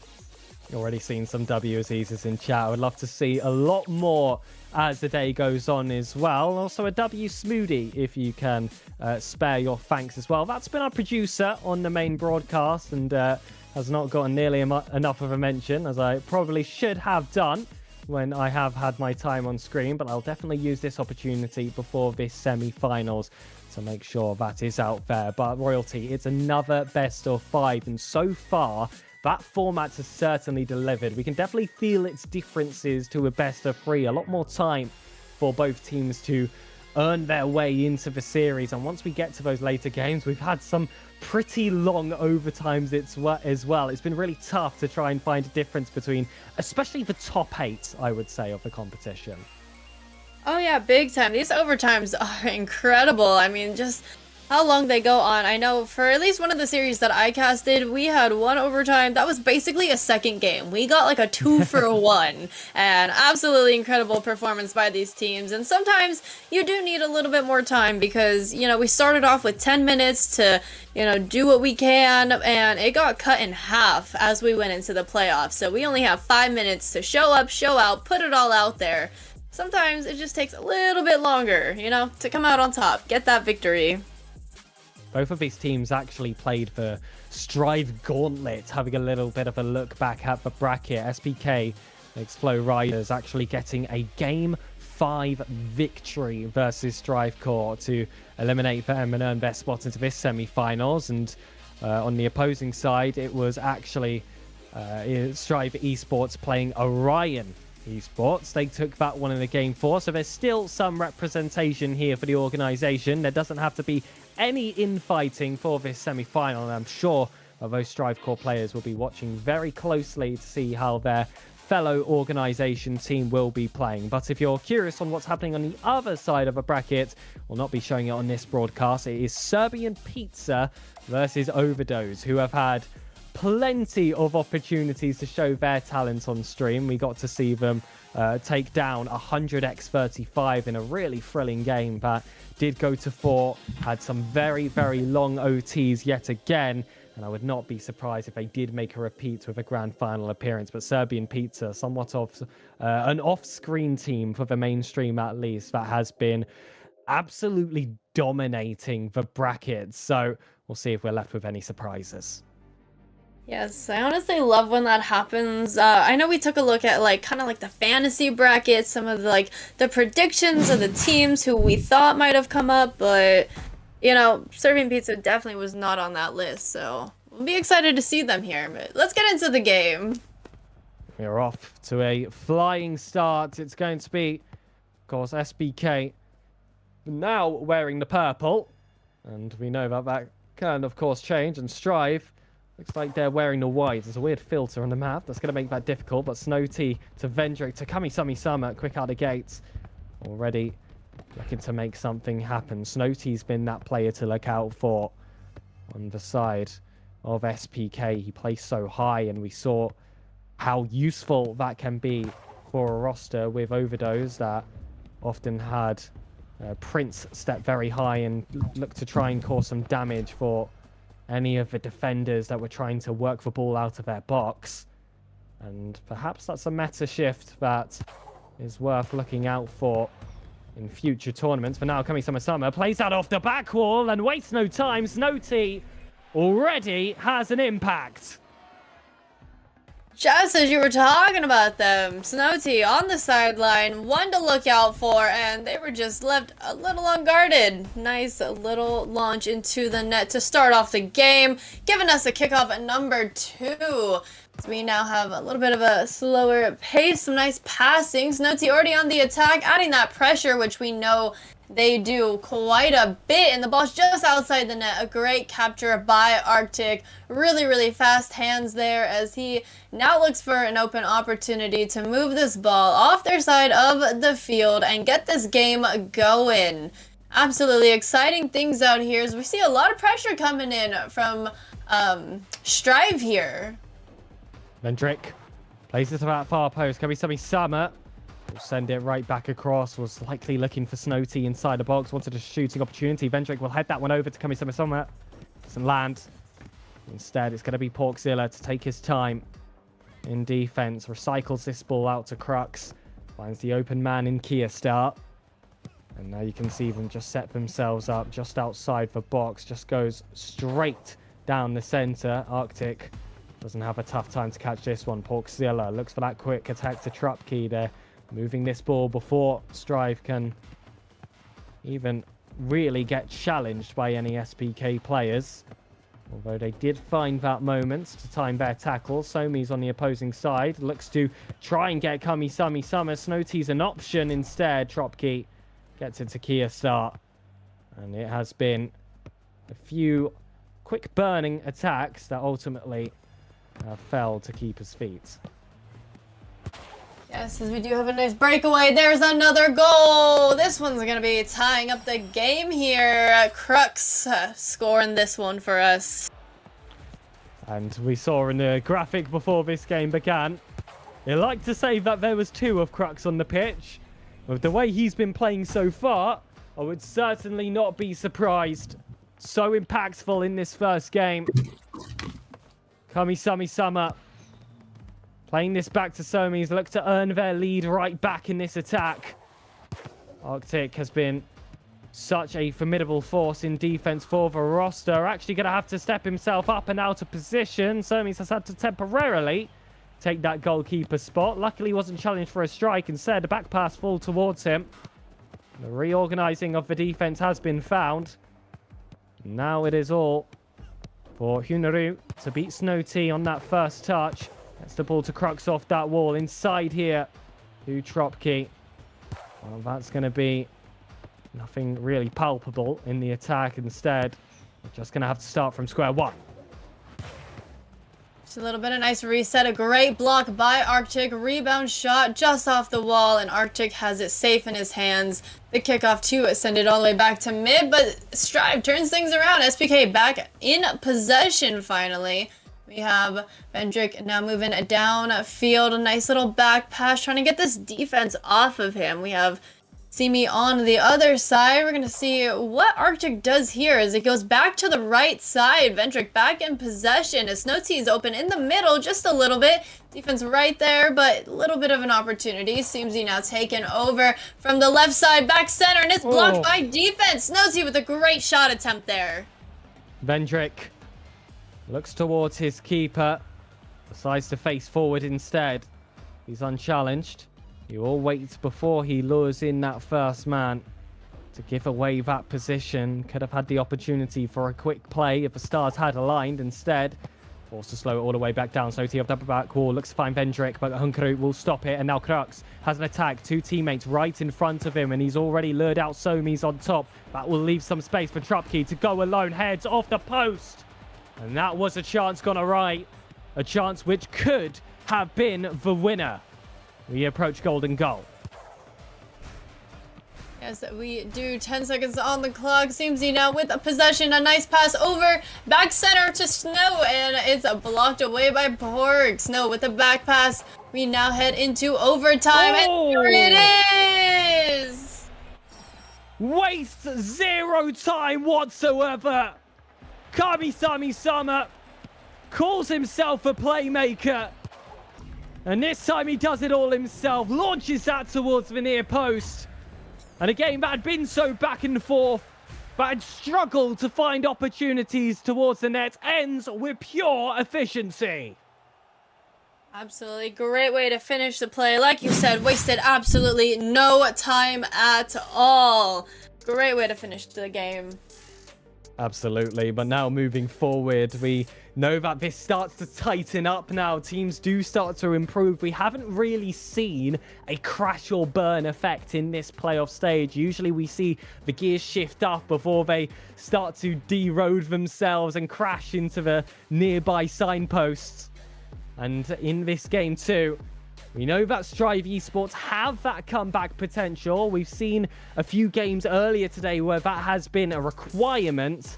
Of course, not with the same stakes that the semi-finals is going to bring for these players. But it's going to be a frustrator because they did definitely have a fair few chances. They could have found the back of the net, and to score so early in overtime as well, Royalty, when they would think they would have those chances, is going to be a really tough mental game to recover from.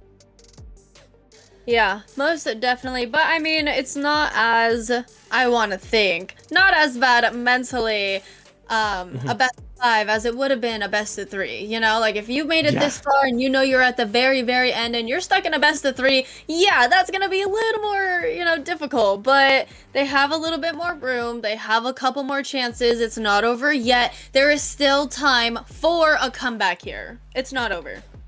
And both teams have their captains. It's actually Hanuri on the side of Strive Esports who now you ask for a little bit of leadership to rally the troops back for this next game. Make sure that everyone is composed, especially that goalkeeper, because if they start getting a little bit jumpy in these next few games, those gaps are going to open themselves up, and they'll quickly find themselves in a must reverse sweep position. That's the brutality of a best of 5. You lose those first 2 and it looks like a completely unwinnable task. And we haven't actually had a series yet so far, Royalty, where that's been the case. We've typically seen it equalize by the end of this second game, but patterns in esports are made to be broken, and Flow Riders will be looking to do exactly that.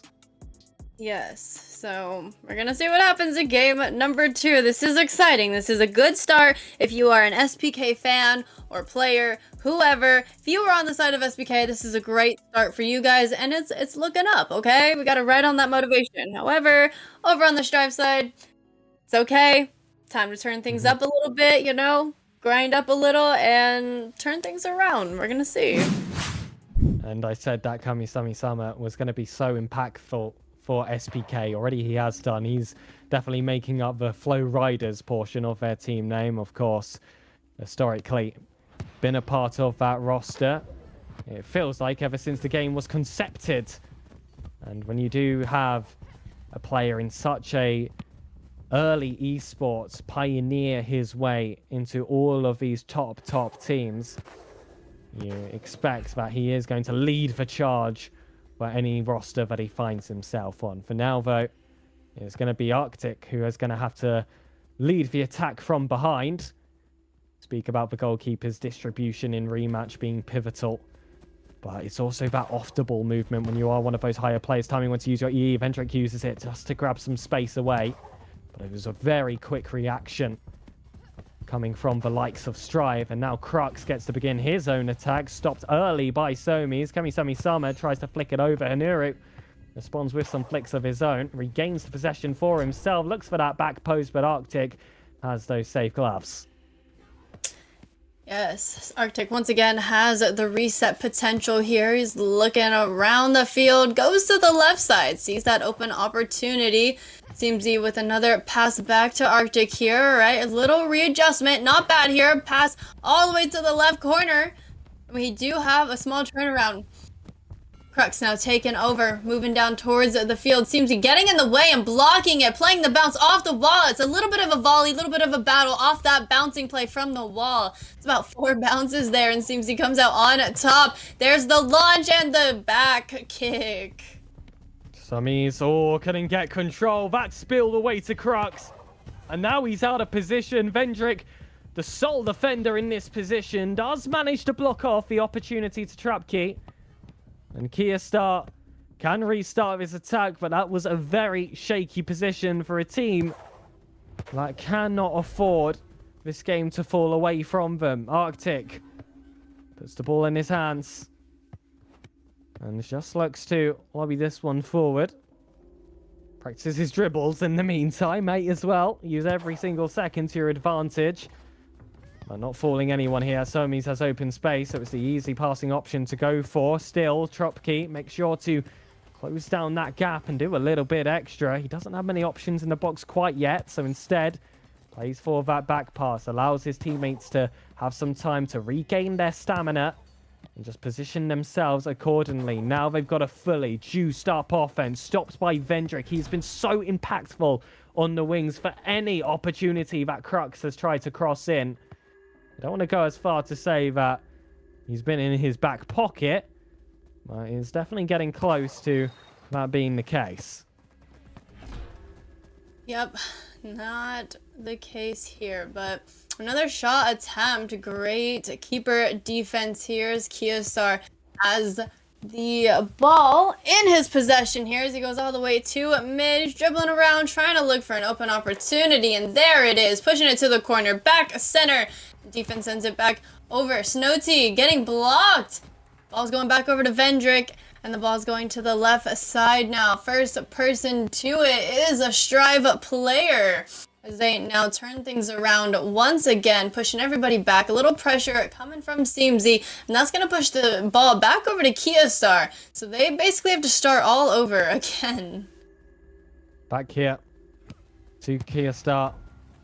Uses that E to get the ball forward. Crux wants to send it right back. Tropkey does well, though. Again, to try and keep that ball forward. Kami Summer. Also control this time. Looks inside for Snowty. There needs to be another option. There is, and it is Somi's for that near post. I believe that one came off the post. Keostar was able to catch another quick launching attack. Looking to form here from Strive. Haniru. That's Tropkey right in front, as is a defender. Venjir again, just such dynamic defense from him. Whether he's playing on the wings or stepping himself up forward, his positioning has been excellent. And he is far and away the reason that we have not seen SPK concede yet.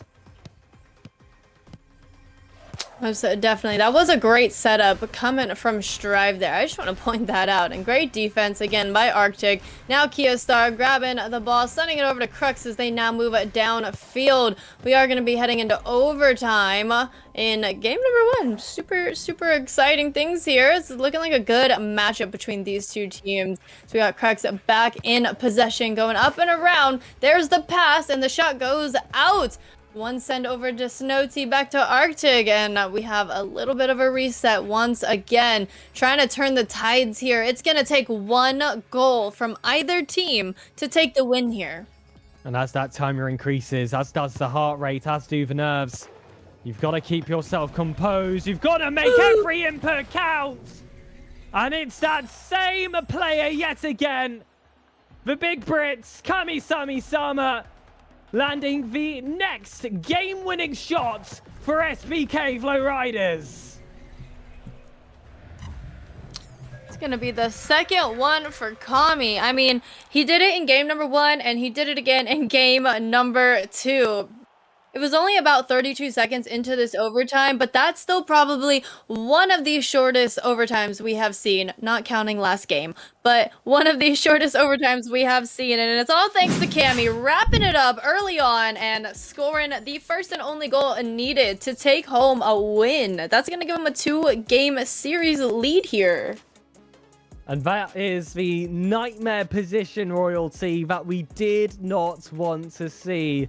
If you are a Strive Esports fan, must reverse sweep position, 3 5-minute games in a row against a Flow Riders team that have so much form behind them. Yes, they've had to squeeze out both of these results, but that's what makes it count. In those 50-50 positions, how do you give yourself that extra percent? How do you give yourself that extra edge? So far, that has been Kami Summer. Most definitely. I think everybody kind of had their eye on Snowty. Not saying that you shouldn't, but I think little overshadow of Kami, and he is capitalizing on the shadow work that he is able to pull off in these past 2 games. He is absolutely doing an amazing job doing what he does best. Yeah, it has been electric, and this was one of the higher seeded teams heading into this tournament, and they have such history behind a lot of the names on that roster. So there are no prizes for guessing why. But now, living up to that potential, they actually were not a team that spent much time in the offense. If we're being very real here, it felt like Strive actually had majority of the more intimidating opportunities. But Vendrick has been such a tough defender to get past that when it just needed one more killer opportunity, he was always the one to step in and make sure that didn't happen. And that's got to be so frustrating for Strive. Consistently 99% of the way there, but just unable to find that final mark. Most definitely. I'm glad that you highlighted Vendrick. I think we have not talked about him enough throughout this series that he has been in. He has been quite a tank out on the field there, you know, absolutely charging the offense when it's coming towards him and just being, you know, a brick wall, just getting in the way of almost everything that has come into his zone. But here we got another setup. Crux in the corner battling it out with Somzi as we now move a down line. Another attack incoming from Crux. They're trying. They are so close to this goal line. And it is just not happening. They have Vendrick getting in their way like we had just talked about. And now we have a push over to the right side of the field. Somzi with the pass, center shots just high. And it bounces back out. Strive now taking possession as Snowty adds pressure per usual. Love to see the action out here. Absolutely, but Porkzilla with some control is about to create some more for you, Royalty. But Kami Summer puts a quick end to that. It's a few flicks over the very same player. And Arctic can now regain the ball for himself, regroup, and take a few breaths. The next goal has that potential to be the qualifier for the grand final. With how low scoring these have been, it wouldn't be a surprise for me whatsoever. A long ball with Crux chasing Kami Summer. He's been the MVP so far. He's scored all the goals when it has counted. He's gotten himself involved defensively as well, but according to Chaos, it's just a bit too much. Crux will escape with possession favouring Strive Esports. A lovely dodge there against Vendrick. Over to Porkzilla. Now prepares themselves for that ball into the box. Tropkey is stopped though by Somis. And this should be a simple pass back to the goalkeeper, but it is somewhat mishit. Not enough power behind it, so it remains now for Strive. Yes, and now we got Arctic back in possession. Finally, a little bit of a scare if you are an SPK fan out there, but they have now regained possession and they are starting all over. Somsy with a pass on over to the walls. It bounces out. We got a Strive player now with a breakaway. A nice pass back to the other side of the field. Porkzilla taken over. Gets a one launch over to Hunter, and it's just outside the middle. Teammate was there, couldn't quite get it to him, but they have some pretty good opportunities here. It's looking like they're just not quite landing these passes or, these catches from these passes. Ooh. Just as I say that, they score one. Crux is going to be doing it. Well, it's a caster's curse, but for Strive, that will be a blessing. A quick ball to that back post. Acres left for Crux. And he will not waste a chance like that. The defense of SBK seemed shell-shocked to allow that one to open up. The Portuguese roster now something to celebrate about. But Kami Summer immediately looks to try and be the party pooper. Arctic holds down the line. And just when you thought they were going to immediately launch it into the box, they have somewhat reset the play. That was one pass away from being an equal goal. Instead, Kia Star will save, lay it off to Porkzilla. And just a reminder of the requirements of this matchup. This is a must-win for Strive. Otherwise, SBK are going to take this one home in a sweep. Yep, most definitely. I'm glad you said that because I was about to as well. This is a must win here, so really all they have to do is hold off for 30 seconds. I don't know how easy that's going to be with SPK in possession as they're moving down a field, trying to get through this defense. We have a great defensive wall in the first man position. Second man coming along now. Kami with the breakaway though. Defense still on it, and Kia Star has the catch. Now he just really has to stall time. We have 10 seconds. Ladies and gentlemen. Oh, we might have ourselves a game. Kami is going to have something to say about that. It's still last attack. There is still a chance to send this one to overtime. And you'll bet that they will make sure to use this moment as best they can. They're not going to rush it until they truly see an opening. EE popped by Vendrick, plays it to Kami Summer. It's going to be hard to be the goal scorer from that position. He's had to be the hero every single time. And this one will last as long as possible. There's no limit to the last attack. Arctic regains up to Snow T, and there was a touch there by Porkzilla, but it's not enough to end the last attack. That one could be from Crux, but it doesn't pass the halfway line, and he doesn't take possession. So instead, Semis has managed to lose a man. There's one less defender in the box, has to be chased yet again, and it's just a bit of a game of keep away now. Back in, Vendrick to Summer, it's saved, and the game ends. Strive Esports give themselves a win. Keeping themselves alive in this series. This was the game to win, and that is exactly what they did. They have another chance, and they are pushing for a game number 4 now. Kia Star, what a save on that last attack. It was so well set up for Flow Riders to keep that game going. And surely the mental game would be completely lost by Strive, and we would be looking very soon to a grand finals. Instead, we are going to return to that game for royalty. It has been guaranteed for every match so far that has had a final on the end of its round name. But still going to be a very, very tough task. Still have to win an extra 2 in a row against a Flow Riders side that have not made it easy for anyone involved. You have had to earn it. Most definitely. But we have seen it happen. Not to say anything, but it was SPK who did that just a couple series ago. They had to win 2, and that's exactly what they did to come back and move on in the playoffs. So maybe Strive's gonna get a little bit of that luck and a little bit of, you know, that magic that SPK had in their series, and they're gonna be able to turn things around. I know their fans are cheering on the team as we speak, and they are hyped that they are still alive in this series. It's hard to pick a region more passionate than the Portuguese when they are given a roster to support. My goodness, do they give it their absolute all. And I have been keeping my eyes on that support. It has included chants. It has included so many flags in chat, which has been unmatched from a lot of these other teams that we've seen so far. So if they do make those grand finals, you are guaranteed that the vuvuzelas will be out. The audience will be as loud as possible, and they'll feel like there is a clear home and away team. But that's still a position that must be earned. It isn't just given, even if your fans do deserve it. 2 more in a row to beat absolute monoliths in the rematch scene, being, of course, this partially Flow Riders roster. Yes, very, very exciting things out here. I'm glad everybody is hyped up because this is it. This is basically like the finale. You know, not the grand final, but this is one of the finales just before we get to the last remaining team. So let's get into this next game here.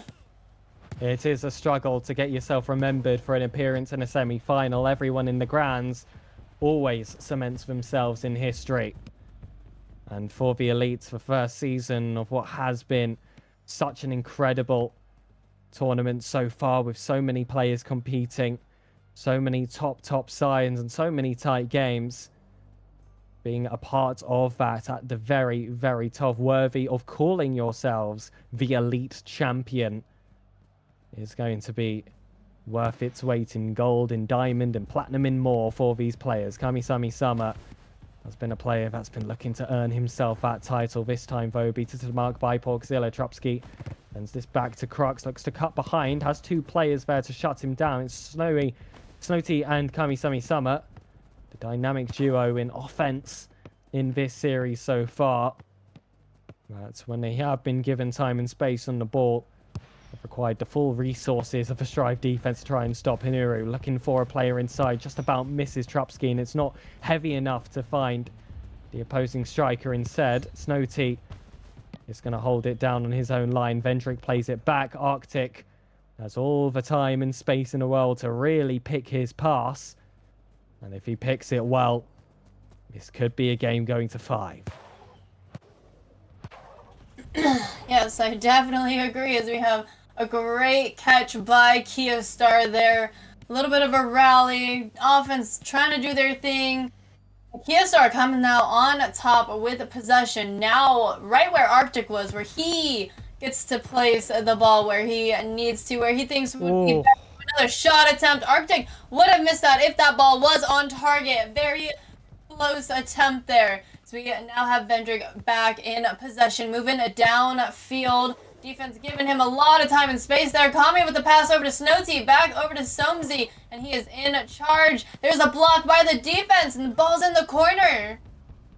Oh, but it spills back out again for Vendrick. He's been a big defensive effort so far for this Strive side. Now needed his part in offense to get this attack started. Somis instead will take it on the wing. Snowty up that near post. Looked like the clear option. That one's just too wide. Vendrick covering that opposing corner. Will allow them to survive a few seconds longer. It's a cut back here from Snowty. Not going to force out that shooting opportunity if he doesn't believe it. It's going to find the back of the net! And where did that come from? A flash of lightning, a sound of thunder. And all of a sudden, SPK pick up the first goal. Wow, yeah, what a snipe. I hope you guys saw that replay. Somsy putting one on the board.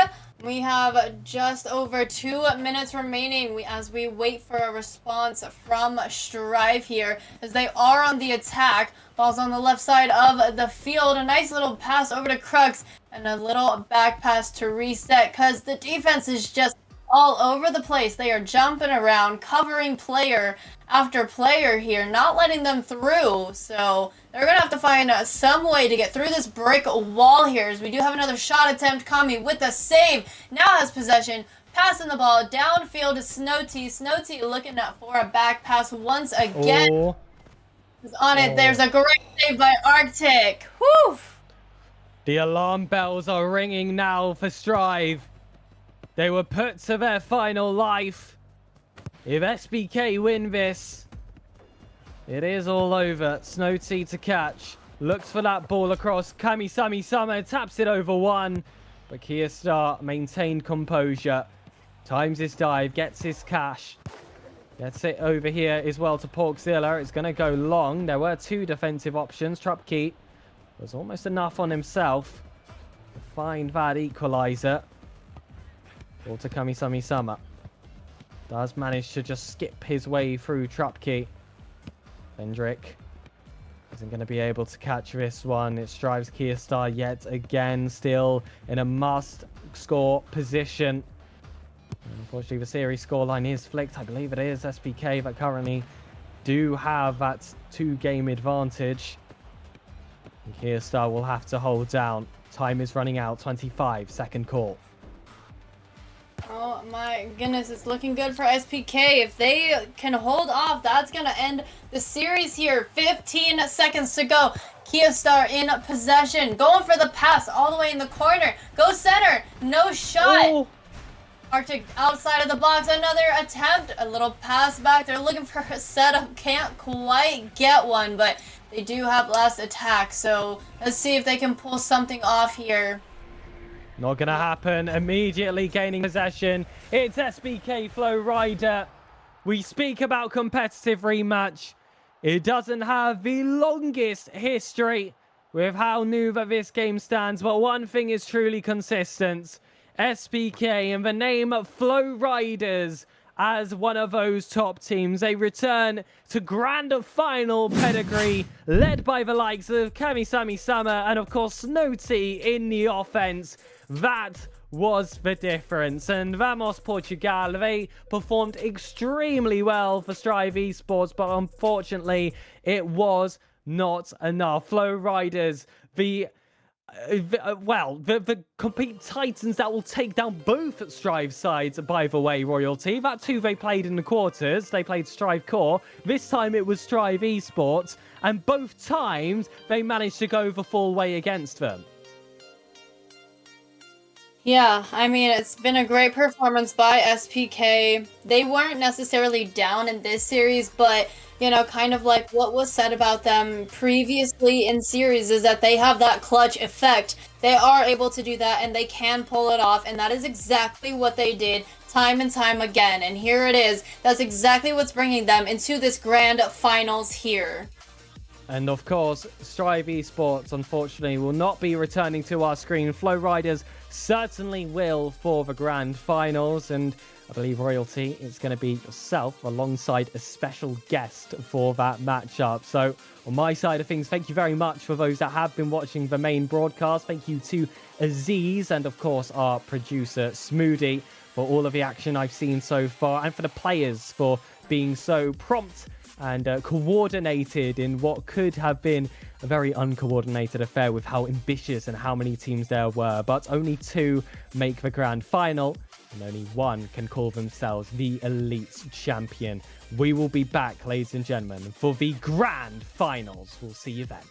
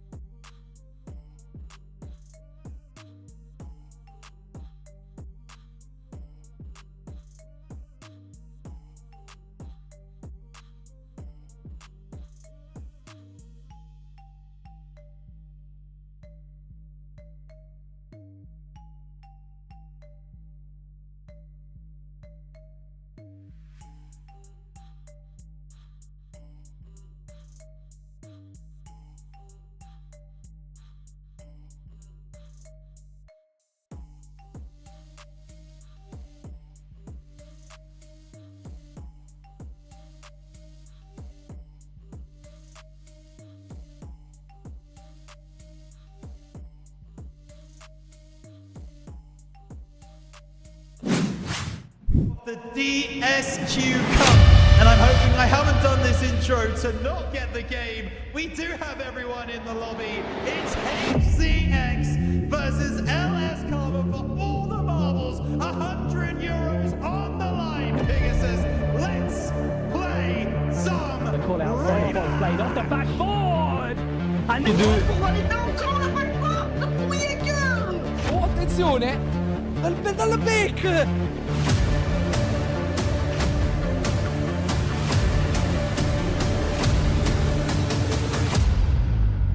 Wall, Blast Ginger in the edge, Waller far post and no! 2, 2! Kami para Boris, Boris! Muy хорош! E fuori, ma la recupera Jossan e fa un gol!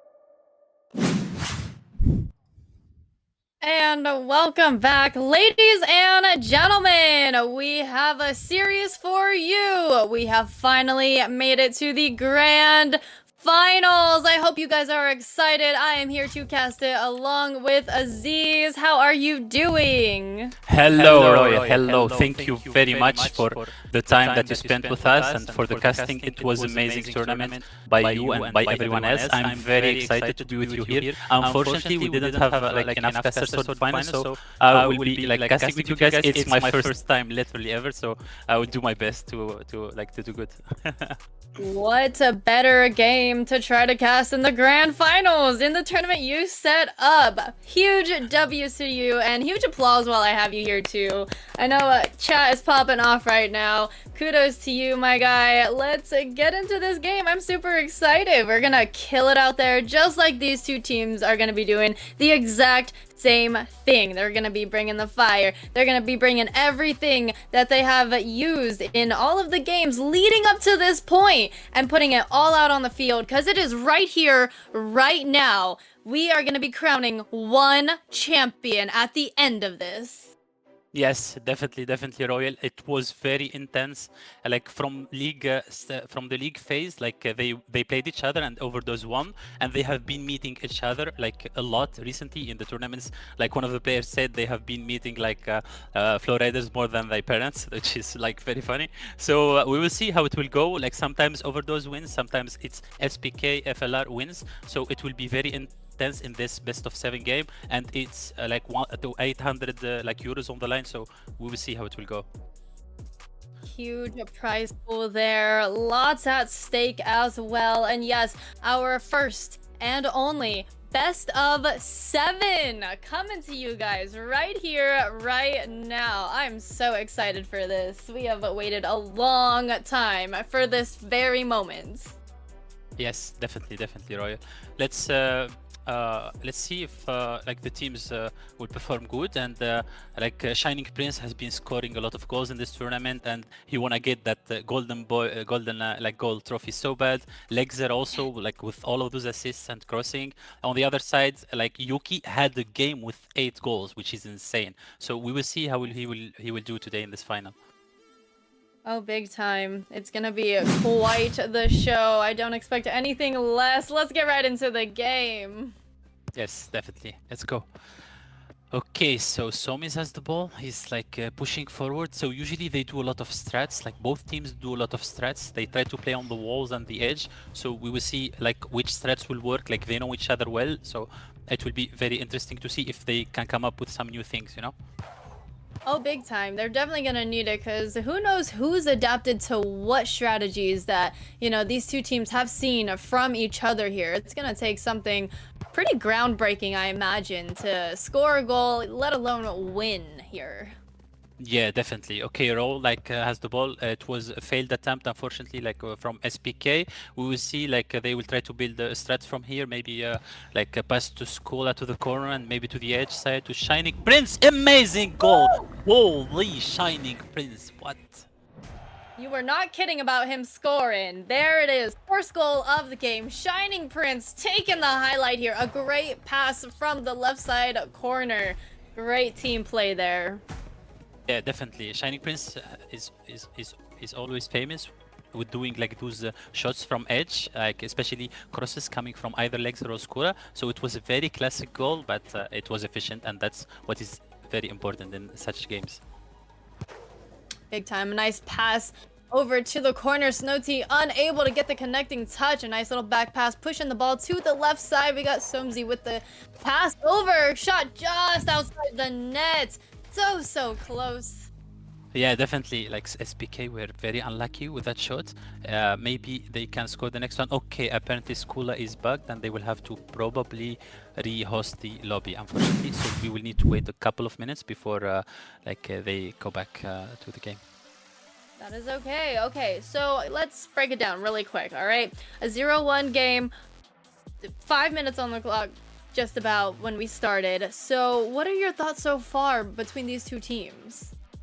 For me, honestly, it's very hard to predict. So as I said earlier, like if, for example, in the last tournament, SPK was able to win against Overdose. In the one before it, they met in the final and Overdose won. So it's very hard to decide. They are both up there alongside 100x as the teams that are dominating the game at the moment. So I would probably think Overdose has a slight advantage due to the powerful shots of Shining Prince, especially against Arctic. But yeah, we will see. We will see how it goes. What about you, Royalty? What do you think from what you have been seeing in the tournament so far? I mean, I've seen a lot of, fans raging for Overdose. They have been a highlight of this whole entire tournament. I know we've seen a lot of SPK, but I've not seen a lot of fans chanting for them. So I don't know. And Overdose kind of seems like that underdog just because they didn't get that stream highlight as much as SPK. So I don't know. I'm feeling Overdose might have it. I know we've seen a lot of Arctic, but little minor mistakes could eat them up in the end, which we have seen. And SPK always has to come in clutch in the very end, and I'm kind of interested to see if that's the position that they're gonna be in once again, and they're gonna have to clutch it in the very end. Yeah.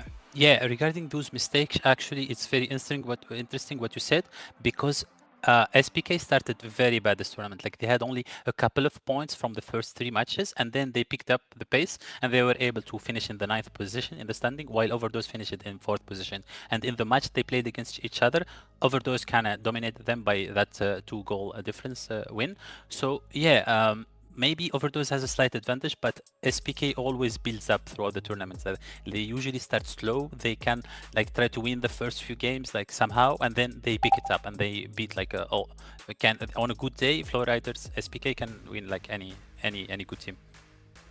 Most definitely, and that's kind of something that, me and the previous casters have talked about, where, as the tournament goes on, the series gets longer, so, you're gonna have to build up that, stamina to keep the energy that you've had in game 1 from the beginning of the series all the way till the very end. And now we are in our first best of 7. It's no longer a best of 1, 3, or 5. This is gonna be a long series, so we're gonna see who's able to stick in for the long haul here. Yeah, definitely. Especially knowing that there is an in-game title. The first in-game title in rematch will be provided by this tournament, starting the next month. So both teams, prize pool is good, it's big, it's interesting, but everyone thrives for that in-game title. And I'm very excited to see either team gets it. I'm a little bit biased, to be honest, to Overdose because it's my old team and I have spent a lot of months with them and I love those guys a lot. But I'm very friends also with SPK, so I kind of root to both teams, but I'm a little bit biased toward Overdose. What about you, Royalty? Who are you supporting in this little one? tea. I love that you sprinkled that in there. Honestly, from the very start of me casting this entire tournament, I've low-key been kind of a fan of SPK. That's why I'm just a little worried with Overdose coming in, because they're such a strong team and, they're already scoring 1, just a few, seconds into the game. So they're coming off strong. And, like I said, I know SPK has that clutch effect, but I gotta cross my fingers and hope that they can do it one more time to claim that championship. I'm kind of Team SPK here. Okay, let's go. So it's SPK versus Overdose, me against you. Let's see who will be able to like win this game, win the 800 euros, and get the first in-game title of free match. Like, it will be very like interesting to see. What about you? Who do you think has like the best like strategies, best striking abilities so far from the few matches that you have seen for both teams? Oh my goodness, that's a tough one too. I mean, like I said, I haven't seen too much of Overdose.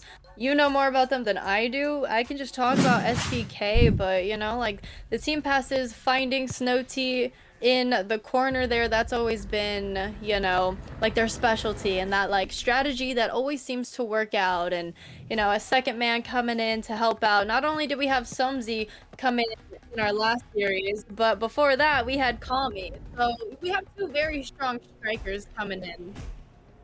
Yeah, definitely.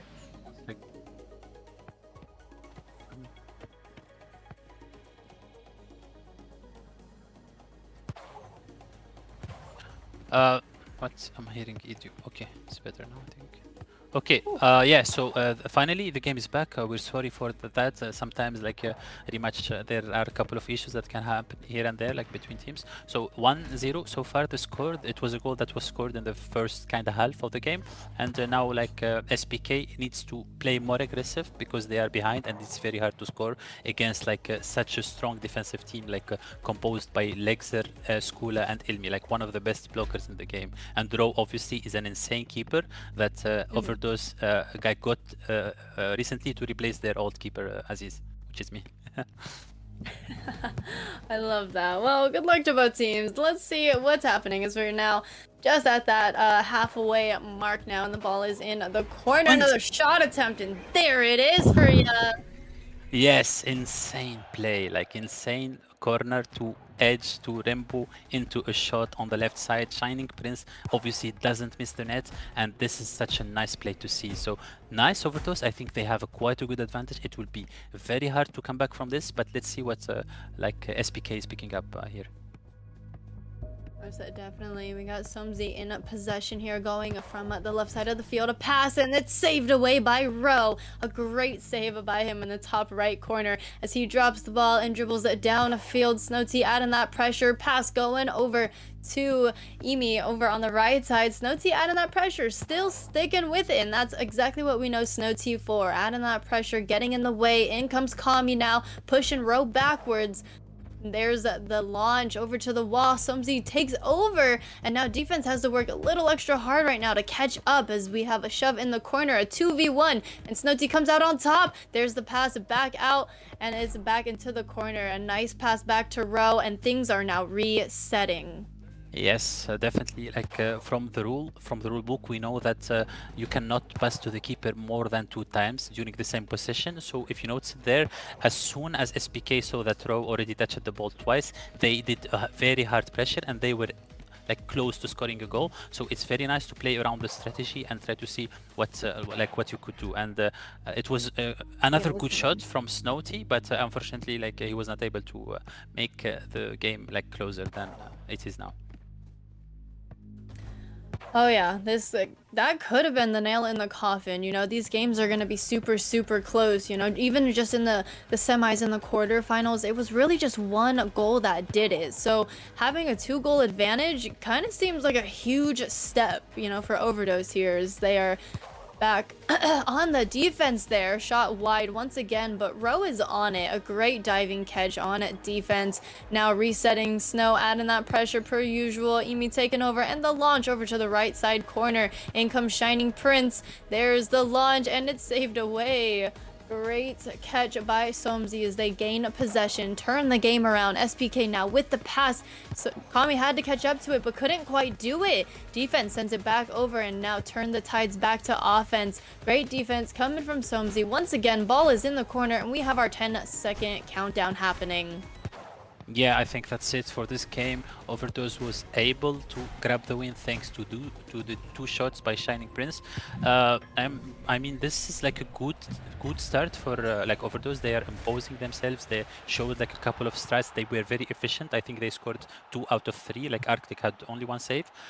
So we will see if in the second match SPK can cook like more like interesting chances, because so far it doesn't look that good for them. But it's a long series, and of course the sweep happen all the time. So we will see how it go. Right, and as we kind of had mentioned before, the series had taken place, SPK does kind of come with a slow start, so like this could just be the SPK way, like they might be cooking up something and things might turn around, but I don't want them to get too comfortable here in the hopes of they're gonna have to turn around and clutch it, because Overdose is one of the top teams. I mean, this is it. This is the championship, so you don't really want to be chasing here. Yeah, definitely, yeah, definitely. And now it's like a kind of like they Overdose needs only like three wins, while Flow Riders they need like 4 wins. It will be a bit tough, but we will see what they will do. And by the way, I think Skula, like we don't mention him a lot, but I think he's like one of the most impactful player for Overdose, because like he does very good defensively, and his crosses to Shining are almost always on the point. So if it's not deflected by a defender, it should be a goal, because Shining doesn't miss, and like Skula crosses are always like very good. Most definitely, yeah. We saw, in the first goal, a pass over to Shining, and he lasers it right into the top corner, and then he does it once again. So one thing to look out for from Overdose is those passes over to Shining. You got to make sure that he is not open. He does not have a chance to take a shot, and Arctic is going to have to be on his absolute A+ game, because clearly we have a threat on our hands. Yeah, definitely. And aside from like a couple of weak shots from far distance into like the sides of the net, we didn't see much from SPK. Maybe because the game was cut in the middle, maybe because like it was the pressure of the first match. But like SPK needs to come up with more complicated plays, because shooting from outside the edge will never go into like Rose net. It's impossible. Yeah, very interesting to see these teams play and how these games are unfolding. I'm excited to see game 2, if Overdose is going to continue on this streak, or if SPK finally has a response. Yeah, we'll see regarding that. It's gonna be a long night, definitely for both teams and both for us, the casters. But I'm very excited to see who will be able to win this tournament. It's like a lot of matches happened tonight, and they like fought very well, both teams. And yes, finally the game 2 is starting with Throw having the ball. They will try to build a strat. Also, we don't have a time limit in how much they can hold the ball. So yeah, they can work on that and try to build strats or wait for the enemies to push them. Kami-sama, like trying to switch the ball goes to Snowty, he loses it, and they will probably reset from this. I like that recount that you have. It is a little bit of a restart here. Row back in possession here. Everybody waiting, looking for a pass. There it is. Skula gets denied. Ball's back to Row. Snowty adding that pressure per usual. And we have a takeaway from the right side of the field into the corner, and Kami's going to send it right back out. Snowty now in possession. A pass over to Somsy. He loses it, and Skula now has possession, turning the offense back around. A pass over to Lexer there. If ball is center, but it's not looking like we're taking any shots here. We're looking for a little bit more of an open opportunity. Overdose is taking their time, playing smart here, and, killing time just a little bit.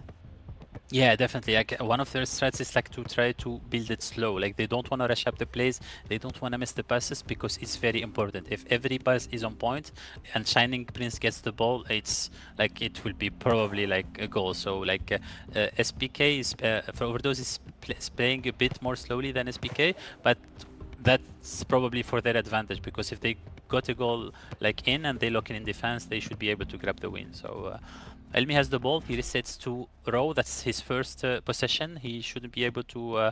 He should be able to have the ball one more time, and let's see how SPK will play this one. Yeah, I like that people are mentioning, like, why is everyone holding the ball so long? And you mentioned, there's no time limit, but, we've seen how those quicker plays, the passes, the shots on net, really play out and how they can really work to an advantage. And those are the ones that seem to be the most successful, especially in a game like this. You don't really want to be too slow here. There's another shot, a great save by Arctic. Nice diving catch as he now resets the field, and Shining Prince is looking to add that pressure just as Snow Tea typically does. Yeah, same. Both teams play with the same formation, 3-1. That's why it is a little bit slow. Like, we don't have the sort of square defense that other teams do, like Kin and 100X, but it's efficient for both of them. They both have three good defensive players, so having to stop the crosses and the plays is very easy for them in the 3-1 formation. And in attack, both of them they play 2-3 with the goalkeeper being on the same side as a defender, which helps them open more space, having more chances to do good passes. Arctic passes to Sammy, now it goes to Somis. We will see what he can do. He'll probably send it to first post, maybe a lob to the second. It goes to second and the defense gets the ball. Maybe they will go for a reset here. Let's see what this falls. There's a little bit quicker passes there happening. Kami getting triangled there, trying to look for an opening. Couldn't quite do it. And there's the pass. A little bit of a reset. Vendrick now in possession. A pass over to the left side. And it's no good. Kami trying to get there, but defense is just on it. A nice back pass to Rowe as he catches it and now sends it out. Yeah, okay. Now the ball on Lexer. We can see here a couple of good passes. Ilmi gets the ball. He tries to advance. Lexer with the extra effort, Shining, and amazing block from Somis. I think if he would have if he would not have blocked that, Arctic would have had probably hard time. So the ball goes to Vendrick. He picks it to Arctic. Maybe we're gonna see a play here or a pass to Kami-Sami-Sama. Okay, it goes, and they failed the pass. And now the possession with Overdose. They will try to do a counter attack. Shining Prince has the ball, and he resets to Row, and it will be a slow build-up possessional play from Overdose. Let's see what they're gonna do. Maybe they will try to play on that point. But yeah, unfortunately, it was blocked from Vendrick. They're probably gonna reset, and the ball will go for SPK now. Yes, as we have our 40 seconds on the clock. Somsy in possession over to Snowty. There's the shot, and it's a great save by Rowe. Absolutely amazing as we now have another reset. 30 seconds on the clock. Another pass back to Rowe. So they're just kind of killing time here. They might push for an overtime. I'm not too sure. One thing that I did want to point out, like a pattern. Ooh, what a catch by Arctic. One thing about SPK is that it seems like they're outplaying themselves a little bit. They're not making these connecting, touches or catches on the ball, and it's really eating them up out here. Yeah, I agree with you. But I want to say something. Both keepers are doing amazing because some of the shots are passing, but they are able to get it. Amazing save from Arctic. If that wouldn't be scored, it will be very, very, very tough for SPK for coming back from a 2-0 lose. So Somis has the ball. Let's see what he's going to do. Maybe he will try to cook play. He shoots it to Snowty. He wanted to give it to Vendrick, but it was a great block from Lexer. Somis again with the ball. Another play, and Lexer is on point with his blocks. Let's see. Now Elmi was going to reset probably to Row, and they will probably go for a slower play. Yes, and that does make sense. Like I mentioned, a little closer to halftime here is that Overdose is really just taking their time. They're being very, very calculated, taking their time, looking for some open opportunities here. So they're definitely looking a lot more formed as a team and really playing around the field, trying to test the waters here, seeing what's going to make it through and what's not, as we do have a turnaround by SPK and a nice tackle by Skula pushing the ball back. We have a small turnaround.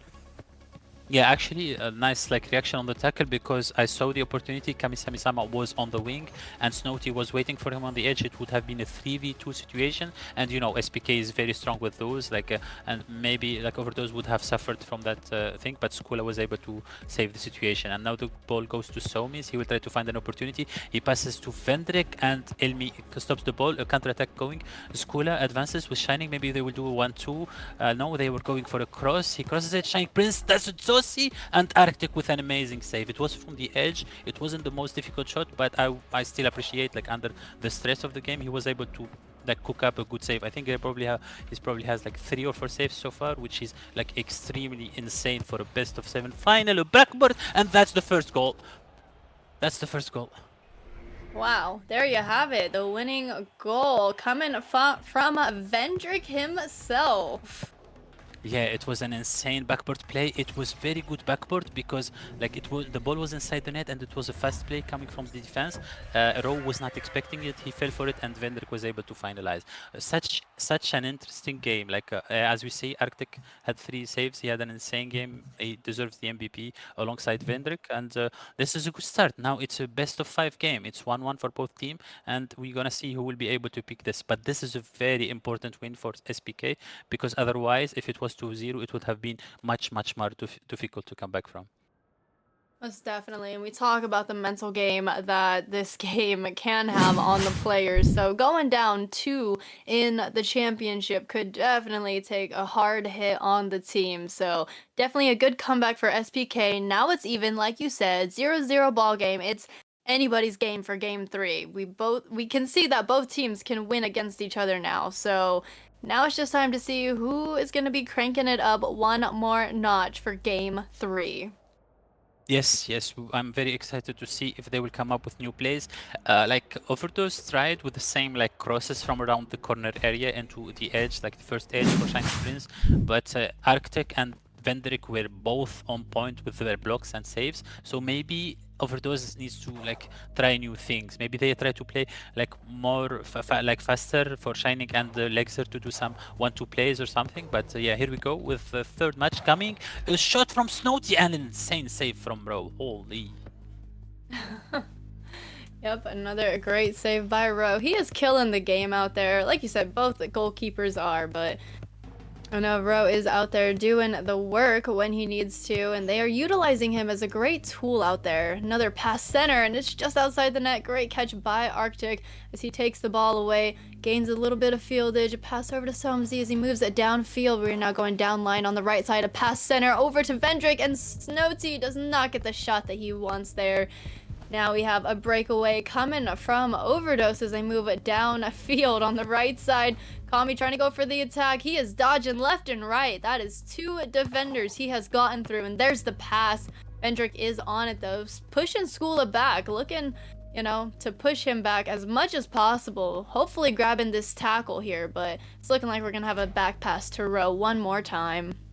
Yes, Rowe, like we've seen in that play, like Ilmi was able to dribble 2 defenders, but he was not able to do the cross because it was stopped by the third defender.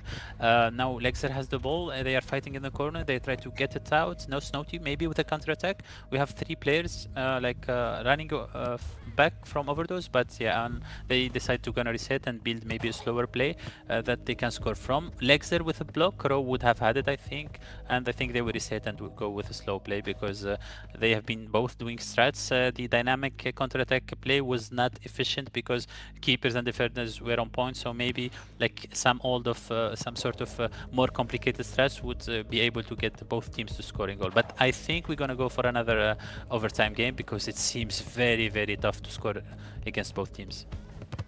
Most definitely, but we're not even at halftime quite just yet, so maybe we're gonna have a breakaway here as we got Overdose working together here. Another back pass to Rowe as they're trying to open up the field a little bit. Snowty blocking off the right side just a smidge bit, trying to force Skula into a play into that corner. Vendrick is on it, but Skula has the steal, trying to get through 2 defenders here. There's a pass to the other side of the field. A nice catch coming from Emi as he goes onto the right side into the corner. It's him and Snowty. Snowty has 1 block, and we are moving back towards Overdose side of the field once more. We got a little bit of a corner here, but again, Rowe being an absolute great tool to have as a back pass. Now he's opening up the field, Skula with the pass, and there you have it. Yeah, good block from Vendrick. As we said earlier, he deserved the MVP of the second match, and he's been stopping everything. Like so far, I don't think Shining was able to do any insane play, but Ilmi was on point. Otherwise, I think it could have been a goal because it was very close, and Rowe was ready to pre-dive on one of the direction because it would have been impossible to react to goal from there. Lexer going with the ball. Maybe they're looking for a play on the first edge. He shoots it second, and now Skula couldn't like cross it, so he decided decides to play it slow. Pass to Lexer, but the pass was extremely far. Kamisami-sama, maybe he will do a counter-attack. Somis goes with the ball. Vendrick is following up. He can switch to the other side probably, and they will try to make a slower play. Kamisami-sama pushes, Elmi pushes him. Vendrick and Skola with another good prio. The ball goes to Somis, and they will build to do another attack.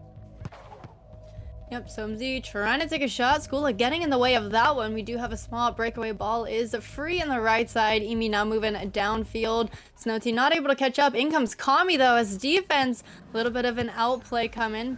Forced back. Looking good for SPK, but in comes Row once again as we have a field reset here. Everybody looking to open up some sort of opportunity for Row to pass to them. We got Snowty adding that pressure. Left side corner here. Skula in charge. Looking for a pass. There it is. The shot. Oh my God. Crazy shot from Shining. As I said, crazy pass from Skola. The chemistry was insane. Just give it to Edge and Shining will get you. Insane shot. Arctic was a little bit misplaced to the right side. I think he would have had it if he was more centric, but I don't blame him. Shining is crazy with those lower corner shots, and the Skola with an insane cross. I think it would be very difficult from SPK to come back from this, but let's see, maybe in the next few seconds we're gonna see a goal from them. Have a shot attempt. Defense is able to get it off their side of the field once again. Time is counting down. 15 seconds to go. Let's see what happens. They might just stall time. That's a smart move here as there's only 5 seconds remaining. Yes, and they're probably gonna waste time. I don't think they would risk losing the ball in here. It's a very important final, and as we know, 1,000 euros on the line with an exclusive in-game title for the winner. So yeah, we will see what SPK will cook next match. I think this game was a bit slower than the others. Apart from one save from Row, we didn't see a lot of shots on target. Defense from blocking to tackling was on point, from both sides. Vendrick carrying with Somis the SPK defense, and Lexer and Elmi and Skola carrying the Overdose defense. Yeah, well, that did it for them. Overdose now has 2 winning games in this series. We have a 2-1 series on our hands. We're going to see what happens in game number 4. That could be game point, but we're going to see because we all know SPK does come in clutch when they need to, and that's exactly what they did in game number 2. So, again, following the pattern, it's looking like it's going to be in favor of SPK, but I'm not going to say one way or the other. We're just going to let the players tell us what the results are going to be. Yeah, definitely. What do you think? What are the options that SPK has in this match? Because, apart from just crossing to Snowty, maybe doing a couple of rainbows, I'm not seeing a lot of creativity from SPK side. What do you think they are preparing for this match? I definitely agree with you on that. I don't know. I mean, in great catch by Arctic. In game number 2, we had Vendrick actually come out of the shadows and score for us, and in a previous years we even had Somzi help us out and score one alongside Snow and Sami. So if it's not going to be the 2 in quote star players scoring, they might be racking up some time and trying to use some background players here to try and sneak one in, because Overdose is not easy to score on, and we have continued to see that from game 1, 2, and 3. Yes, definitely. Shining pass to Skola and Lexer shoots, but Snowty was able to block it. Skola will try to pass to Shining Prince. Lexer is calling for the ball. I think it will be a bit tough. They will probably end up resetting. Oh my god, nice tackle from Vendrick. It's a counter-attack 2v1. Snowty pushes the ball. He has Kamisami-sama as an option, but Ilmi goes as a clutch like always. He'll probably reset or pass to Skola. He does a mistake, Kamisami-sama, but I think it will go for a reset because it's a 2v3 situation, and even with that, with the skills of Kamisami and Snowty, they couldn't break the defense just like that. So they'll probably go for a play. Snowty with a backboard, but it was a bit far. I think, oh my god, Kamisami-sama with an insane goal. It was a good rainbow. The keeper little bit did a mistake, and it was a very, very nice goal from him. Actually, though, we had Rowe come out of the net quite far, and that left it wide open for them. Great capitalization by SPK.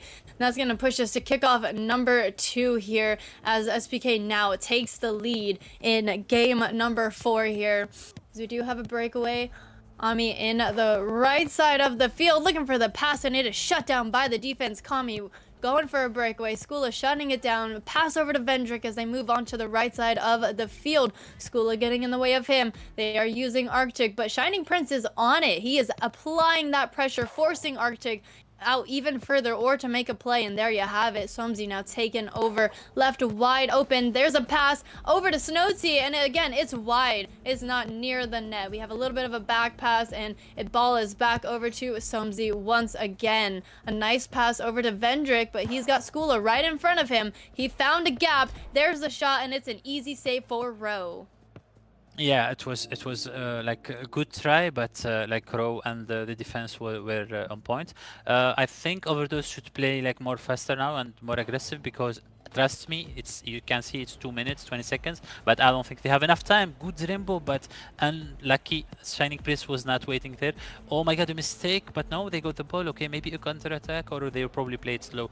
SPK has an advantage now. It's 1-0. They don't have to play as aggressive as they were playing. They can play it slow. They should wait for a push-up from Overdose defense so that they open more space, and maybe they can score a second goal and guarantee the win, definitely.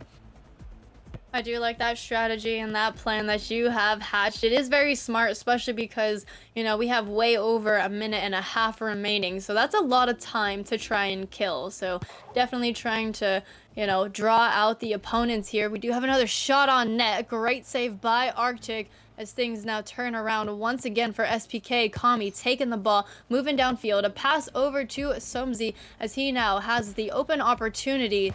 There's a pass over to Vendrick off the wall, and it's no good. Going center. Very, very close. A great opportunity, not capitalized on.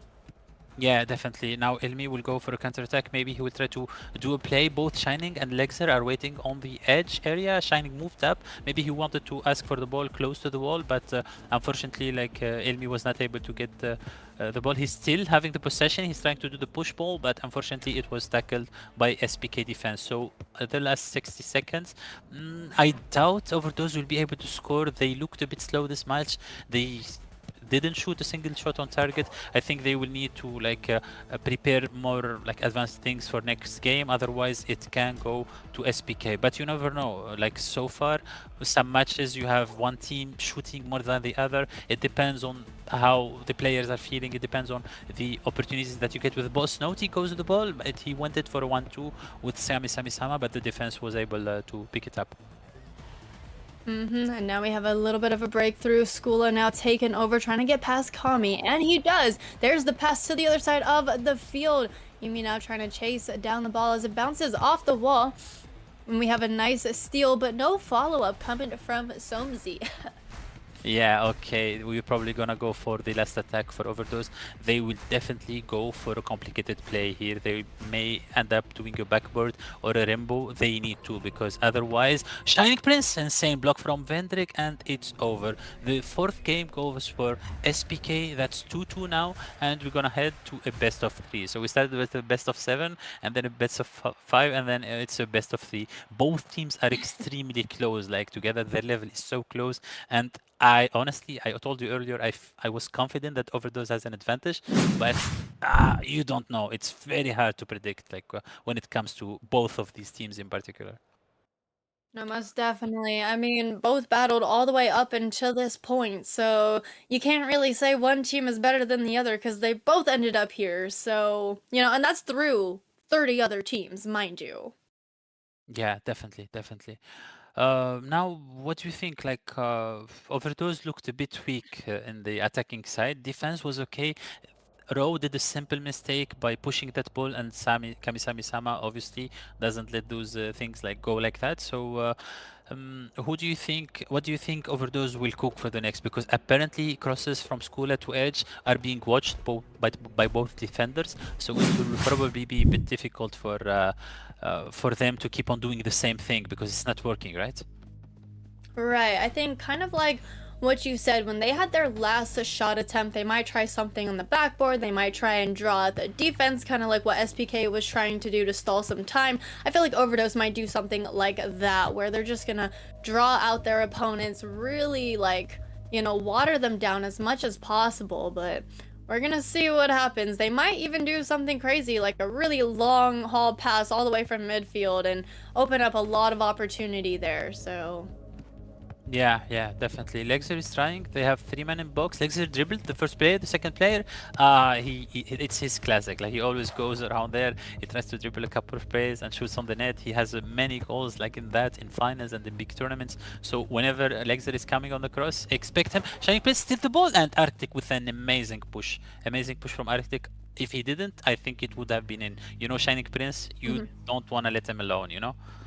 No, most definitely. And Arctic knows that. That's probably why he pushed up so hard and went for that sliding tackle there. But honestly, that was really, really risky. We have another pass center. God. There's the first goal of the game!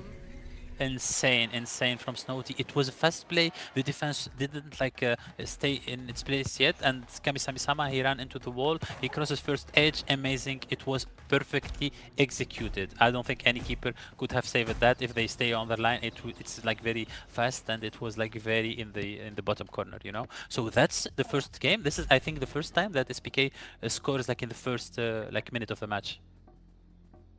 Yeah, I think it's so. Very exciting to see from SPK too. Yeah, definitely. Okay, Ro has the ball. He tries to do the same play. He shoots it to edge, and Arctic with an amazing save. It was a little bit outside the box, and he had the worst. He didn't have a good animation, but still, like, a good job on Arctic on that save. And he has done a very nice tournament. And in the finals so far, he's doing his best. He only conceded a couple of goals so far, like, and not really his mistakes. So we will see what happens in the remaining matches. But it was a very good save, definitely. So Kami-sama tries to cross to Somis. Nice goal, but Ro goes with a very, very, very good save, and important, because if that goal went in, it would be very difficult to come back from it.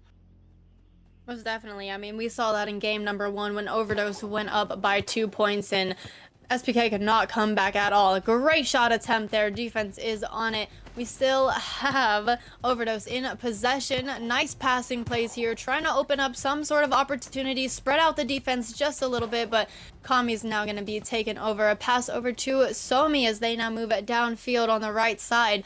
All the time in the world of Shining tries to get back.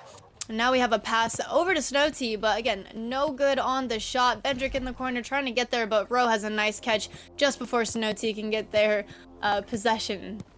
Yeah, it was a good defensive play from Overdose. Elmi will try to go. He has Shining and Skola waiting for him in the box. He passes to Lexer, but the block was good from the defense. Skola was waiting. If you noticed, when Elmi pushes up, Skola stays back to cover on him, which is like the most basic thing that you should do as a defender. And like Elmi does the same thing for Skola, so they try to rotate with each other because you don't want to let Snowty alone. Amazing save from Ro. It was very good. It was very close. I think if he didn't push that ball, it could have been in. Like very good play from SPK, and I think they are the most scary team so far in this match, at least.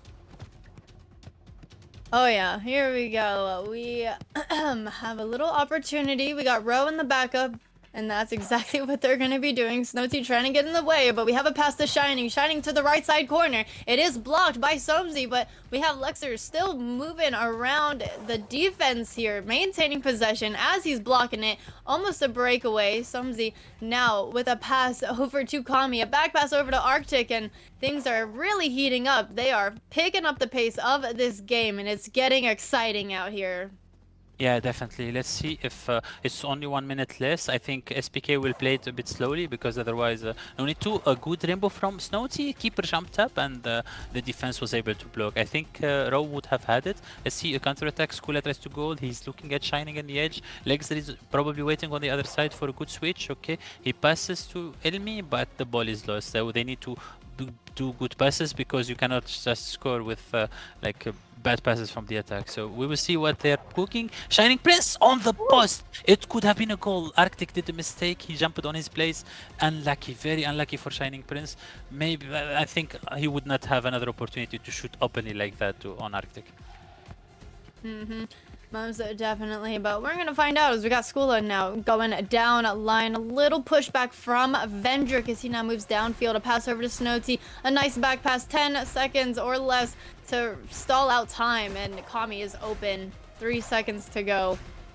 Yeah, it's over. It's over. Look, like this game, this final plays on small details. Like Rob did that missed jump, they scored a goal, and you are not able to come back. So like you should be very locked in. Like you shouldn't make any mistakes, because if you do it, the other team will score, and it will be very hard to come back unless the other team does a mistake. So SPK with this win are one match close to winning the grand final of the Elite 2, and I mean, Overdose needs like to wake up now, because I'm not optimistic about them. I don't see them doing like original plays. They're doing the same things for the past 2 games, which SPK picked up. You know, blocking Shining Prince on the edge, and they should be good to win. You know. Oh yeah, I mean, this is game point. SPK could just ride on this momentum, you know, do exactly what they did, pull out, you know, Ro, find those mini mistakes that he has been making, which we all thought was going to be Arctic, but Arctic has been holding it down. He has had his little mistakes here and there, but nothing that has been capitalized on to give a goal away. So SPK is right on the verge of being crowned the Elite Champions, but it's not over. Overdose has one last life to try and turn things around and possibly push for a game 7. Yeah, let's see how it will go. Overdose needs to come up with new plans. As I said, SPK, they have been doing well. They didn't do any mistakes in defense. They have been on Shining Prince. They were blocking all the shots, even the crosses sometimes from both Lexer and Skula. I think the defense is on point, and as long as the defense is on point, it will be very hard to stop them. So Overdose needs to come up with a more complicated plays. Just playing on Shining on the edge, I don't think it will work. I mean, it worked in the first like 2 times out of the first 3 games, because maybe SPK was not ready yet, but it will be extremely like difficult to just score with just basic crosses to edge area, you know. Oh yeah, most definitely. We can see that the midfield defense is really holding it down for SPK, and you know, like we had said, this is all about adaptability. So once you kind of know the strategy of your opponent, it's over unless either team can adapt, whether it's the strategy originally that was played or the other team, you know, coming up with something new now that their opposing team has adapted to their strategies that they are very well known for. So I don't know what's going to be happening for Shining Prince out there. They're going to have to come up with something new or utilize some sort of a new strategy to, you know, make a small comeback here and push for another game. Yeah, sure thing. Yeah, I think and in your opinion, for me so far, the MVP of SPK is between Vendrick and Arctic. They have been doing very well defensively. They were not doing any mistakes. Maybe apart from letting Shining does 1 or 2 shots from in the first 2 matches, I think they have been very locked in, and that's thanks to that, like SPK was able to advance, because offense was not as strong as it was in the other matches. Offense like was able to score 1 game per match in the 3 matches they won, but it was not like lethal as like it was in the other matches. And finally, we're back to the game, Royalty. Alrighty, we got Ro in possession. So we got Snowty adding a little bit of pressure, trying to make Ro make a play here. Skula playing the bounce off the wall. Very nice catch as he moves downfield. Goes for the pass across the net. There's another pass and no follow-up shot there. There it is though, and it's in. It's in. You don't want to do this mistake. It was a very fast play. If you noticed it, there wasn't a bit up from the back. It was like tack, Skula to the edge, and Shining Prince, amazing shot. I think Arctic should have front jumped there, because a side like jump from there, it's a 50-50, you know. It's either you get it or you don't get it. So I think he should have pushed him, but it was a very good shot from Shining Prince. You don't want to let Shining shoot. If his shot goes through, it's probably doomed for the enemy team. Amazing block from Elmi. What the hell? Oh yeah, great defense from Elmi there, as we do have a small pushback. Row now in control. Snowty almost capitalized on that drop of the ball, which could have been crucial there. Luckily, there was enough distance. Snowty could not get to Row there, but another pass center, and defense is on it. Skula in possession, going for another pass. We're on the right side of the field here. Lexer getting challenged. Kami with the steal, turning the game around here as he moves down the field. He is dribbling Snowty up there on the right side, and defense sends it back out. Yeah, Skula was did insane defense there. The cross was going for Snowty. He was waiting on the edge. Pass to Kamisami. They are doing the same play. Amazing save from Row. If he didn't like jump and does that reaction like that, it could have been a goal. And Snowty, it was a very fast play. If you notice it, they scored like this in the last match, so they are trying to do the same thing. And for me, it's working. As long as you get the cross to the striker and the striker can shoot, it is working. So maybe they will do that 1 or 2 more times, and they will eventually get through a good block from Kamisami-sama. I think it could have been a goal. Arctic pre-jumped that a little bit early, so it was very, very good chance. Arctic passes to Kamisami-sama, and they will try to build up a new attack now. Yep, he's moving downfield past the Snowty, and a great catch by Row. What a save. Oh my goodness. Yeah, definitely. I think Row is on point in this game. And this game feels much more dynamic than the others. A lot of shots are going through. I think both teams know how to get the shot through, because the most difficult thing in this game is actually getting the shot through, because you will always have it either blocked from the cross or blocked before it's shot. But if the shot goes through, it's up to the keeper, and it's very hard for keepers to keep consistent saves all the time. But so far, Row has been doing very good for Overdose, and I think this match, oh my god, insane save. As I was just speaking, that's probably his 3rd save in this match from a shot inside the area like that. Very, very good job from Row. Honestly, if I was the keeper, I would be terrified. There's so much pressure. The reflexes that these people need to have, because these shots are coming in hot. Absolute incredible performance by Arctic, and especially by Row in this game alone. Absolutely incredible game. Yeah, definitely. And you need to remember that there is a lot of pressure on both keepers. You are the last man of defense, you're playing on 1,000 euros, you're playing on an in-game title. Obviously, there is, after the match, both teams will be trash talking each other, all of that pressure on both keepers. So it's very important for them. Oh my god, mistake. Oh no, never mind. The defense was able to cook it up, and Kamisami-sama will try to do play, and unfortunately it was a very easy shot on Row. Let's see if they gonna capitalize on that and try to do a counter-attack from Skula. Ooh, Skula with a nice back pass over to Row once again as we have a field reset. In comes Snowty. Ooh, kind of getting around Row, but they outplay Snowty. A nice pass over to Elmi as we have Lexer now in possession, moving down field, looking for an open opportunity, and it's a 2v1 is looking like. Once that pass could have gone to the right or left, but for some reason, he did not pass either side. Yeah, it was very weird from Lexer that they were in the 3 versus 2 situation. He wanted to grab the defender, but he overdone it. And I think if he could have passed maybe to Skula, one touch to Shining, they could have scored the second goal, ended up the game for them. But so far they are winning. You don't blame him. Amazing dribble from him. He still looks at Shining, but Somis was able to get the goal. Skula, is he looking for a cross? I think he will probably throws it back to Row. So now SPK needs to play aggressive. It's the last 30 seconds. Everything is allowed. So they need to pressure well, but now Overdose is doing well. Lexer has the ball. Let's see what he's gonna do. Yep, it's just him and the goal is looking like, but he's just beating around the bush. They really only have 10 seconds to stall, so yeah, you're right. I guess I don't blame them for not trying to take another shot here. They're basically just needing to stall time because they need this win. Yes, definitely. And honestly, stalling time, it's not as the post, and it's never mind, the game is over. But honestly, Skula, amazing game from Skula. As you see, Skula is a very interesting player because you don't see him doing much in the game, but then he's up with the most interceptions, most passes, with an assist from across to Shining Prince. He always he's a Dark Knight of Overdose, and he's a very crucial player to this team. They have been together, him and Shining, for the past few months together. They have one of the best chemistries in the game, so it's very normal to see him feeding assists all the time to Shining Prince, you know. Oh yeah, we definitely see that in their gameplay. Absolutely incredible chemistry coming from those two players that you just highlighted. Incredible game for Overdose here as we now have a tie game series. We are heading to game number 7.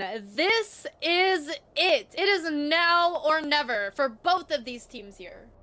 Yes, definitely. As you said, it was amazing. Like, okay, maybe we need to do these guys like best of 11 or best of 13 in order to show the difference between them. But I think it's impossible. I think if we do like best of 11 against these guys, it will end like 5-5, and then they will be playing on the 6th game. Let's see. We got a new game now. Let's see what they're gonna cook.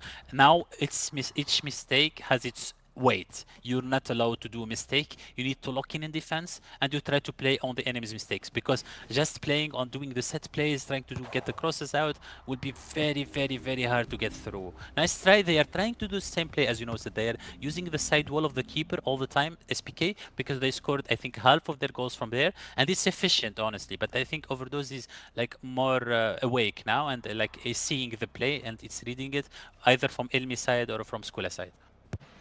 Most definitely. I hope they're awake because they definitely just lit a fire for themselves, making a comeback, keeping themselves alive so they cannot, like, ruin this opportunity that they just opened up for themselves. We have Ro now in a possession, moving down a field. There's the pass. It's going infield, off the wall. It's center, and it's no good. Defense is on it.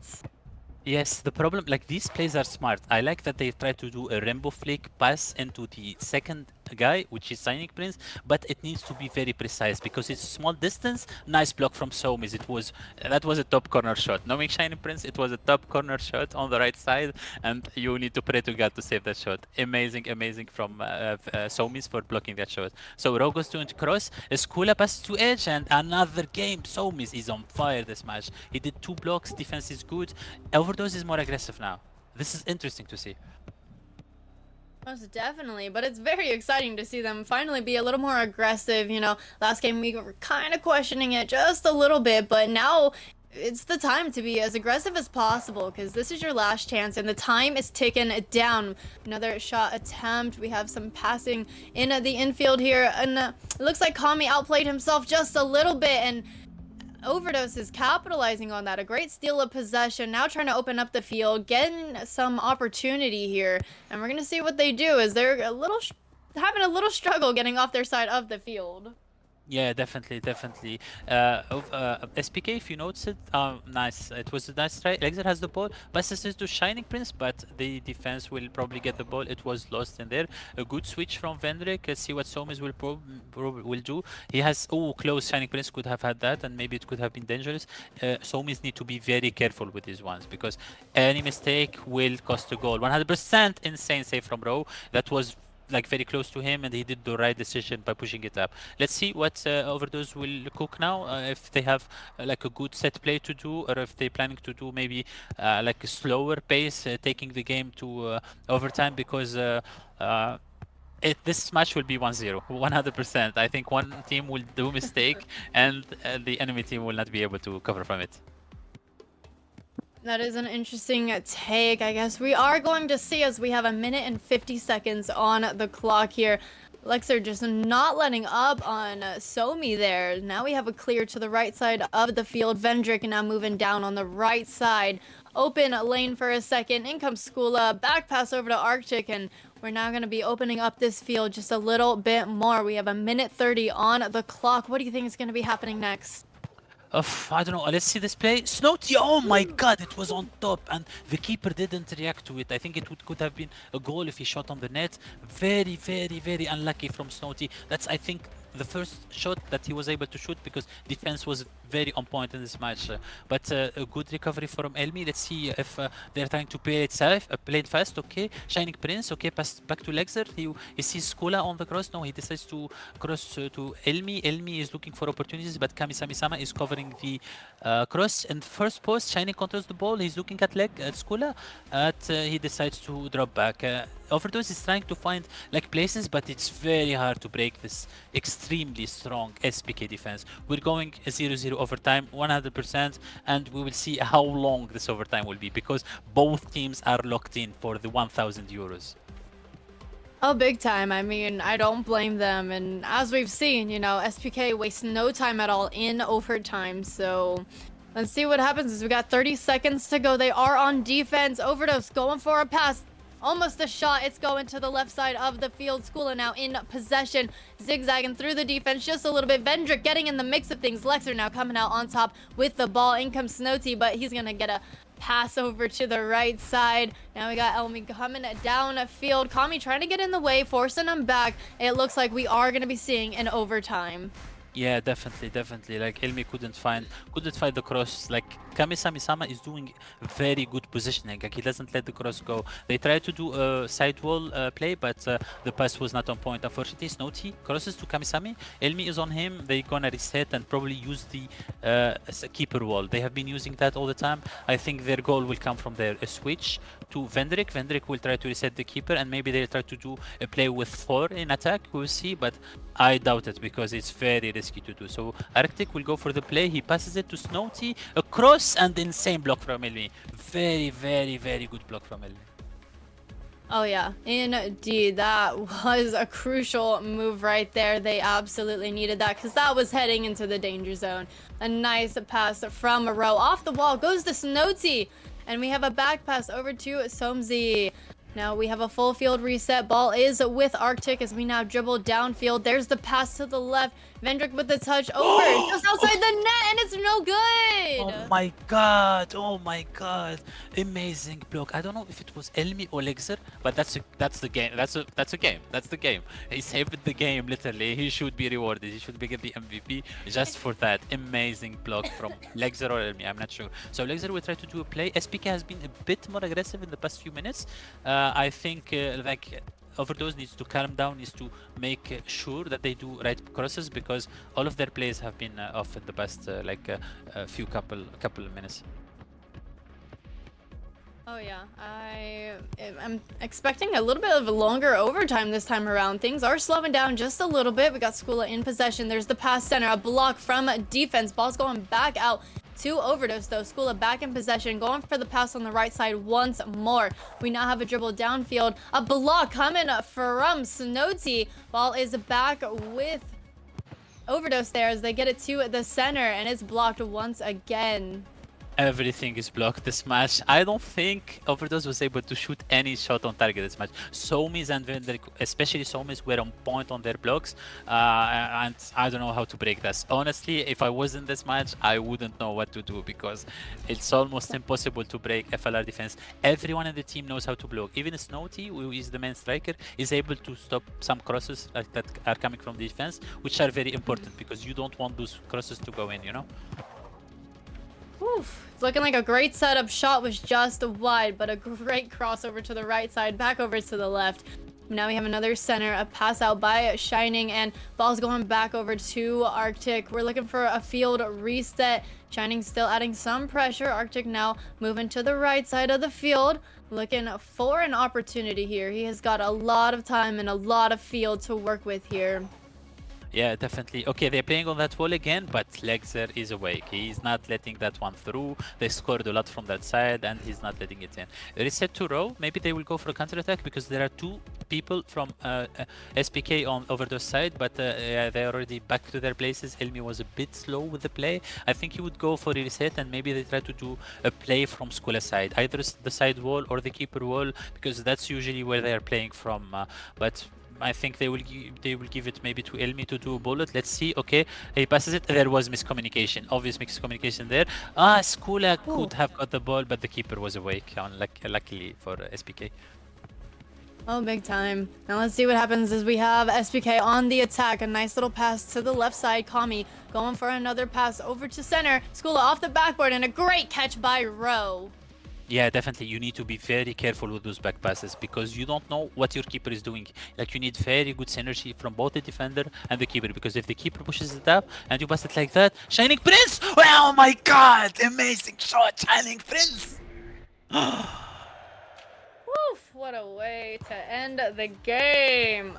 Oh my Holy, they gosh. did it Sarbimba. Sarbimba Classic. This play is called Sarbimba. It means nothing. It's a random Russian word that the team called it. They do it on the side wall and to Shining Prince. Amazing shot, amazing cross, well-deserved win. Not gonna lie, it was very intense. I think we had 4 minutes of overtime. Well played over those. Very, very, very well played over those. Well, GG's to both teams and congratulations to our elite champions, Team Overdose.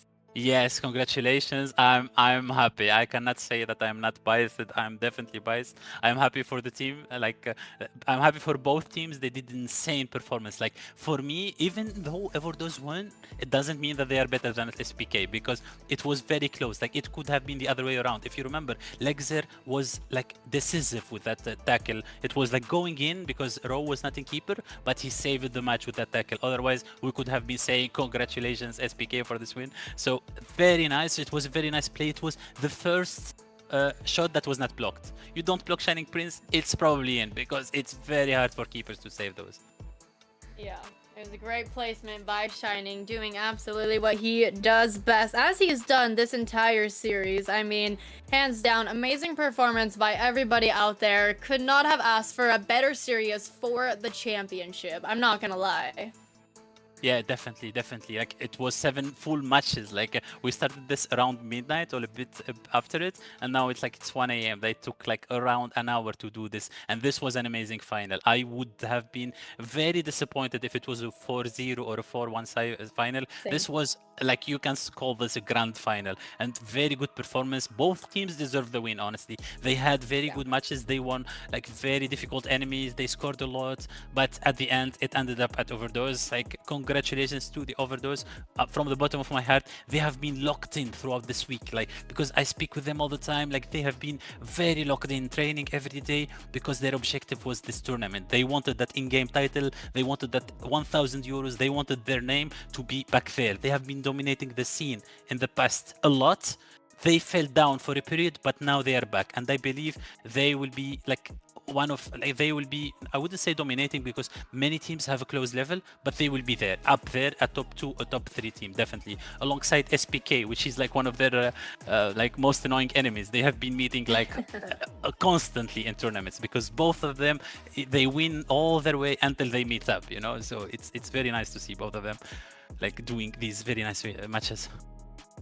Most definitely. They have sealed their name in this league here. This was an absolute amazing win for them. They deserve the title and the prize. They did absolutely amazing. So yeah, that's all I have to say about that. Congratulations, Overdose. Yeah, definitely. Also, congratulations to our winners. So I just got the results from the website, the winners of the giveaways. So we're giving away 2 rematch like keys, and the winners are Vayan, our French caster. He was the second caster alongside Alan. They did very good like performance casting wise, and they casted most French teams, most French games. So congratulations, Vayan. I will send you the code later. Even though you have rematch, I would still appreciate that you give it, not sell it, please give it to someone who like your friend or your sister, if you wanna like introduce them to a rematch. The second winner is Ice on Fire. Ice on Fire is a player from ex-player from Syndicate. He's also part of our staff. This was not rigged, I swear. Like he deserves it. If it was up to me, I would buy the game for him or for whoever he wants. He has the game also. Unfortunately, I assume most viewers have the game, but at least like it's a chance. Like maybe some non like owners of the game, they will see the giveaway, they will join. I wanted someone that I don't know who to win the giveaway, but it's okay. Congratulations to Ice on Fire and Vayan. I will send you the codes later, and please like give them to someone who doesn't play the game, introduce them to the game, because rematch is a good game, even though it has a lot of flaws. Like everyone knows that it has a lot of flaws, but it has potential. I personally don't play competitively anymore because I don't have time for it, but I would. This game is very addictive. It's a very good game. If they work a little bit on like making the meta like more dynamic and like having less bugs, etc., and try to implement rules that make it like more watchable, I think it has a lot of potential because it's a unique football game. Football is the most known sport in the game, you know. And if you like make a good game based on the most famous sport, you can cook up something great. So we will see how it goes. We will see with the World Cup and with the upcoming events what Slow Clap is preparing for us. For me, this is already a big step, like financing this tournament and like being a partner with us, providing a lot of support, like media support, financial support, etc., is a big step into making like a much a great game. And hopefully the competitive scene will improve. We have our friends from MRC who also like do tournaments almost on weekly basis, which is very nice for the scene, rematch federation, etc. And maybe we can meet sometime in an actual LAN with more like finances and more support and more interesting things. Yes, that would be amazing, and I know you guys are headed for great things just like that. So good luck to you guys. I hope the best for this league and all your future endeavors, because this was amazing. Everybody loved it. Everybody came together, and I'm so glad that you let me be a part of this as well. So huge thank you to you. I appreciate you so much. Thank you, Royalty. I really appreciate. I assume this is your first rematch experience. For honestly, you did very good. Like for someone who's first time casting rematch, you did very good. I know you have good experience in Rocket League, but it was good introduction because you cast Rocket League, you would want to cast rematch. It's both football games, both are skill based, so it's very like nice to like cast like both of these games. So thank you very much, Royalty. Thank you to our producer Smody. He did very good work. I'm extremely sorry for like how many things went like a bit messy because I didn't have enough time to prepare like a few things. And even like this, look, we went like, I don't know, 3 hours after schedule, which is insanely bad. I'm very sorry. It was long for everyone. People work tomorrow, but it is what it is. I mean, what can do, you know? So hopefully we work on better editions in the future. We improve, we learn from the mistakes, we automated a lot of things in this edition, which can make us like cook better events and higher quality events. And that's our objective. For me, I always focus on the quality. I mean, we can do like weekly tournaments for people to play and things, but I prefer quality. I prefer something customized and experience for everyone to enjoy. Even if you lose, like it's such a good feedback you get when someone loses and come to you say it's a good tournament anyway. So because if you lose, you want to shut down the PC and go sleep or something, you know. So it's very nice to see. Most definitely. Well, that's gonna do it for all of us here. Thank you so much to everyone who came to support the players, the teams, the orgs, the casters, the league, the owners, the producers, whoever. We all appreciate you so much, and we hope to see you in our next event. We'll let you know when that is, but you also have a good morning, evening, afternoon, or night, wherever you are watching from. Go get some rest. It is super late for all you EU people, so go get you some sleep. Yeah, definitely. Thank you very much, everyone, and yeah, see you in the next time, hopefully.